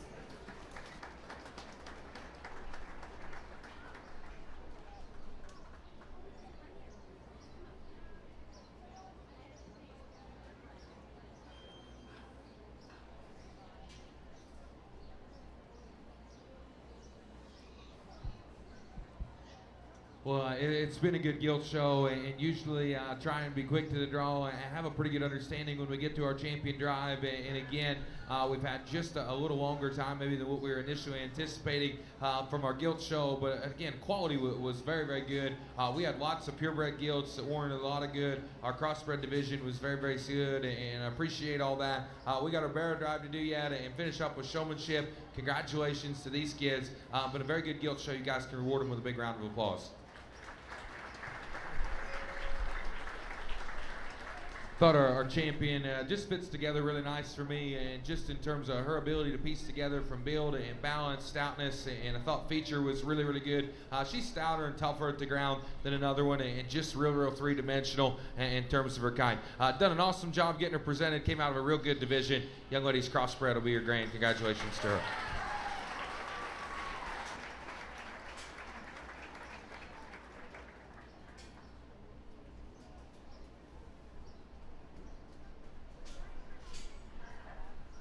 Ashley Wable will now come in with her reserve overall crossbred gilt.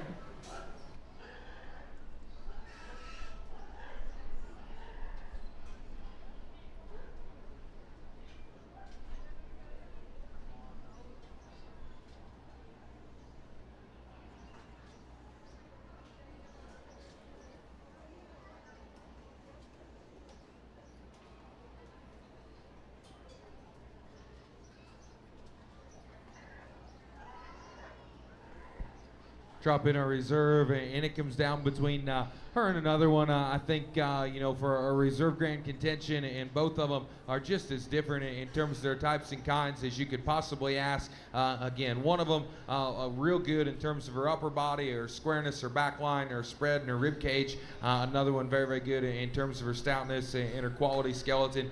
We've been on a pure kick here lately. It's probably the first time I've maybe done this in a little while in our guild show. Thought our crosses were very, very good. Thought that pair was worthy of staying together. Congratulations to that young lady on being reserved.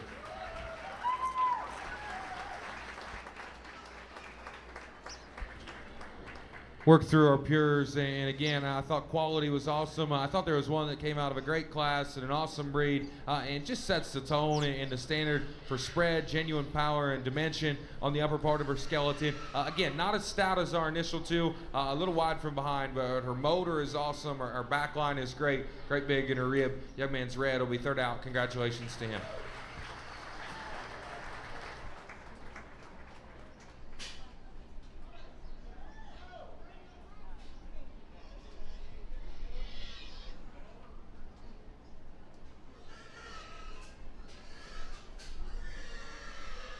Jackson Davis will now enter with his reserve.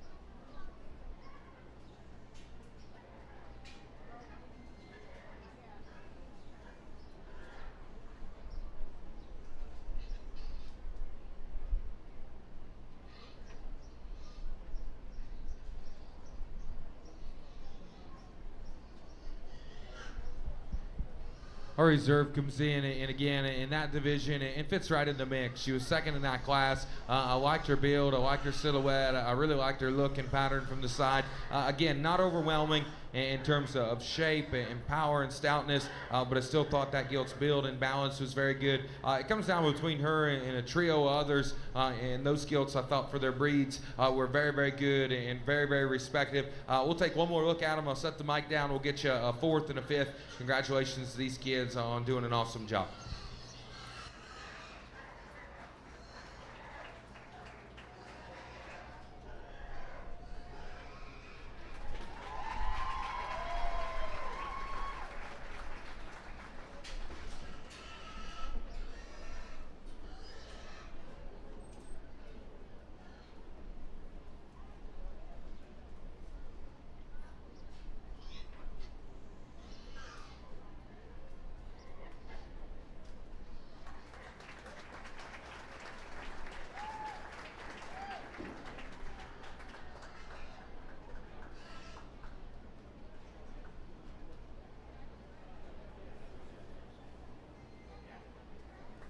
Results from the Gilt Drive: Grand Champion Emma Thompson, Reserve Ashley Wabel, third overall Caden Hine, fourth overall Jackson Davis, and fifth overall Jacob Glunt. We will be taking about a 5-minute break just to allow the kids to get back and start bringing up their barrows for the barrow drive.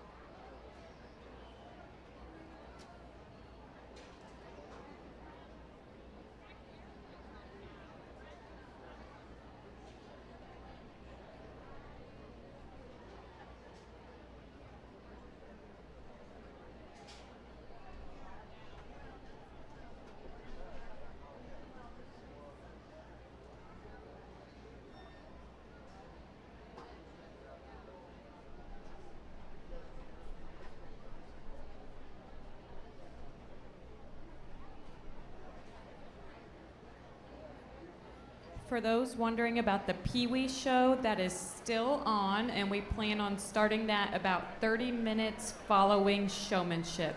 Once again, the Pee Wee show is still on, and we plan on starting that about 30 minutes following showmanship.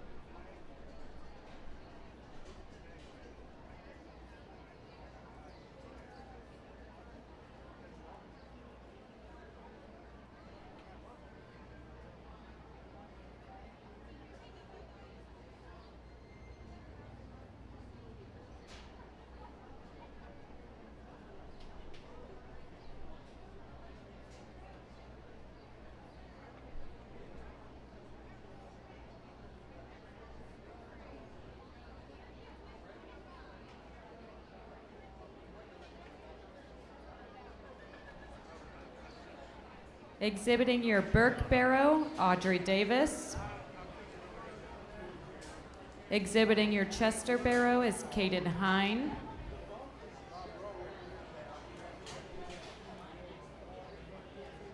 Exhibiting your Duroc Barrow is Caitlin Graham.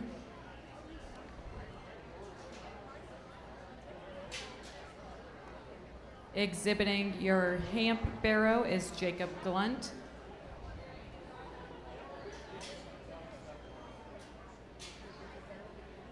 Exhibiting your Hereford Barrow is Izzy Grau.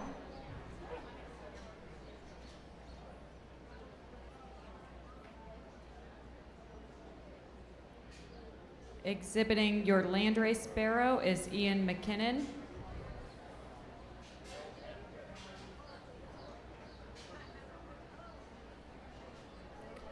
Exhibiting your Poland Barrow is Caleb Lehman.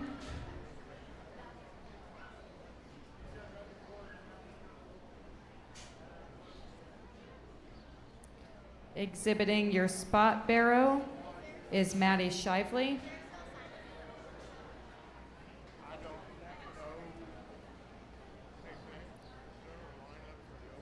Exhibiting your Tamworth Barrow is Alex Grau.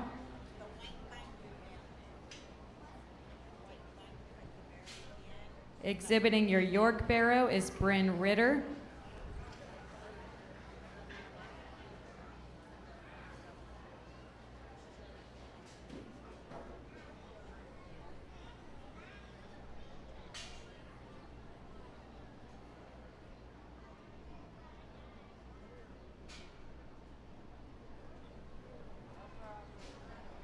And your Crossbred Barrow is Faith Lehman.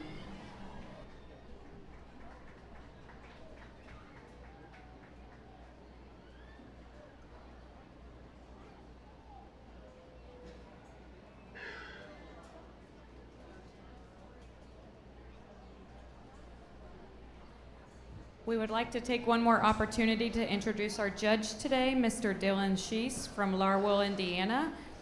He and his family own and operate Sheese Livestock, focusing on selling pigs and cattle to junior exhibitors across the country. He also works as a sales consultant for showpig.com. Dylan attended Blackhawk East and Iowa State University with a degree in animal science, where he was a member of both livestock judging teams. While at Blackhawk East, he was a member of the 2021-2022 Livestock Judging Team of the Year. Please, let's give a round of applause to Mr. Dylan Sheese.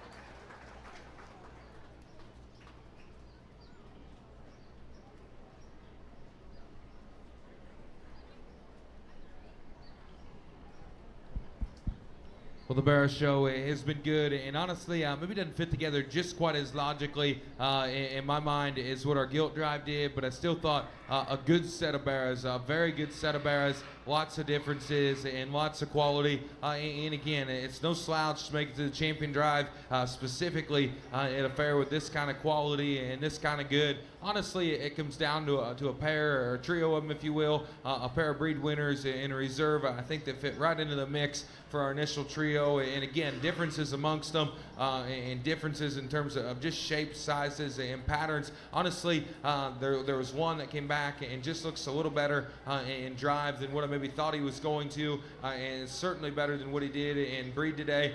There's another that's been very, very complete and very, very competitive as we've worked throughout the day. It's been a really good Barrow Show. Lots of quality, lots of differences. The one that is absolutely my favorite in terms of build, balance, quality of skeleton, stoutness look, and just toughness to his head. His stoutness to his rear leg is very, very good. I thought his skeleton fits together awesome. He's not the broadest backed one that we've got out here, but again, I think fits together very, very good. Young lady driving the red, Scott, and congratulations to her.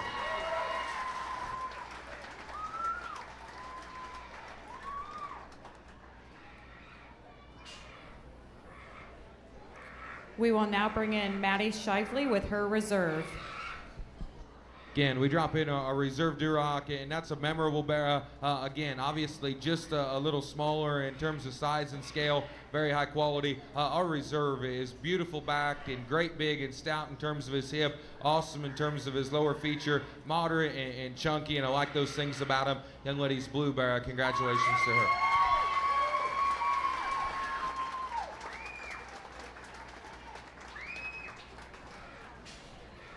We will now bring in Emma Thompson with her reserve crossbred barrow. Good set of barrows to run on down the line here. And again, our third out is a pig you can get just a little critical on, but man, I think it's important. We warn his value is good. He's long neck. He's very, very stout. He's extra comfortable down low. Young lady's had a good day, and her reserve crossbred will be third. Congratulations to her.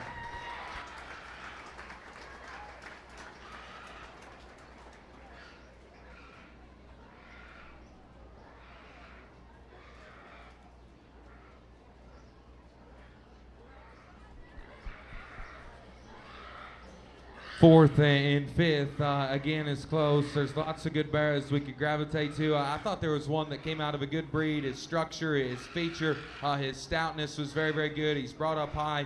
He's square. He's genuine down low. Has the right kind of pieces. Young man's Hampshire will be fourth. Congratulations to him.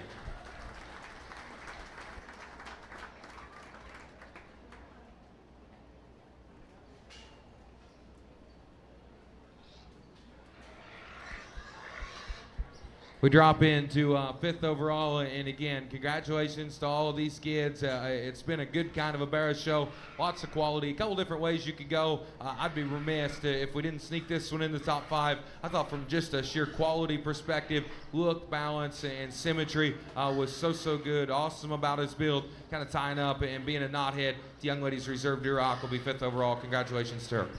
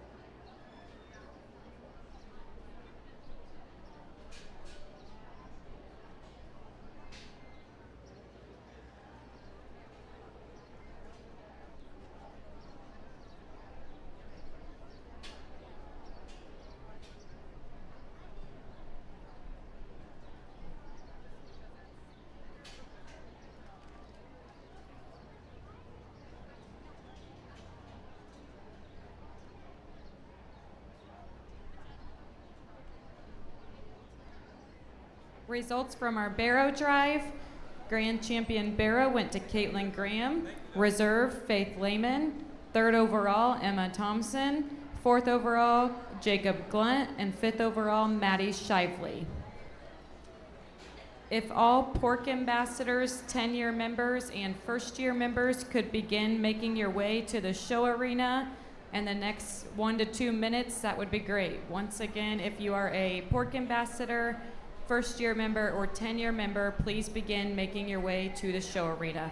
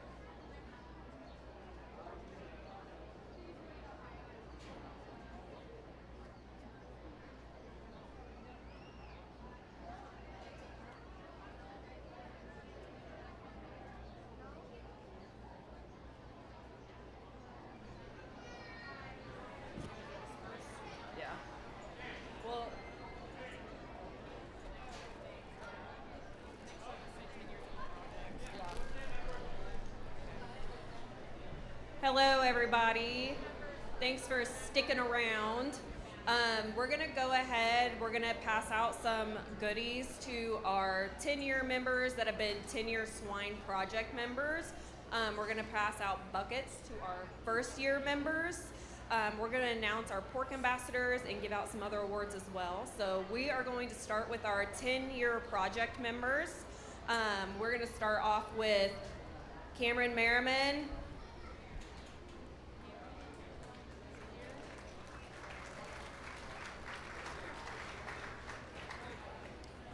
and we have Charlie Merriman,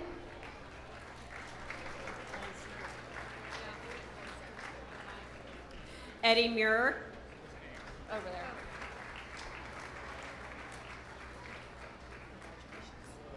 Mackenzie Smith,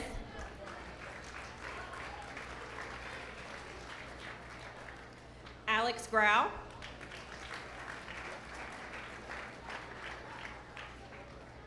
Caitlin Graham,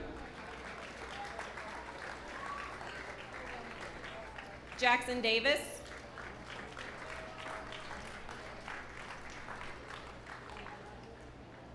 and Ashley Wable.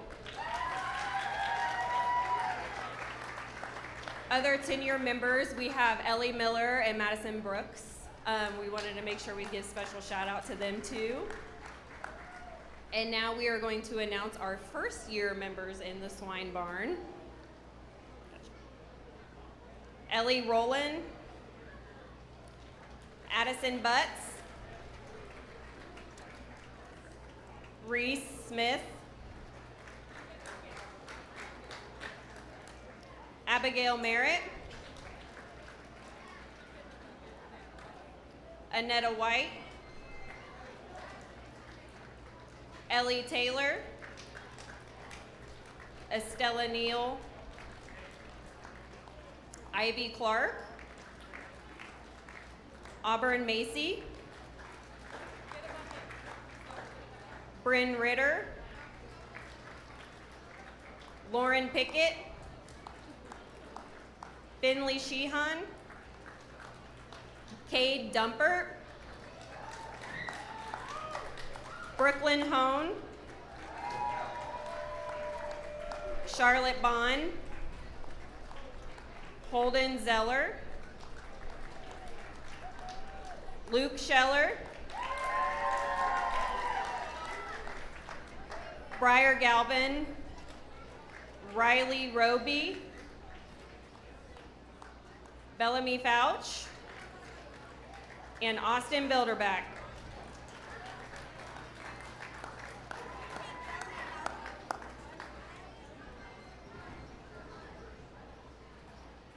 Everybody give it up for our first year and our 10-year members.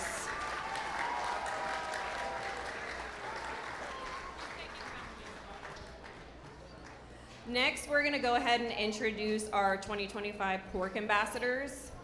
These kiddos do so much around the barn and around the fair to help. They help with the setup, they help with check-in, they help with the producer's tent, they keep the barn clean. I had kids out here last night helping put the arena up, making sure that it looks great for today's show. These kids work so hard and we are so proud of them. Our pork ambassadors this year are Alex Grau, Izzy Grau, Tanner Dawson, Kaylee Smith, Logan Bates, Hallie Scheller, Abby Scheller, Jacob Glunt, Landon Glunt, Larry Endicott, Carrington Roberts, Maddie Roberts, Davy Scheller, Annie Scheller, Faith Lehman, Eddie Muir, Charlie Merriman, Braxton Stahlbaum, McKinley Stahlbaum, Eva Beckner, Jackson Fight, and Grace Reynolds. Thank you guys so much for everything that you guys do. We couldn't do it without you. As part of being a pork ambassador, when they get to be in their 10th year, they get a scholarship reward, and we are pleased to announce that we have 3 scholarships to give out this year. Our first scholarship to give out is Alex Grau.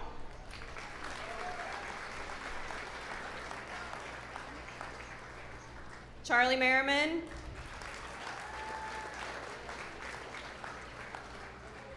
And Eddie Muir. Congratulations, guys. Tanner Dawson, if I could have you come up here, please.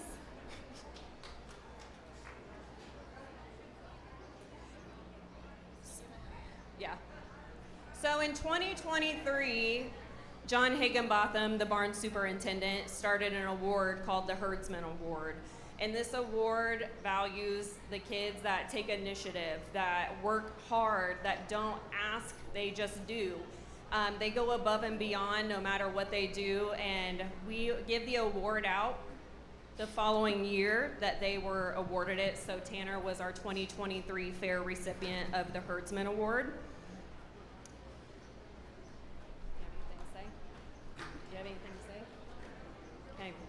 And we are pleased to announce that these kids, once they win this award, it's the only time they can win it. And I'm super happy to say that Tanner, he has done such a great job even in the last couple of years. And he is going to hand out our 2024 Herdsman Award to our next recipient, and that recipient is Alex Grau.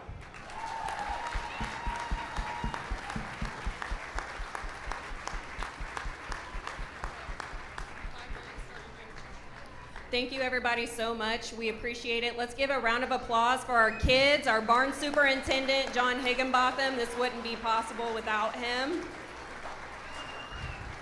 We'll give the kiddos about 5 minutes, and we're going to start with junior showmanship.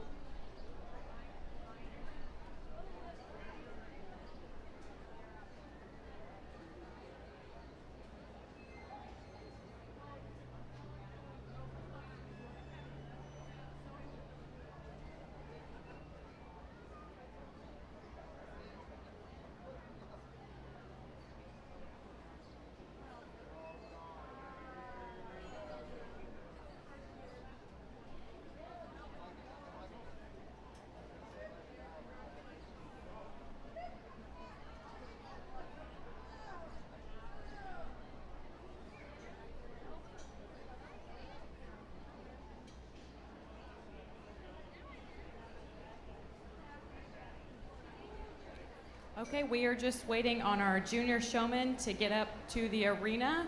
If you're new here today, we did our pre-trials this morning, so the judge kept 2 to 3 out of every class in the showmanship divisions, and they are going to be showing for the final overall showman. We are going to start with junior showmanship, followed by intermediate, and then senior.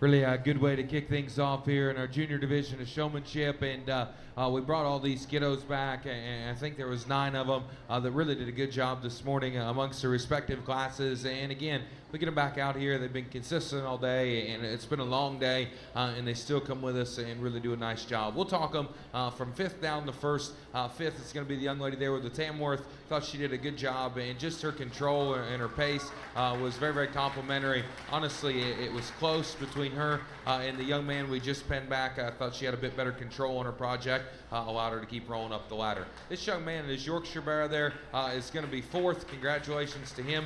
Again, initially, I thought he did a very, very strong job as well.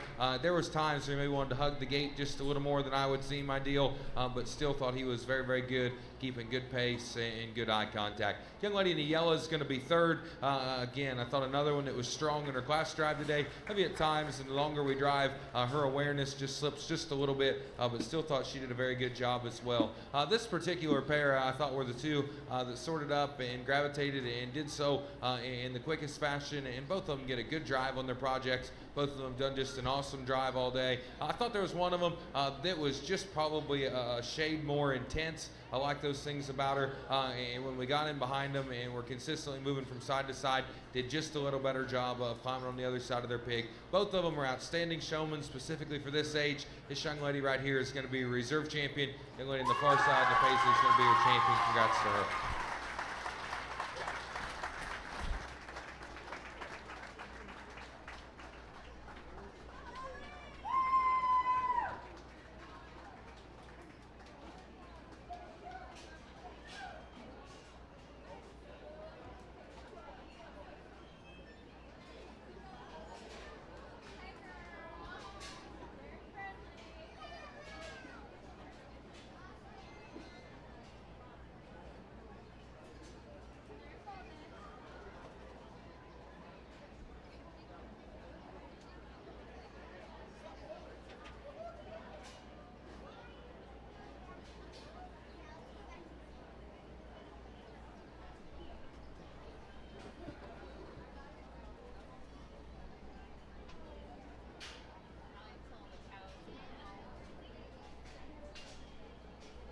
Results from our junior showmanship: 5th overall, Lydia Kilfoyle; 4th overall, Reese Smith; 3rd overall, Bryn Ritter; reserve champion, Emma Thompson; and grand champion, Eliana Roberts.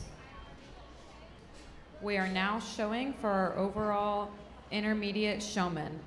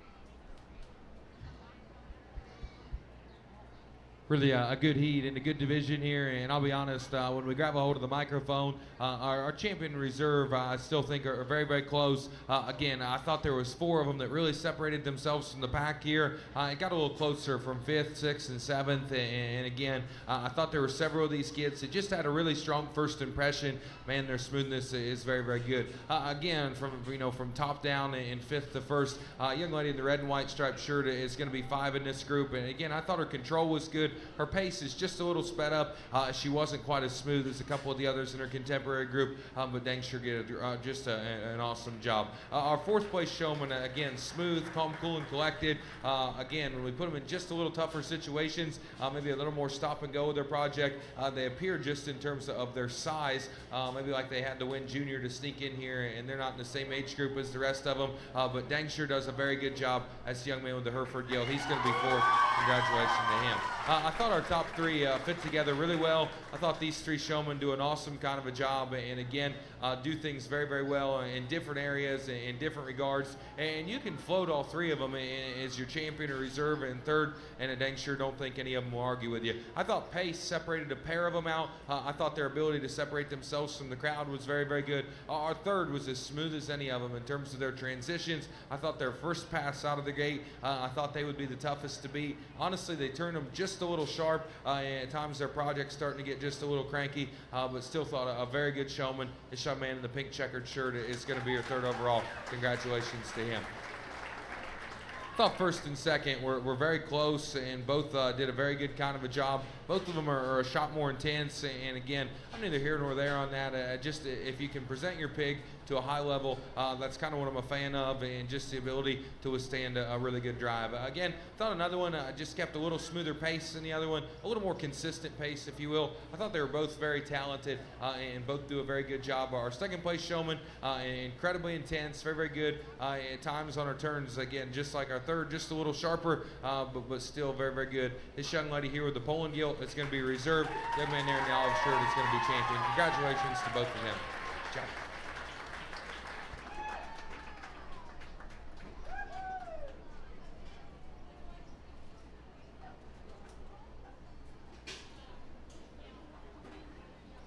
Results from intermediate showmanship. Your grand champion intermediate showman went to Jacob Glunt. Reserve, Faith Lehman. 3rd overall, Cole Ritter. 4th overall, Caleb Lehman. And 5th overall, Eva Beckner.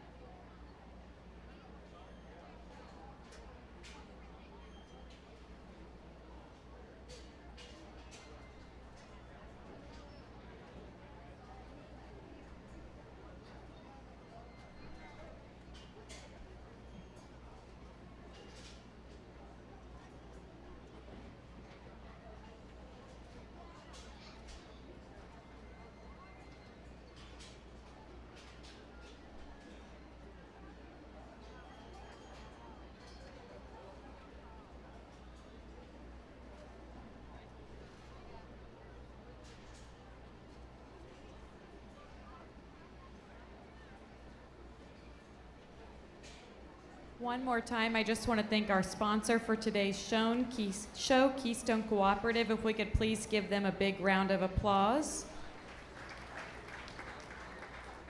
And also another big thank you to our judge today, Mr. Dylan Sheese. Let's show him our gratitude with a round of applause.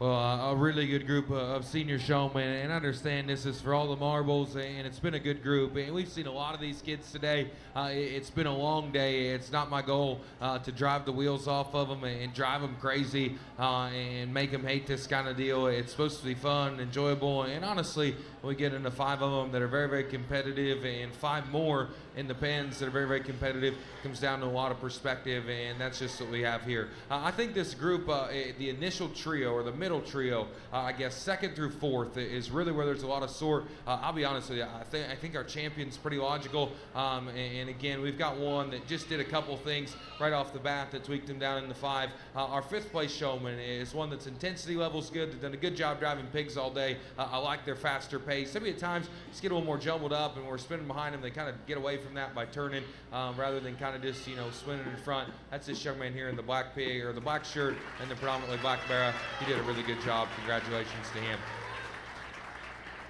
Again, 1st through 4th is where it becomes challenging, or 2nd through 4th, if you will. And I thought there was 2 more individuals that were very, very good and did some things differently. At times, I thought both of them could get just a little more jumbled up when we climb behind them. And again, at some points, if I'm breeding your pig, I would rather you cut in front of me rather than go more stop and go in terms of your pace, because mid-stop is never a good look. I don't really care how good your show pig is. And I thought that's what these 2 individuals that wind up in 3rd and 4th tended to do, just a little more than our champion in reserve. But I thought they both showed us a lot of good views, a lot of good angles. The one that's 4th, just in terms of consistency, was very, very good. We're a little sharp on our turns, but started off very, very strong, is this young lady in the white shirt. Congratulations to her. Young guy in the teal is going to be 3rd, and again, I thought his initial drive was just a little more choppy and stop and go, and again, I thought he got good the longer we're out here. He shows us lots of different views and does a great job there. Maybe at times a little more stop and go when we climb in behind him. These are the 2 that did the best job of when we stepped in behind and we switched sides, keeping a good pace. One of them is just very, very smooth, and I thought it made it really look effortless out here. Really appreciated the job they did all day, and laid back and relaxed, and just the usage of their whip was very, very good. I thought another one, like we said, getting in front of them and crawling around, I thought was smooth and kept a good pace on their project. Congratulations to both of these kids. Champion senior showman's the young man in the yellow, reserves the young lady in the blue. Congratulations to both of them.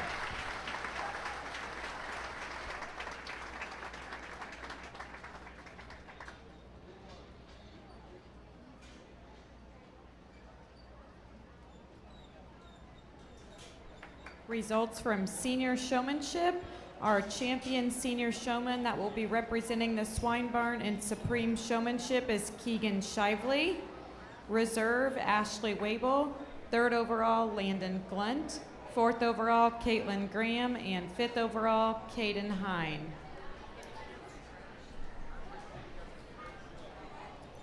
The Pee Wee show will be beginning in roughly 30 minutes. So just another quick announcement, the Pee Wee show is ending in roughly 30 minutes. Please, if you are sitting in the stands and exiting, please look around you and be sure to grab all of your trash. That would be very helpful.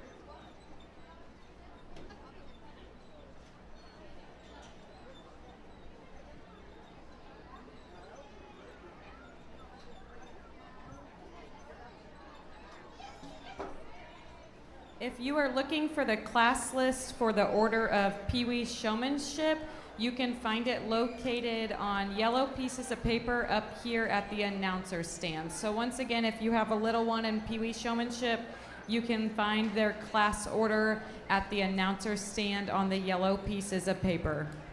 We'll get started with that in about 30 minutes.